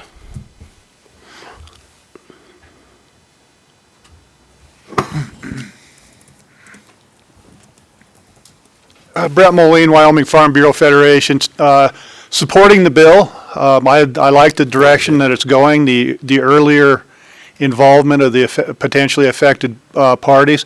The one thing I would like to see it go just a little bit farther, and correct me if I'm wrong, but the way it stands now, these applications do cost the Water Development Commission to do it doesn't cost them anything for the analysis to do any of the, Mr. Chairman, we changed that law, I believe, last year or the year before, so now the studies are actually paid for by the Game and Fish Department. Thank you for that clarification. I forgot that, sir. But, anything else? I'm in support of this bill. Don't get used to it, but. Any questions? Thank you. Any? Mr. Chairman, Whoops. just one clarification. When you say you're in support of the bill, is that you personally or your organization? Just for clarification. Mr. Chairman, I was hoping you would all know that I am here representing Wyoming Farm Bureau Federation. That is the support of my organization that I work for that pays me to be here. Thank you. Thank you. Thank you, Mr. Chairman. Bobby Frank, Wyoming Association of Conservation Districts. Our organization is also supportive of opening up the discussion and dialogue up front versus at the end of the process. We actually had some of these conversations, I would venture, approximately 15, 20 years ago, asking for that. I do think we hear some frustration when folks hear about it at the end of the process, but I understand the concerns. And we've certainly been party to a number of discussions about those over the years. I think there's a real opportunity for some enhanced resource management by opening that process up at the beginning, where we can have some collaborative discussions about fishery enhancement, not only from an in-stream flow, but maybe fish passage, maybe some upland management issues that would enhance water quality for fisheries, and we can have some of those discussions in advance because folks know that the conversation is occurring. And with that, Mr. Chairman, I'd be happy to answer any questions.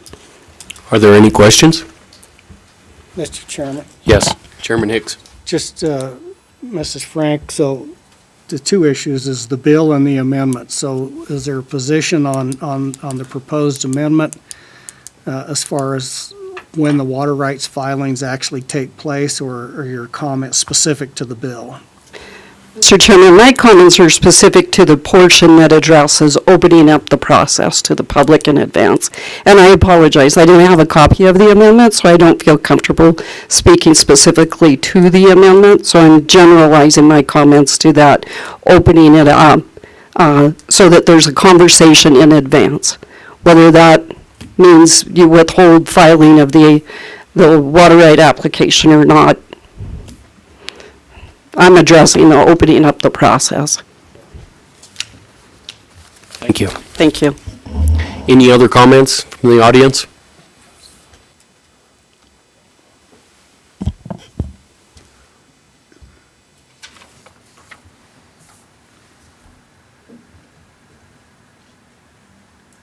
If I can figure, I guess it's voice actuated. That's awesome.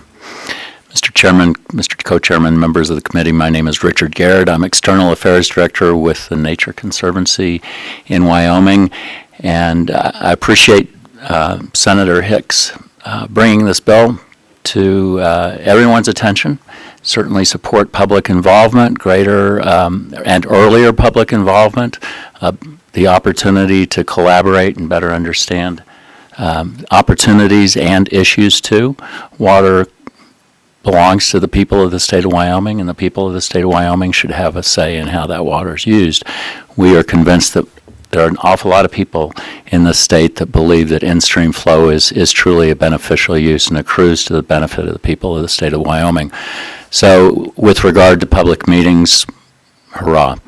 In terms of may versus shall, I'd like to just retain the privilege of a placeholder on that until the legislative session. I believe that may is a preference to shall, but I need to speak with some of the folks that have offered some very compelling testimony on both sides of this issue so that I can better understand and communicate that understanding back to our science team. So with that, I'd be glad to answer any questions. Any questions? Richard, did you have an opportunity to review the amendment? Mr. Chairman, Mr. Co-Chairman, yes, I did. Okay. Any comments one way or other on the proposed amendment as far as allowing the filing before the public meeting or after the public meeting? No comment to that, Mr. Chair. Thank you. Thank you. Thank you. Any others from the audience? All right, I think we got everybody that wanted to speak. All right, I don't know if we've passed or moved the amendment. I need help from staff. I don't believe so, Mr. I think we moved the bill, didn't we? Yes. Yeah. I'm pretty sure we did. Okay. I'd take a motion on the amendment, if there is one. Mr. Chairman, I'll move the amendment. I'll second it. We have a motion and a second, Representative Simpson. Any discussion on that amendment? Well, Mr. Chairman, if there's no discussion, I'll walk through the amendment again so we know what we're voting on, if that's the pleasure of the committee. If you would like me to walk through that again. I hear a couple of head nods, or we would like to. Okay, so under the current bill, the way it will work is the Wyoming Game and Fish Department will have to have a public meeting. After a public meeting, all the information from that public meeting is then submitted to the Wyoming Water Development Commission.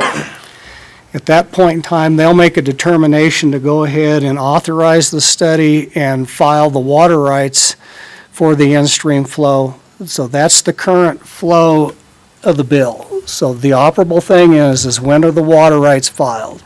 And probably didn't do a good job of describing what the concern is there. So let me see if I can articulate the concern, because you can't really vote on the amendment till you understand what the concern is. So under the current scenario, the concern is the way that the bill is drafted, is that when the Game and Fish goes out and they file for or they have a public meeting, and again, and Assistant Director Bruce was spot on, they can't tell you what the biology or how much water. It's going to be basically informational that the department is looking at filing an in-stream flow water right on this segment of stream, and that will probably be the extent they'll have to notify those other water. At that point in time, the concern is that somebody else out there will realize that the department's holding a public meeting, that they intend to proceed with the process that would result in the adjudication of additional water in that tributary. Their concern is once that becomes public information, and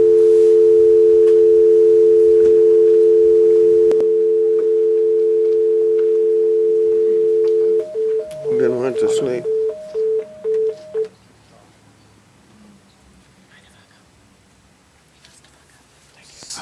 So their concern is that once that public meeting occurs and people become aware of the fact that they're going to proceed with this in-stream flow filing, that somebody will preempt their filing and then go in there and file on water prior to the in-stream flow filing. It's a timing issue, and under prior appropriation doctrine, it's first in line, first in time. So that's the concern. And so if the committee is inclined to think that's likely to happen, take that into consideration on how you vote. And so we can go into an in-depth discussion as to where these in-stream flow filings are going to occur, what kind of things might preempt the department, somebody get in line, because keep in mind, once they go through this process, they request from the Water Development Commission, that whole process, it could be months, even as much as half a year before the Water Development Commission would actually, so it does give people an opportunity to go in there and file on a water right. And again, we're talking about the not storage water at this point in time, more concerned with direct flow water that's flowing, that somebody could come in there and divert that and use that for another purpose, that then, because they're now junior, really there's going to be less water in the system for the in-stream flow filing. Or I should say potentially, not necessarily, because there may be surplus water above and beyond that, but it does make them junior. So under a case that, under a drought condition, somebody could preempt them, they're going to get all the water. But that's the real issue as far as the timing as to when we would allow the department to make the request of the water development to filing. It's the timing on the prior appropriation. What the amendment does is it allows the Game and Fish Department to be first ones in line prior to going to a public meeting to go request that the commission file those water rights. And then after the public meeting, anybody that would subsequently run in there and file for a water right would have a junior water right. That's the issue. It's complicated, it's a process, but I'm just asking for the committee, does that provide enough clarification as to what the amendment does? It puts the actual water right filing before the public meeting. So, and the concern, again, of the department is that if they have a public meeting, somebody will run in and file on a bunch of water rights on that tributary, that then they become a junior water right holder, and there may not be enough water even left in the system. You could potentially completely over-appropriate the stream, not over-appropriate, but appropriate it to the point that on dry years, there's no water for fish.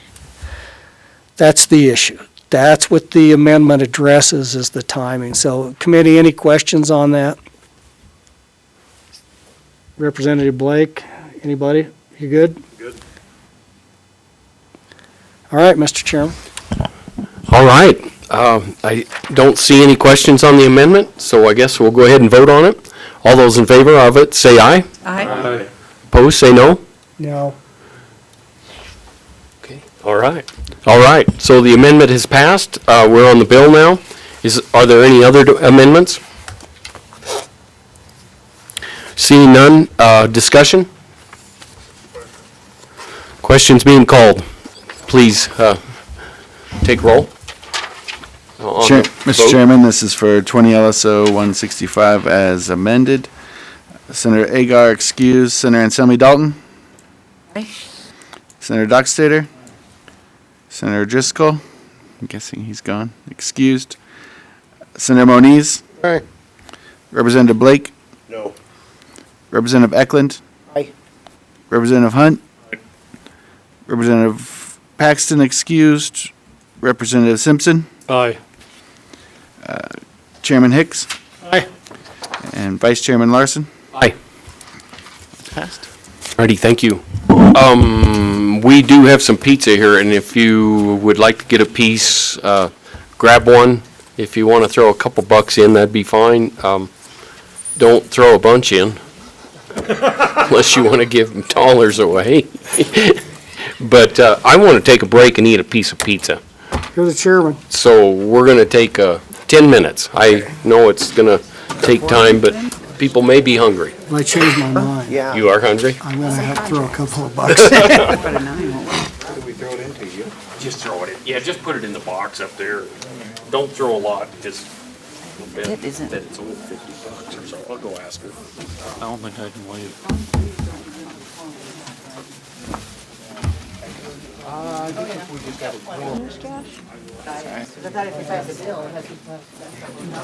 I need like a 10.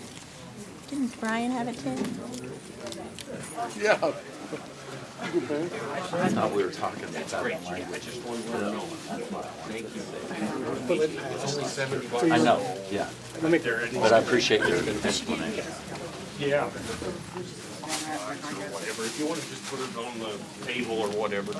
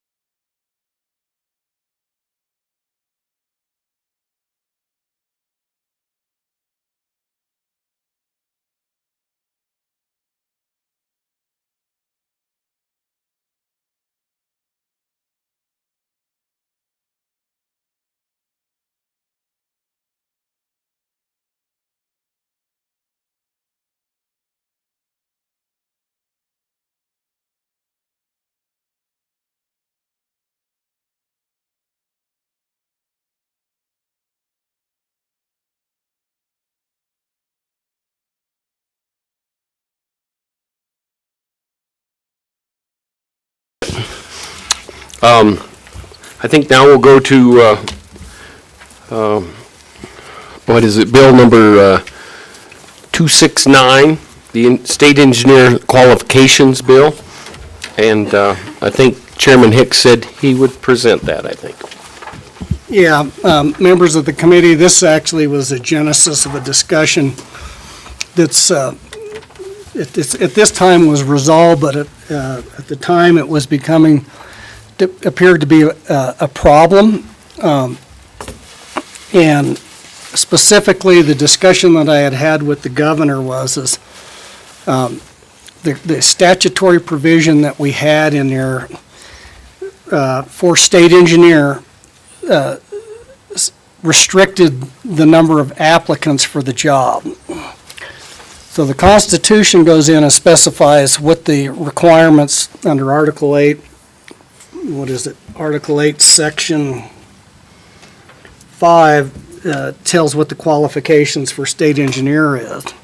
So it's probably pertinent that I at least go through with those. It says, let's see, the state engineer who shall be appointed by the governor shall be confirmed by the Senate. He shall hold office. No person shall be appointed to this position who has not such theoretical knowledge and such practical experience and skill as shall fit him for the position. In other words, it did not require an engineering degree to be the state engineer. You just had to have a theoretical and a practical knowledge to be able to do that. You got to keep in mind, this was adopted, Article 8 was adopted when we ratified the Constitution in 1890, so it goes back quite a ways. The problem that in discussing this with the governor, one of the reasons it took so long to fill the position was there was just a limited pool of applicants for the job. And in fact, the discussion we had is there was numerous people that would have met the constitutional provision that had strong theoretical and practical knowledge of water, but they lacked the engineering degree. So let me give you another example. Since the Constitution and since the statute was actually enacted, we have degrees in hydrology. Arguably, somebody with a degree in hydrology may be equally or more suited to the position of state engineer than somebody with an engineering degree. So the whole justification was this just doesn't preclude somebody with an engineering degree to be state engineers. It would just broaden that applicant pool. Specifically, I know there was discussions say a member that's been on the Board of Control for 25 years, administering all the water in division, whatever it is around the state, wouldn't even qualify to sit as a state engineer even though they've served in that capacity. So this just repeals the provision that says you have to have an engineering degree. You still have to meet the constitutional litmus test. And which just as, right now we've got a very qualified engineer, but it was a very limited applicant pool, and what the governor in the discussion says, why would we eliminate somebody that has a tremendous level of experience and a degree in hydrology or fluvial geomorphology and 20 years of experience? Working in water administration doesn't qualify. That's all the bill does is repeal the statutory provision requirements for state engineering. That's all it is. Vote it up, vote it down. Got a motion to move. Is there a second? I'll second. All right, we have a motion and a second. Dockstetter and Hicks. Yeah, I think we should do public comment. Is there, yeah. Maybe we should ask agency first that are involved. So the state engineer would, if you could come forward, please.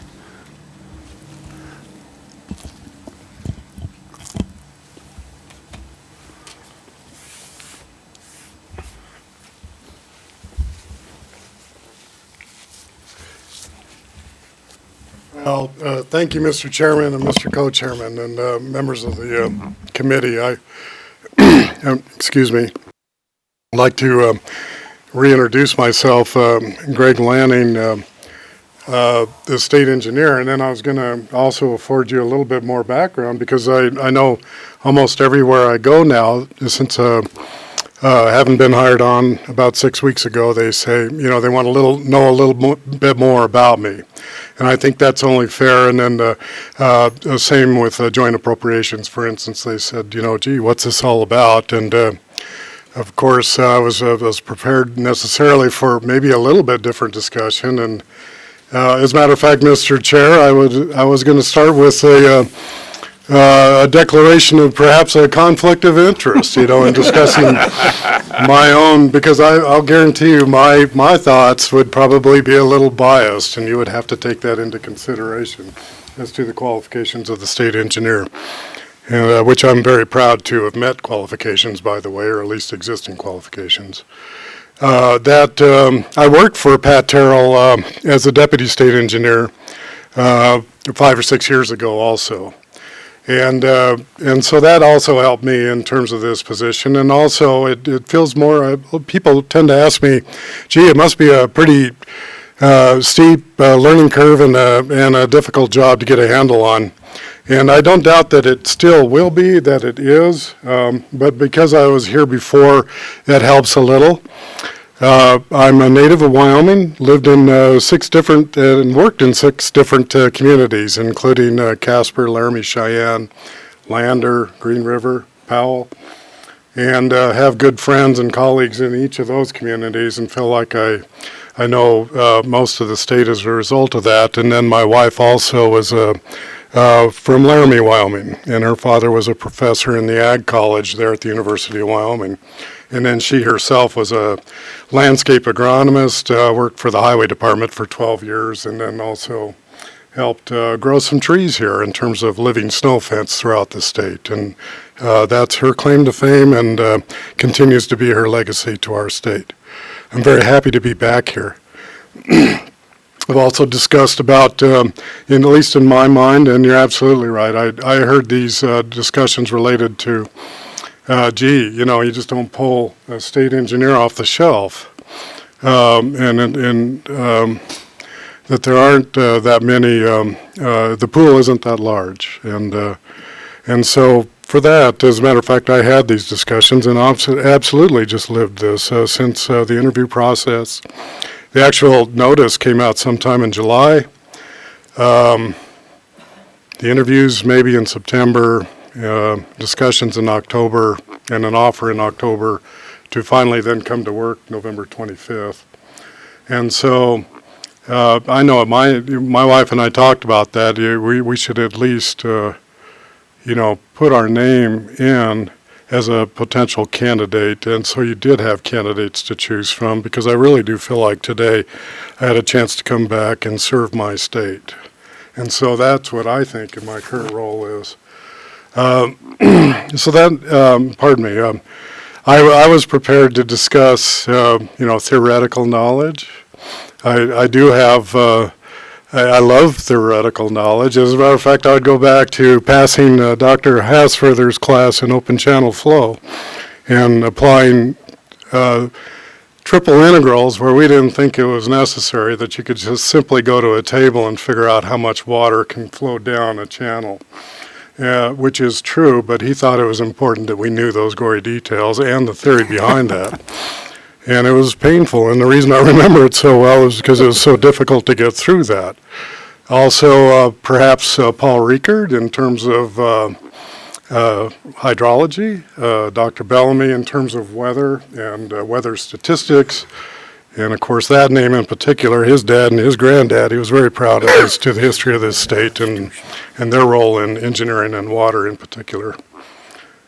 So, excuse me again, that I was discussing with you, Mr. Chairman, that maybe I shouldn't have eaten that piece of pizza, that maybe I should have had an apple instead. And then it goes on to discuss perhaps, managerial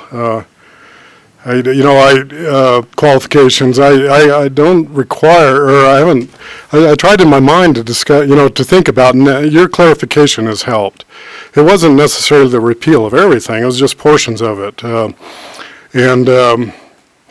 and I can appreciate the intent and the discussion that you put to it. But all jobs should have qualifications, and you would hope that you could agree on what that is, and then go forth and hire the most qualified person. And then finally, it talks about engineering practice and registration in the later legislation. The co-chair is absolutely right in terms of the Constitution itself does discuss exactly how you read it. Later legislation then polished that up and put other requirements on it.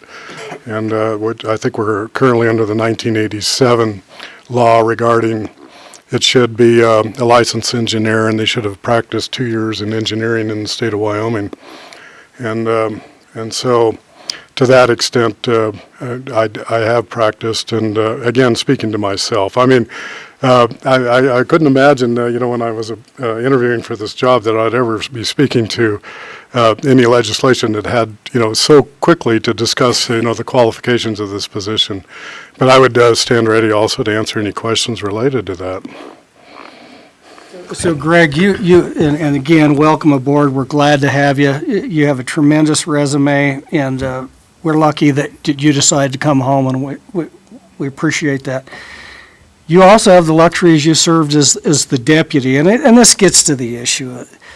How much engineering does the deputy or the state engineer actually do? It's being, and again, the theoretical knowledge is still there. I mean, we want somebody that understands water, has a history of water, but the state engineer is really the policy guy on water and then administering the agency. Is that, I mean, you're not really actually doing engineering work, are you, at that level? And that's a question. Mr. Chairman, that is, and that's a fair question, and the answer would be, no, I do not do engineering. And I think Pat Terrell would speak to that as well. But it's the fact that we have the ability, to learn and to know engineering. And then let me define for you a little bit narrower discussion that you might have with the Board of Professional Engineers in particular, is that I ultimately, as a state engineer, do sign off on, projects and designs and information that's sent to us. And we require then also, either a licensed surveyor or engineer, often for those maps and drawings. And then also dams, in particular, dam structures. So when they would like and prefer, and this has been the debate over many years, is to have a licensed engineering review ultimately, or be in charge of that activity. It's a rather narrow definition or portion of what the state engineer responsibilities are. Yeah. Any other questions? All right. Thank you.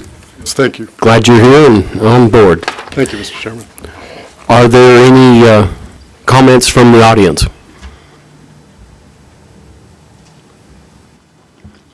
All right, I don't see any. All right, we have a motion and a second on the bill. Are there any amendments? We have discussion on the bill? Mr. Chairman. Yes, Representative Simpson. As most of you know, I'm a licensed professional engineer. This is my trade, and so I am going to be biased on this, but I'm going to try to persuade you that this is really a very, very ill-advised piece of legislation. Let me share with you why. Let me begin with our state engineer's comment. The question was, does he do any literally design work? And he certainly does, and he doesn't have, but I think had the question been phrased differently, every decision you make in your office, in your assignment, does it go back, do you go back into your mind and rely on all the engineering principles that you've learned your entire lifetime, not only just your education? And I think he would have suggested that his decision-making is all based on being an engineer. For those of you that may not know, I'll try to make this brief. When an engineer graduates from college, he's required by the National Board of Registration to take an exam. So every engineer, regardless of what university you graduate from, as a senior, you take an exam, and it's called an FE, Fundamentals of Engineering. You have to pass that in order to even begin the process. Once you've passed that, you've graduated, you get a job, you have to work under the supervision of another licensed professional for 4 years. Literally every minute of the 4 years have to be accounted for, and you're not authorized to do any design work at all without that supervising engineer signing off on your work. So even a septic tank out in the middle of nowhere, you're not authorized to do that. 4 years of work, and then at the end of the 4 years, you're then qualified to take the professional engineer's exam. And it's an all-day exam, extremely rigorous, the worst day of my life, frankly. A high probability you're going to fail. I used to tell my young engineers, my EITs, engineers in training, that leading into the professional engineer's exam, they should dedicate 3 months before every single Saturday and at least 2 nights a week studying. That's the level of effort it takes, or you will fail at the end of the exam. It's a rigorous process. Once you become a licensed professional engineer registered in the state of Wyoming, then you're authorized to proceed and do your own designs and work on your own after that. The two critical items, by eliminating the statute and relying on the Constitution, is they both talk about the knowledge and the experience. But in the statute that we're proposing eliminating, it eliminates at least 2 years of experience in Wyoming. So now we're going to receive applicants from all over the nation on a job opportunity that has no knowledge of Mr. Mead's water right laws. The second item is they're not a registered professional engineer, which means anyone of any occupation can become what's viewed as the most important engineer in the state. The state engineer can actually be, and forgive me for those that practice, can now be an attorney. It can be an accountant, it can be a businessman. Anyone who has knowledge about water rights could then apply, and I think it's demonstrated there are many people in our state that has a profound knowledge of water rights. But having never sat through Dr. Hassfurther's hydraulics and hydrology exams, I would submit to you doesn't constitute a working institutional knowledge of having the engineering background for that particular position. So I would urge you to vote no on this proposed legislation. Thank you. Senator Dalton. Thank you, Mr. Chairman. I am an attorney, and it helps me in my practice in the hotel business, even though I don't practice it every day. Things come up, but I've also had things come up at the hotel business where it was really important. And my husband was an engineer, where he really helped me with, snow loads and things like that. And I think there's an expertise that people see immediately, and they see when they're being buffaloed, and I think that helps. So I have had some constituent write to me that is an engineer and worries about the erosion of it. If it's a case that we maybe need to pay more, then maybe that's where the state has to go. But we're lucky we found a great qualified applicant, and I also will be a no vote, even though I did stay at a Holiday Inn Express last night, so I am smarter. Any other comments? Representative Eklund. Yeah, Mr. Chairman, so I guess maybe I should ask the state engineer, how many engineers, well, he was up here, but how many engineers work under you in the office of the state engineer?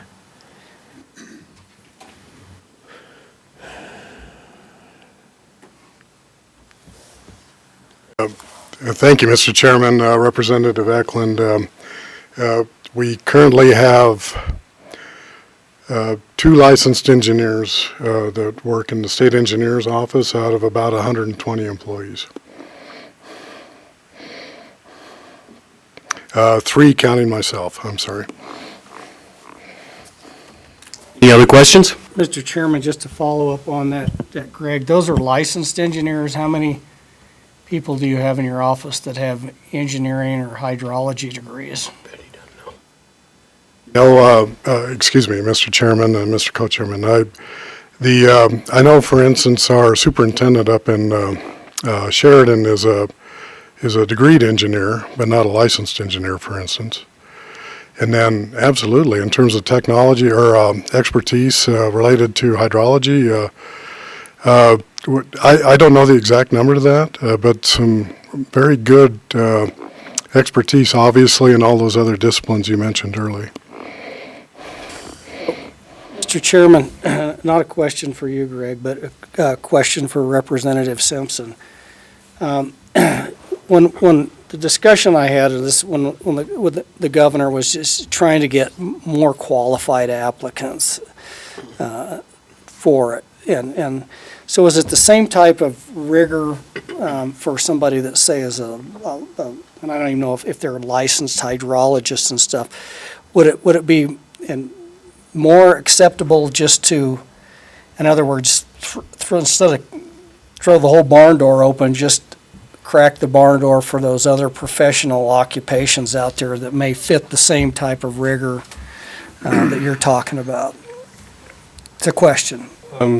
Certainly that's viable. I do not believe there is a professional registration for hydrologists. Geologists, surveyors, and engineers, I think, are the only technical people in this arena. I recognize that it does limit. The reason, I'm going to guess, the reason that there are not more licensed professional engineers in the state engineer's office is because the state does not provide financial incentive to become licensed. And since they're not designing, they don't need to be registered engineers, and so they just carry on doing what they're doing because there's no financial reason to become that. So, Mr. Chairman, I think what my preference would be just to table this. Again, this was a discussion when the governor was doing a search and just wasn't getting the qualified applicants. It was very limiting, and so it's how do we solve that issue? And so I guess what I would say is let's table it rather than move forward with it and see if there's another way to, instead of just repeal it and throw the door open, is there a way that we can crack the door to make sure that where there is those other highly qualified engineers, it may not be, it's the licensing component. So you could potentially have somebody that's actually been doing a lot of the work under another engineer that has all the experience. It could be a deputy within the agency that's not a licensed engineer, but it's an engineer that's gone through that rigor, but 10 or 15 years. So I think that's a concept worth exploring. So if it's all right with the second, what my preference would be is just to withdraw the bill at this time. And Is the second agree? Yeah, actually, that was the first. Okay, I'm sorry. You were the first. And I just wanted to have the discussion. I didn't know that I was in favor of it, but I wanted to hear why you had pursued it, so I'm fine with that. all right. I enjoyed the discussion. I didn't know. May I say something, though, before we quit the discussion, because I want to join in on this? I would respond to something that Representative Simpson said. The reason we don't have more registered engineers in Wyoming is because they're not provided with that education when they're at the university. When they get out and they work as an engineer, they're not necessarily provided with the education that they need to pass that test. So their schooling continues, and it frustrates me when I hear more and more about this, that we're cranking out college students that aren't prepared to do what they thought they were going to get after the university process. Mr. Chairman, real quick. When the state engineer hires an EIT, engineer in training, right out of college, he's given him the training. There's plenty of opportunities for engineers to grow and develop inside of state agencies. Over at WYDOT, I think probably every single engineer there is registered, I'm guessing, because they do design over there, and so they need to be registered. But it's more of a function of the financial incentive. We're not telling these young engineers that will give you a financial lift once you go through all this intense process of studying and preparing and passing the exam.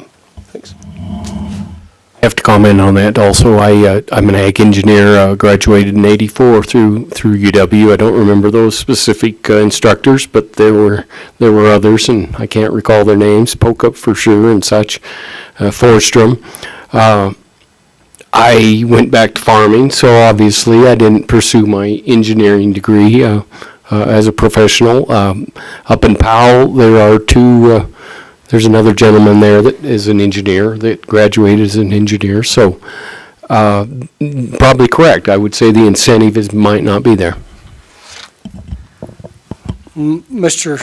Chairman, and just to add on to the discussion, and I like the incentive where the license is needed, but if we're just doing it so people can get licenses to perform the same level of work that they're doing now and then pay them more, I don't want to encourage that. We see that within other realms of government within the state of Wyoming, so be careful what we ask for. If it doesn't require a license to do the job, it just requires the technical background of an engineer, and you're not going to be stamping it. The stamp is the liability issue, and that's why the licensing is important. There's all kinds of engineering that can be done that doesn't necessarily require you to stamp that. If we just go down the road and say we want to provide financial incentives to get licensed, but your workload doesn't change or the nature of the work, it's just going to cost government a lot more money. So that's just my cautionary note as we move forward. Any other comments? I'll just add that I still disagree, that I'm not even sure that a test is provided for all the engineers that are in training that would cover what they learned in college. So I guess I still don't get it. I'm glad that nobody performs operations on me that didn't get a degree as a doctor. All right. The motion has been withdrawn and the second, so I think we'll go on to the next bill. The next bill is consideration of the permit not required for using a de minimis amount of water bill. Would you like to present that, or would you like LSO staff? I think I'll ask. Mr. Chairman. I think I'll ask LSO to go ahead. I can do that. Oh, you'll do it? Okay. So if you will recollect our initial discussion in Buffalo dealing with, and I even hate to say it, beaver dam analogs, and then our protracted discussion on beaver dam analogs at our November meeting, all this basically does is go in there and say if you're doing a number of these that have an original application water right of less than a half an acre foot, it doesn't require a water right, you just go ahead and build them. So that's all it does, is it sets a very minimum amount of water in there that wouldn't require a water right permit for these kind of structures. Anyway, that's what the bill does. All right, I think we'll call the state engineer office up again, and specifically the state engineer.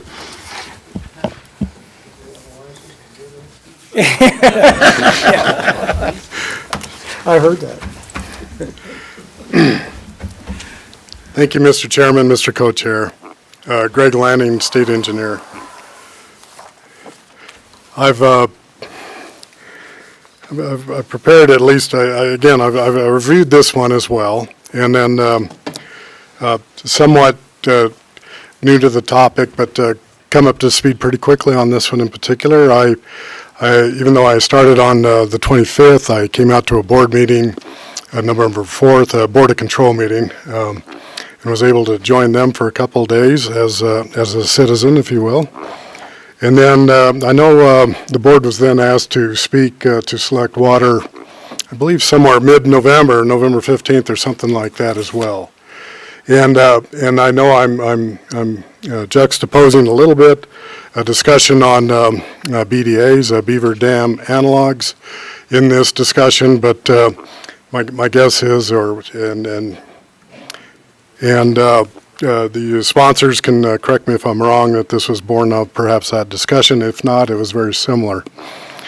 The statute seeks to amend 414501, requiring an application to permit for diversion of water, whereas then this application then would be exempt as stated for storage less than a half acre foot through construction of not more than 10 of these structures.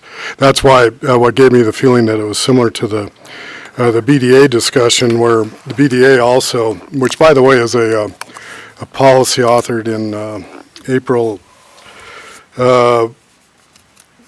2018. And I don't necessarily need to refer to that. However, and then finally, the bill has been also termed de minimis. And to then now describe what might be a minimum use of water.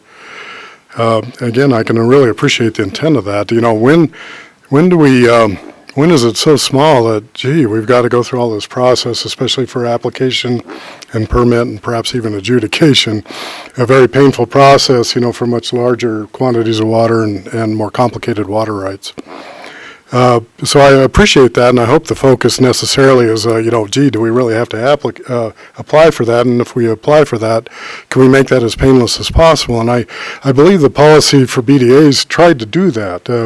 It understood that, these structures were going in, and then if we can group them and put them all together in one application and make it as quick and as painless as possible, then maybe we've succeeded, but we've still also then registered that use or scrutinized it to its effects downstream and other users.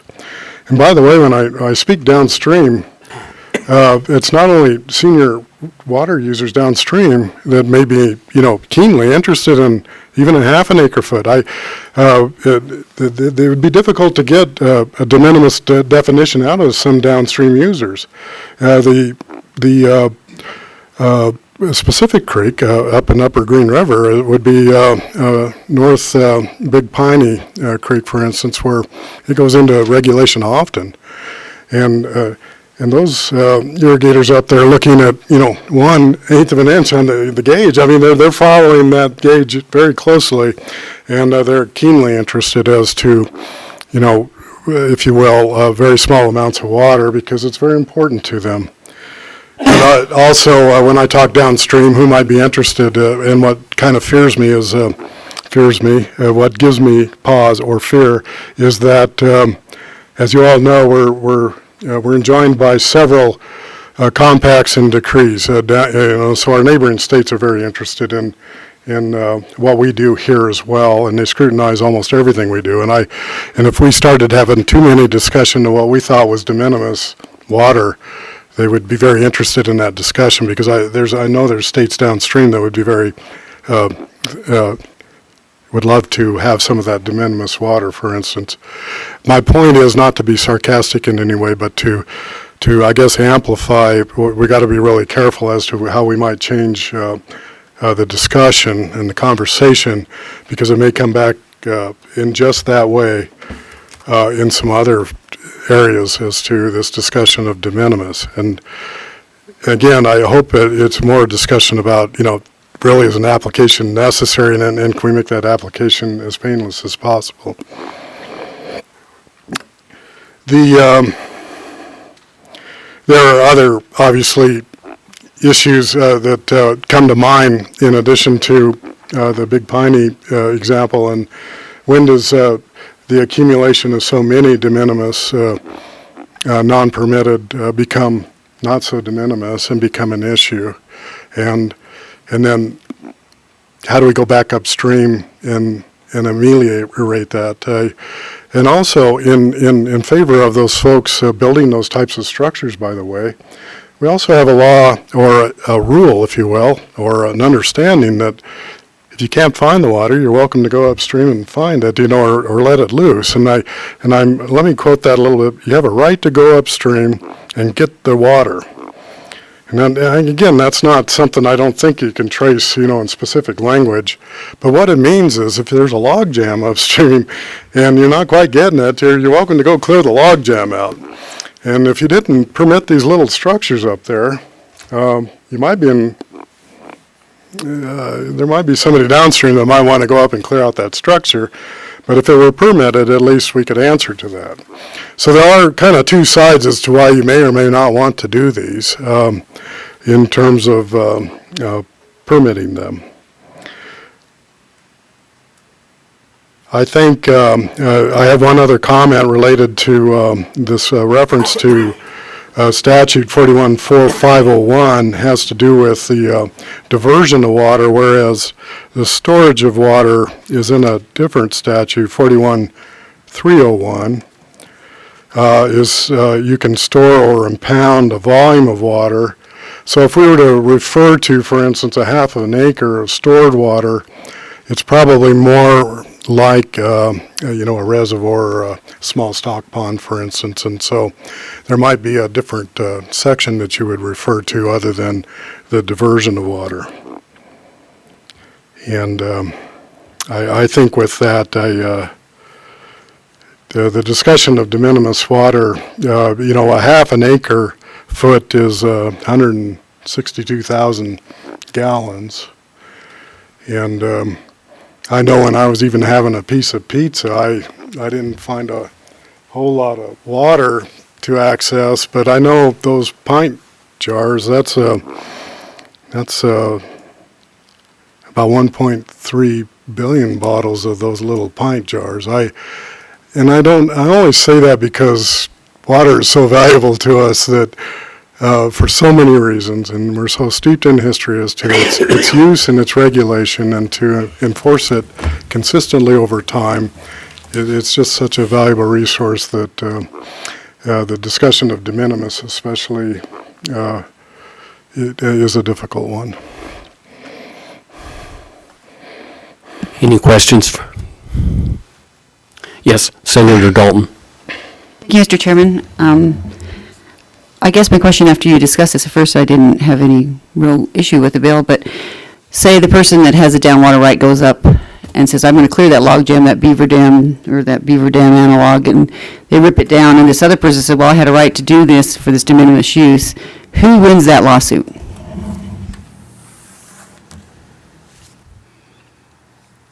Do you have an answer? I don't know what to say there either. Mr. Chairman and Mr. Co-Chairman, I may have to defer to the attorneys on that. Yeah. Absent an application and a permit, I know the state engineer would have a difficult time weighing in on that one. Co-chairman, the way that works, if there's no permit for it, then there's no injury. But the minute that you assign a permit, and it gets much more complicated when we get into water. It's just if somebody's permitted these and then somebody goes tear them out, then you may have a legal action, which then brings in the Board of Control to determine who's in priority.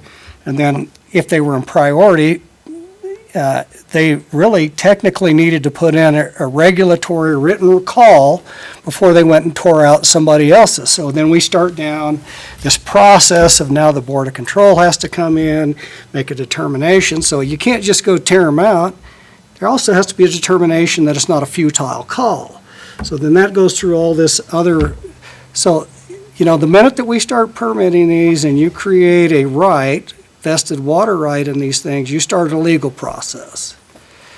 And so, and if that's getting back to the scenario that you just suggested, then it starts to bring in agencies for regulations, and then it starts to bring in determinations as to whether they can go ahead and do it. And I think my co-chair would tell you sometimes it's a pretty hard determination to determine whether it's futile or not. Those can often be appealed, and then that goes to the district court. So you bring up a question that starts to ring in a whole other thing other than just go tear it out. Because then there's no legal obligation because the state hasn't granted a right to use that water. Anyway, that's my take as a non-attorney, but having experienced some of these scenarios, those are the type of things that start to happen.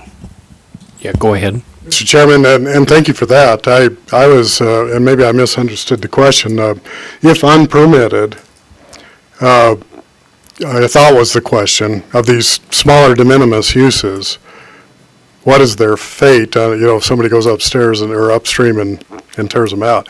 If permitted, however, absolutely, and I could have answered exactly how calls are made and how priority rights are administered. Need further explanation, or are you good? Chairman? Yes, go ahead.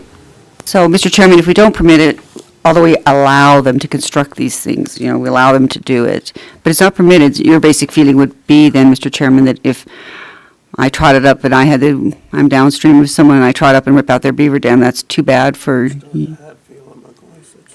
just asking. It's just never a simple answer when it comes to water. Sorry. If they own the property, absolutely. It doesn't give you a right to trespass to go up there and pull out a beaver dam on somebody else's property or anything else. So in that scenario, it all comes down to land ownership, what their water rights are. So it's never, but once we grant that, we start a legal process instead of, that has a whole different implications to just who owns the land to be able to do the work. And I don't want to spend a lot of time on this. I do think the state engineer brings up a discussion of de minimis. So the genesis of that is your predecessor was the one that actually coined that this is a de minimis use. And then over an evolutionary process, they just decided rather than make the determination of what constitutes de minimis. But this is also a discussion that we had with the Board of Control in November and said, is there a likelihood that you guys can work with us to come up with why we wouldn't do this based on a de minimis use? And so the answer that I heard was, yeah, we can work with you, but I haven't seen any proposals from the Board of Control. Here's my problem with this. And this is just my opinion, committee. This is the most egregious overreach of government permitting that I think I've ever experienced in my life.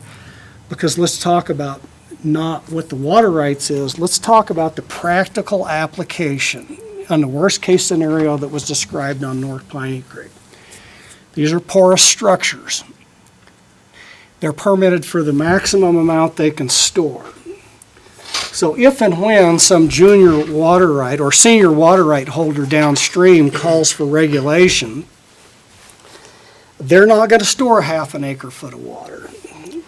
There's likely going to be almost no water stored behind them because the creek is dried up. And the simple fact is you couldn't deliver anyway. Keep in mind the pictures that you saw. They're porous structures.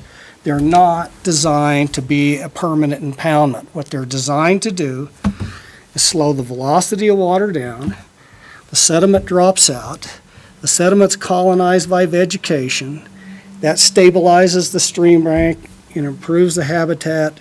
There may be some temporary additional bank storage that ends right back up in the creek. We're not building concrete dams or sheet piling diversion structures across creeks and storing water. They're porous.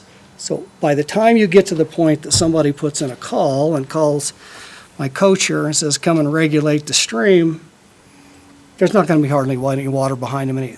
The permit is for the maximum amount they can store, not what they actually store. And by the time you get to that point, there's not going to be very much storage behind them. That being said, I do not dismiss the idea that there isn't going to be potential cases that may require some level of permitting if we saw a large number of these on perennial streams, not intermittent. Getting back to the intermittent component, there's no water late in the summer in intermittent streams.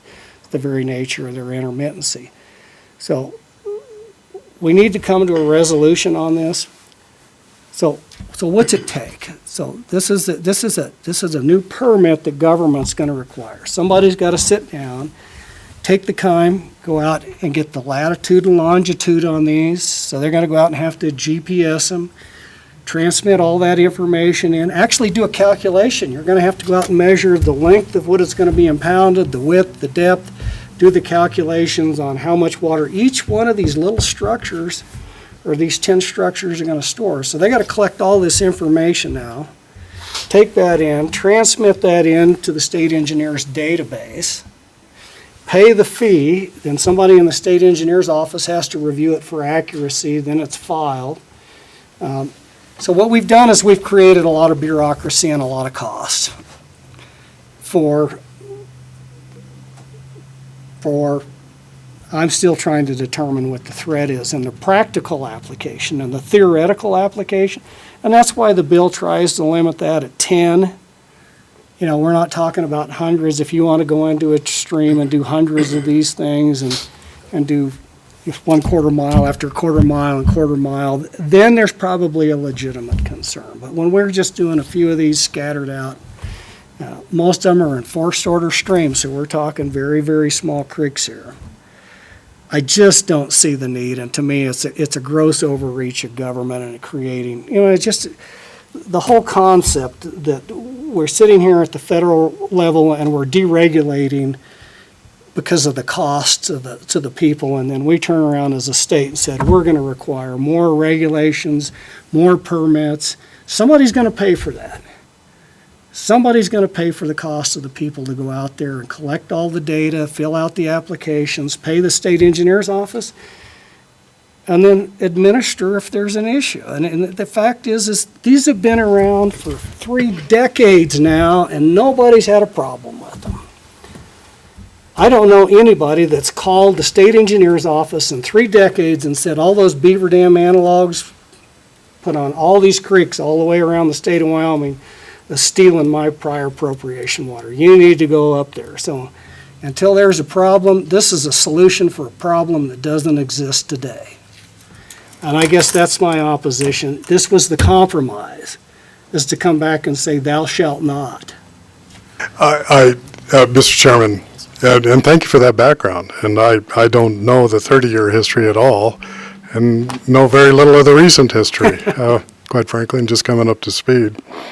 And, quite frankly, I did not know that. I mean, I could see beaver dam analog, policy, and then I saw kind of what was a much different approach, just like you said, that now talks about, the definition and, what might, a small amount of water look like. So it was kind of a different approach, perhaps the same solution to what was this policy. In other words, it wasn't necessarily an amendment to this existing policy or what was wrong with this existing beaver dam analog policy, other than perhaps what you're saying that to me, when I read this policy, it was just simply an extension of what the statutes said. If you interrupt water intentionally or try to store water intentionally, be they impervious or pervious or not, I'm not sure. I didn't see that distinction in the statute. And so this policy just simply tried to help with that in particular. Yeah, and appreciate that, Greg. And so this is the discussion that I had. So how do we navigate this issue? So my conversation that we had was with Chris Brown in the Attorney General's office. And he says, look at this as a way, what's the minimum level? If the terminology de minimis is a red flag for our other basin states, maybe we need to change that. But trying to find that compromise and make sure that we can address it. But that was the suggestion, is that we quantify at what point. So here's the logical extension. If we don't come to resolution on this, I expect the state engineer's office to implement policies for everything that impedes water in the stream, including every irrigation diversion structure in the state of Wyoming ponds a certain amount of water that's not permitted. Whiteout has highways all over the state of Wyoming that come out of these intermittent tributaries that we have water standing in the borrow ditch. So the logical extension, if we go down this and we're going to write anything that diverts water from the stream or stores it, we're going to, so you see where I'm going with it. Well, I do, and I know, pardon me, Mr. Chairman. It's ridiculous. Yes, and I don't know that, I appreciate that. I know, Mr. Chairman, if I may, I know I was in the state of Colorado working for the city of Grand Junction, by the way, when they were developing their state water law, or state water plan, rather, and I was on one of the basin committees as well. And so right in the 15-mile reach where the endangered fish are, and then so there were the issues related to the west slope, east slope. The water plan there was very contentious. And lo and behold, what came out of that, or what came up during that, was a discussion of rain barrels. And, and you talk about minutia, and I remember sitting at that table thinking, oh my, are we going to talk about that? And why is that? And I kind of came to resolve in my head that it was a discussion of principle and law, versus de minimis and practical, and I'm sorry that it has to go to that extent, but I know I've been around those tables discussing just that. I mean, macro fights, and I mean, they will get down to what uses water and how do we squeeze it out, and it's only going to get worse. I think you understand the issue of, what's the big picture stuff, what's the practical application, and at what point in time do we interject a little common sense into it. So here's a recommendation I'm going to make to the committee. Just because of the nature of the process that we use, and what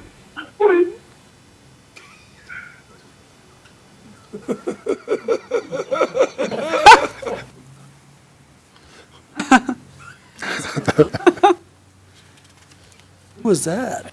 No idea, Ogden. I thought it was you. There's a finger back. Anyway, so this is a recommendation. So what I would say is let's if we don't have a bill, then nothing's going to happen with this. So let's pass the bill out. Between now and the time that it gets to session, let's have these discussions on de minimis and stuff. And at that point in time, if we can come up to an agreement with the state engineer's office and the Board of Control. But if we don't pass it, we won't have any discussions. And you guys know how that works. It'll just fall off the table. So that's my recommendation.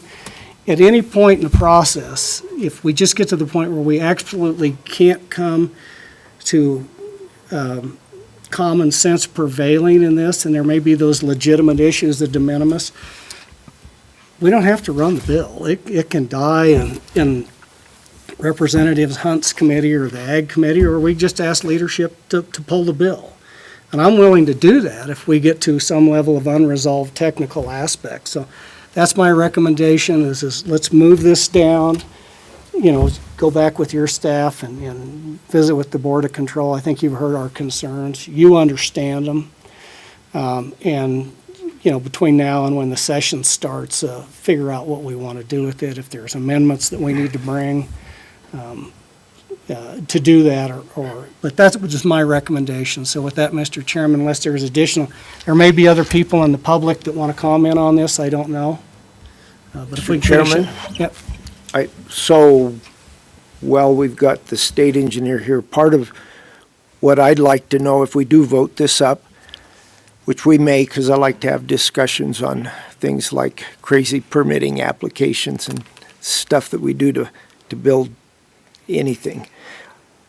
Find out what, I guess, from people who might know what effect this has on our compacts, real effects it has. We're talking about tiny amounts of water and maybe no water at all in these structures. So that would be good for us to know before we vote this up during legislature for sure.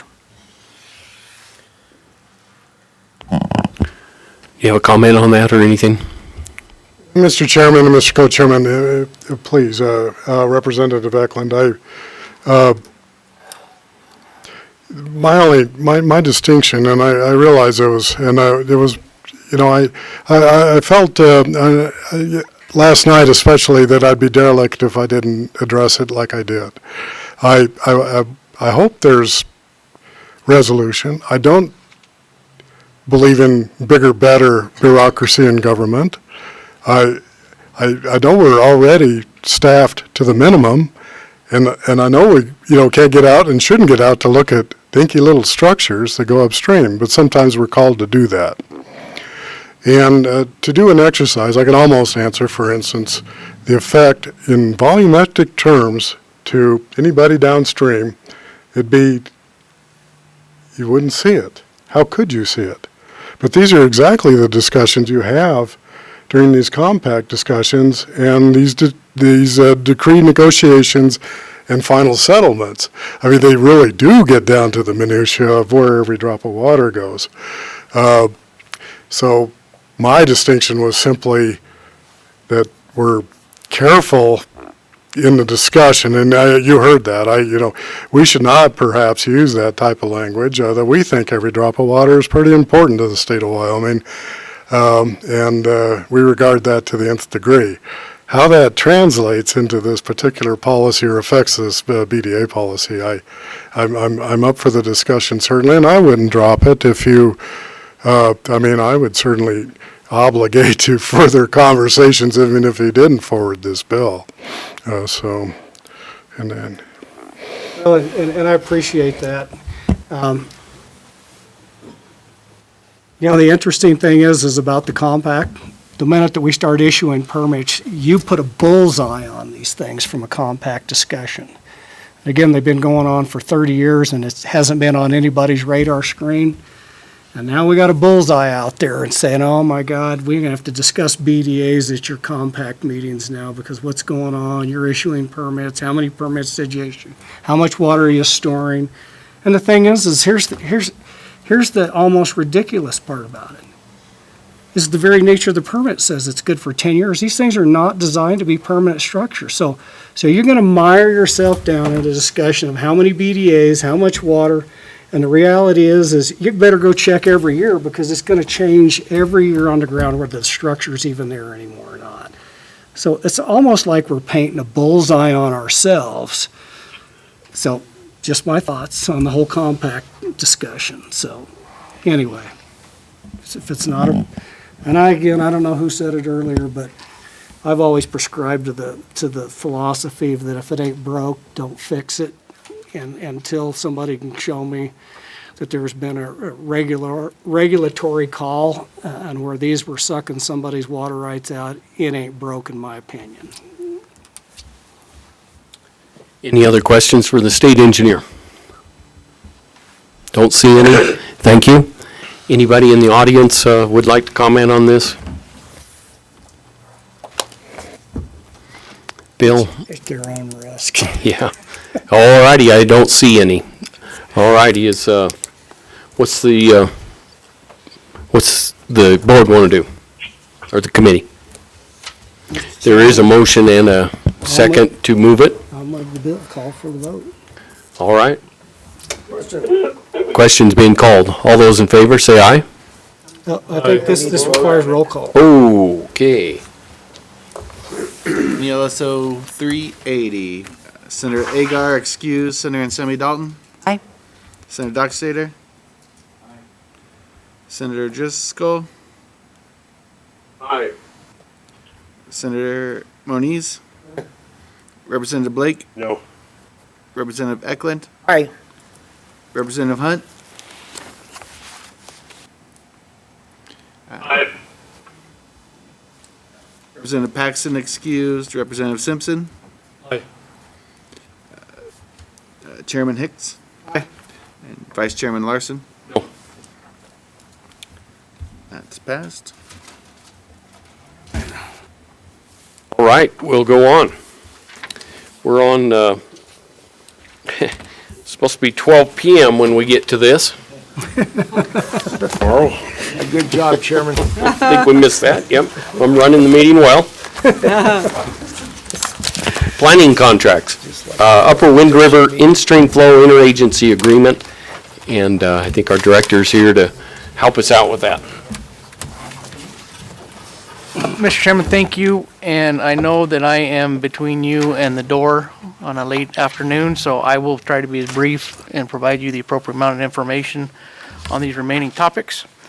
The first one is actually under tab F of your notebook if you would like to look at it. And it is behind the second blue, or the first blue sheet under tab F. This item and the next one kind of go hand in hand. This first item is the Upper Wind River in-stream flow interagency agreement. What this does is an agreement between Game and Fish Commission and the Water Development Commission to create a mechanism for them to pay for the in-stream flow studies that we administer. That's essentially what this does. And so this just needs your approval, and then that plays into the next item, which is follows right behind this.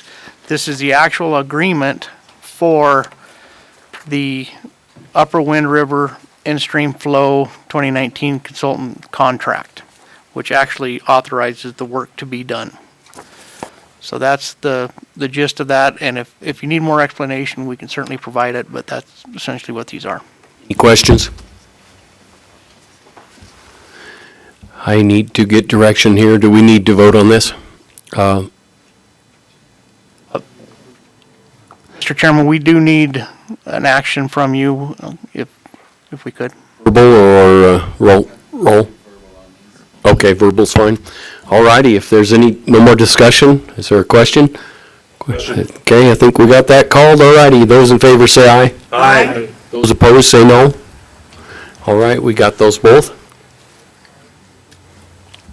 Mr. Chairman, the next item is a Fontenelle task order. This task order is authorizing work under an existing agreement between the state of Wyoming and the Department of the Interior. This is to perform this sets up, I'm sorry. Is this under tab F also in the front? I'm sorry, it is the First one? first item under tab F. Thank you. So this task order, it uses money that has already been appropriated as part of the agreement, so this is not a monetary approval. It is just approval of the task order that provides two phases of the project. The first phase is for a risk assessment, and this is involved with the riprap of Fontenelle Reservoir. This provides authorization to the Bureau of Reclamation to, one, look at a risk assessment and what would actually be needed, or maybe even not needed, to riprap that lower section of the reservoir if it were ever drawn down that much. The second phase of it would be the actual design. The first phase is going to determine if a design even needs to be done. It may not even need to be done. But the second phase, if it is determined that some sort of design needs to be done, it will authorize that design to be performed. And I do have Tony Rutherford from our office with me. If you want more in-depth discussion, we can certainly have it. We need more questions to ask anyone? I think we're good. Are we still on In-Stream Flows? Fontenelle. Oh, okay. I think we're good. Any discussion? All right. Question be called? All righty. All those in favor, say aye. Aye. Opposed, say no. All right, we're good. One other topic that requires Select Water Committee action is under tab E. And this would have normally been handled in a November meeting, but because of the timing of it, it followed, and so now we're asking for your approval on this. This is the use of the Sponsors Contingency Fund for Account 1. This is a project that was bid. The bids came in above the budget, so they have asked to use funding from the Sponsors Contingency Fund. The portion that they've asked the Water Development Commission is $195,000. And this is several funding sources associated with it. So the takeaway with this $195,000 is that the percentage of grant to loan of the project is, the grant portion is about 56%. So it's still well under our normal percentages. And I would leave it at that and offer any questions. Any questions?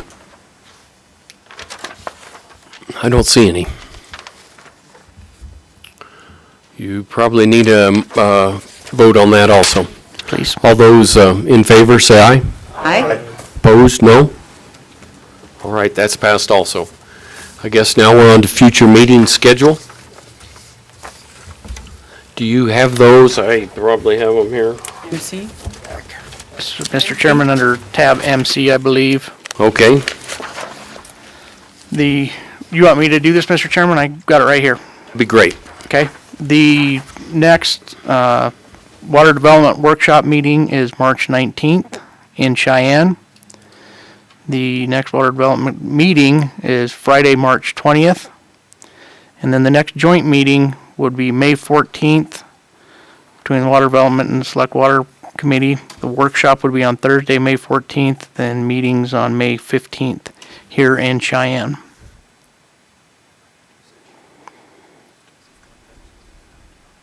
All right, and the rest of the year looks like it's there too, so we all have an idea what to schedule.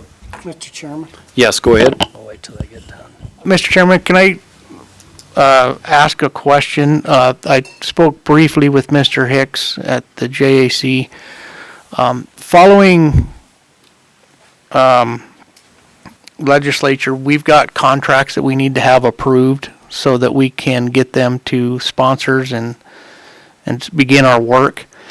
I would like to make a request that if you could stick around or find a time after session to get together and approve those contracts, we would greatly appreciate it. It would help with the expediting the process. Conversation that I had with the director is we never know which day that we're going to get out. And, you know, but the question, Josh, for you is how much public notice do we have to give before we meet? Mr. Chairman, I don't know if there's any management council policies. We try to do at least 2 weeks if we can. I don't think statutorily that there's anything that we have to follow. So we can look at our schedule and can we say select water committee will be meeting TBA to be announced, one of those, because we got about a 3-day range there as to when we may wrap up, and just do that. And then if it's okay with the committee, as we get close, what we'll try to do is schedule it before, we all know what the last day or two is like. So work with leadership that Brandon could come over to the Capitol, you know, if we're just sitting around waiting on conference committees, and have our meeting. We're only talking, what, an hour and a half to approve those. It'd be very brief, Mr. Chairman. And do that, and so nobody has to come back a week later or the next day or stick around a day. But the point being is, we don't know what day that is at this. We know within a 3-day window when that's going to be. So if that's agreeable, Josh, we just notice that on our calendar, TBA, within that range, and then we've met our requirements. And then as we get closer and we can forecast, we'll just try to get so that we get a quorum of both committees together to approve those. Does that work for everybody? That's a good idea. All right, so let's do it that way. Is that? Mr. Chairman, I appreciate that, and I would just add too, Barry brought up that this would be the approval of the small water projects. That'll be all, I'm sorry, in addition to the planning contracts, so. Okay. I appreciate your willingness. I know, and that'll, as long as, you know, we've tried this in the past, and then for one reason or another, we've had mixed success, so I think if we can be a little more fluid, it'll work for everybody, so.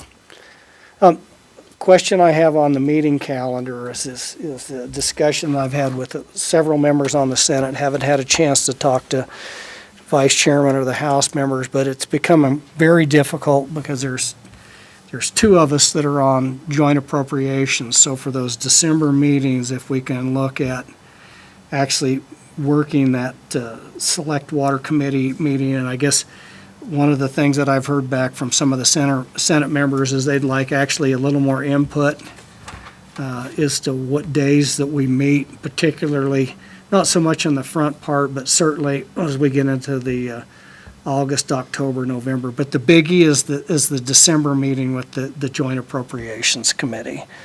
And so if we can look at that and then look at our JAC meetings so that we've got adequate representation here from the Senate, is to try to adjust that a little bit. So that's almost that's 11 months out. If we can look at when our JAC meetings and then not overlap these, it would be very helpful for us. Mr. Chairman, we'll take a look at that. And Josh, can you work with Katie or the office on that and try not to double schedule the JAC hearings with the Select Water Committee? Till I had Mr. Co-Chair, Vice Chair. Yes, Chairman. Representative Blake. Every other year, we always have elections. And the 4th of November is the day after the election. So I don't know if anybody may have a tough race. They might be up all night, November 3rd, counting ballots. So I didn't know if, in the past, we'd moved it to the next week, but then you have Veterans Day. So just food for thought. Ready? You guys over there, what's your thoughts? Any heartburn? Want to move it back? Doesn't matter. I guess you'll know the ones that don't show up. why they didn't show up. We've counted the ballots poorly. I think 2 years ago, we moved it a week back, but I would have to look. Now, I'm going to defer to the House, because you guys are in that situation Right. every 2 years.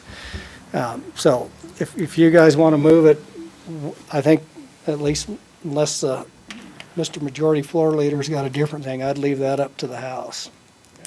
Doesn't matter. Would, Okay. doing fall cattle work the whole time anyway, so it's, none of it's any good. All right. It's all bad. Some senators may have a race too, this. You're a minority, but you knew that. Yeah. Yeah. So maybe if we could do that, that would suit me, but You would like that? yeah, if we can move it to the Try to next get following week. Following week? And I think that what I heard was the rest of the committee's ambivalent. Well, let's try to keep Representative Blake happy. Yeah, we want to keep Blake If you happy. can look into it, I guess. It's just going to be really disappointing if he doesn't show up. Yeah. We will certainly look into it, Mr. Chairman. Okay, thanks. Any other discussion? I don't see any. You? Chairman? Anything else, Director? No, thank you, Mr. Chairman. We're all right. Conflict there, Barry, or? Yeah, Mr. Chairman, Barry pointed out that we draft the bills in between that November meeting and the December meeting, so But you short another one. that's correct. We give you another week. We just have to look at the schedules and see what we can make work for everybody, so. We'll do All our right. best to accommodate. Meeting adjourned. Thank you, everyone. All right.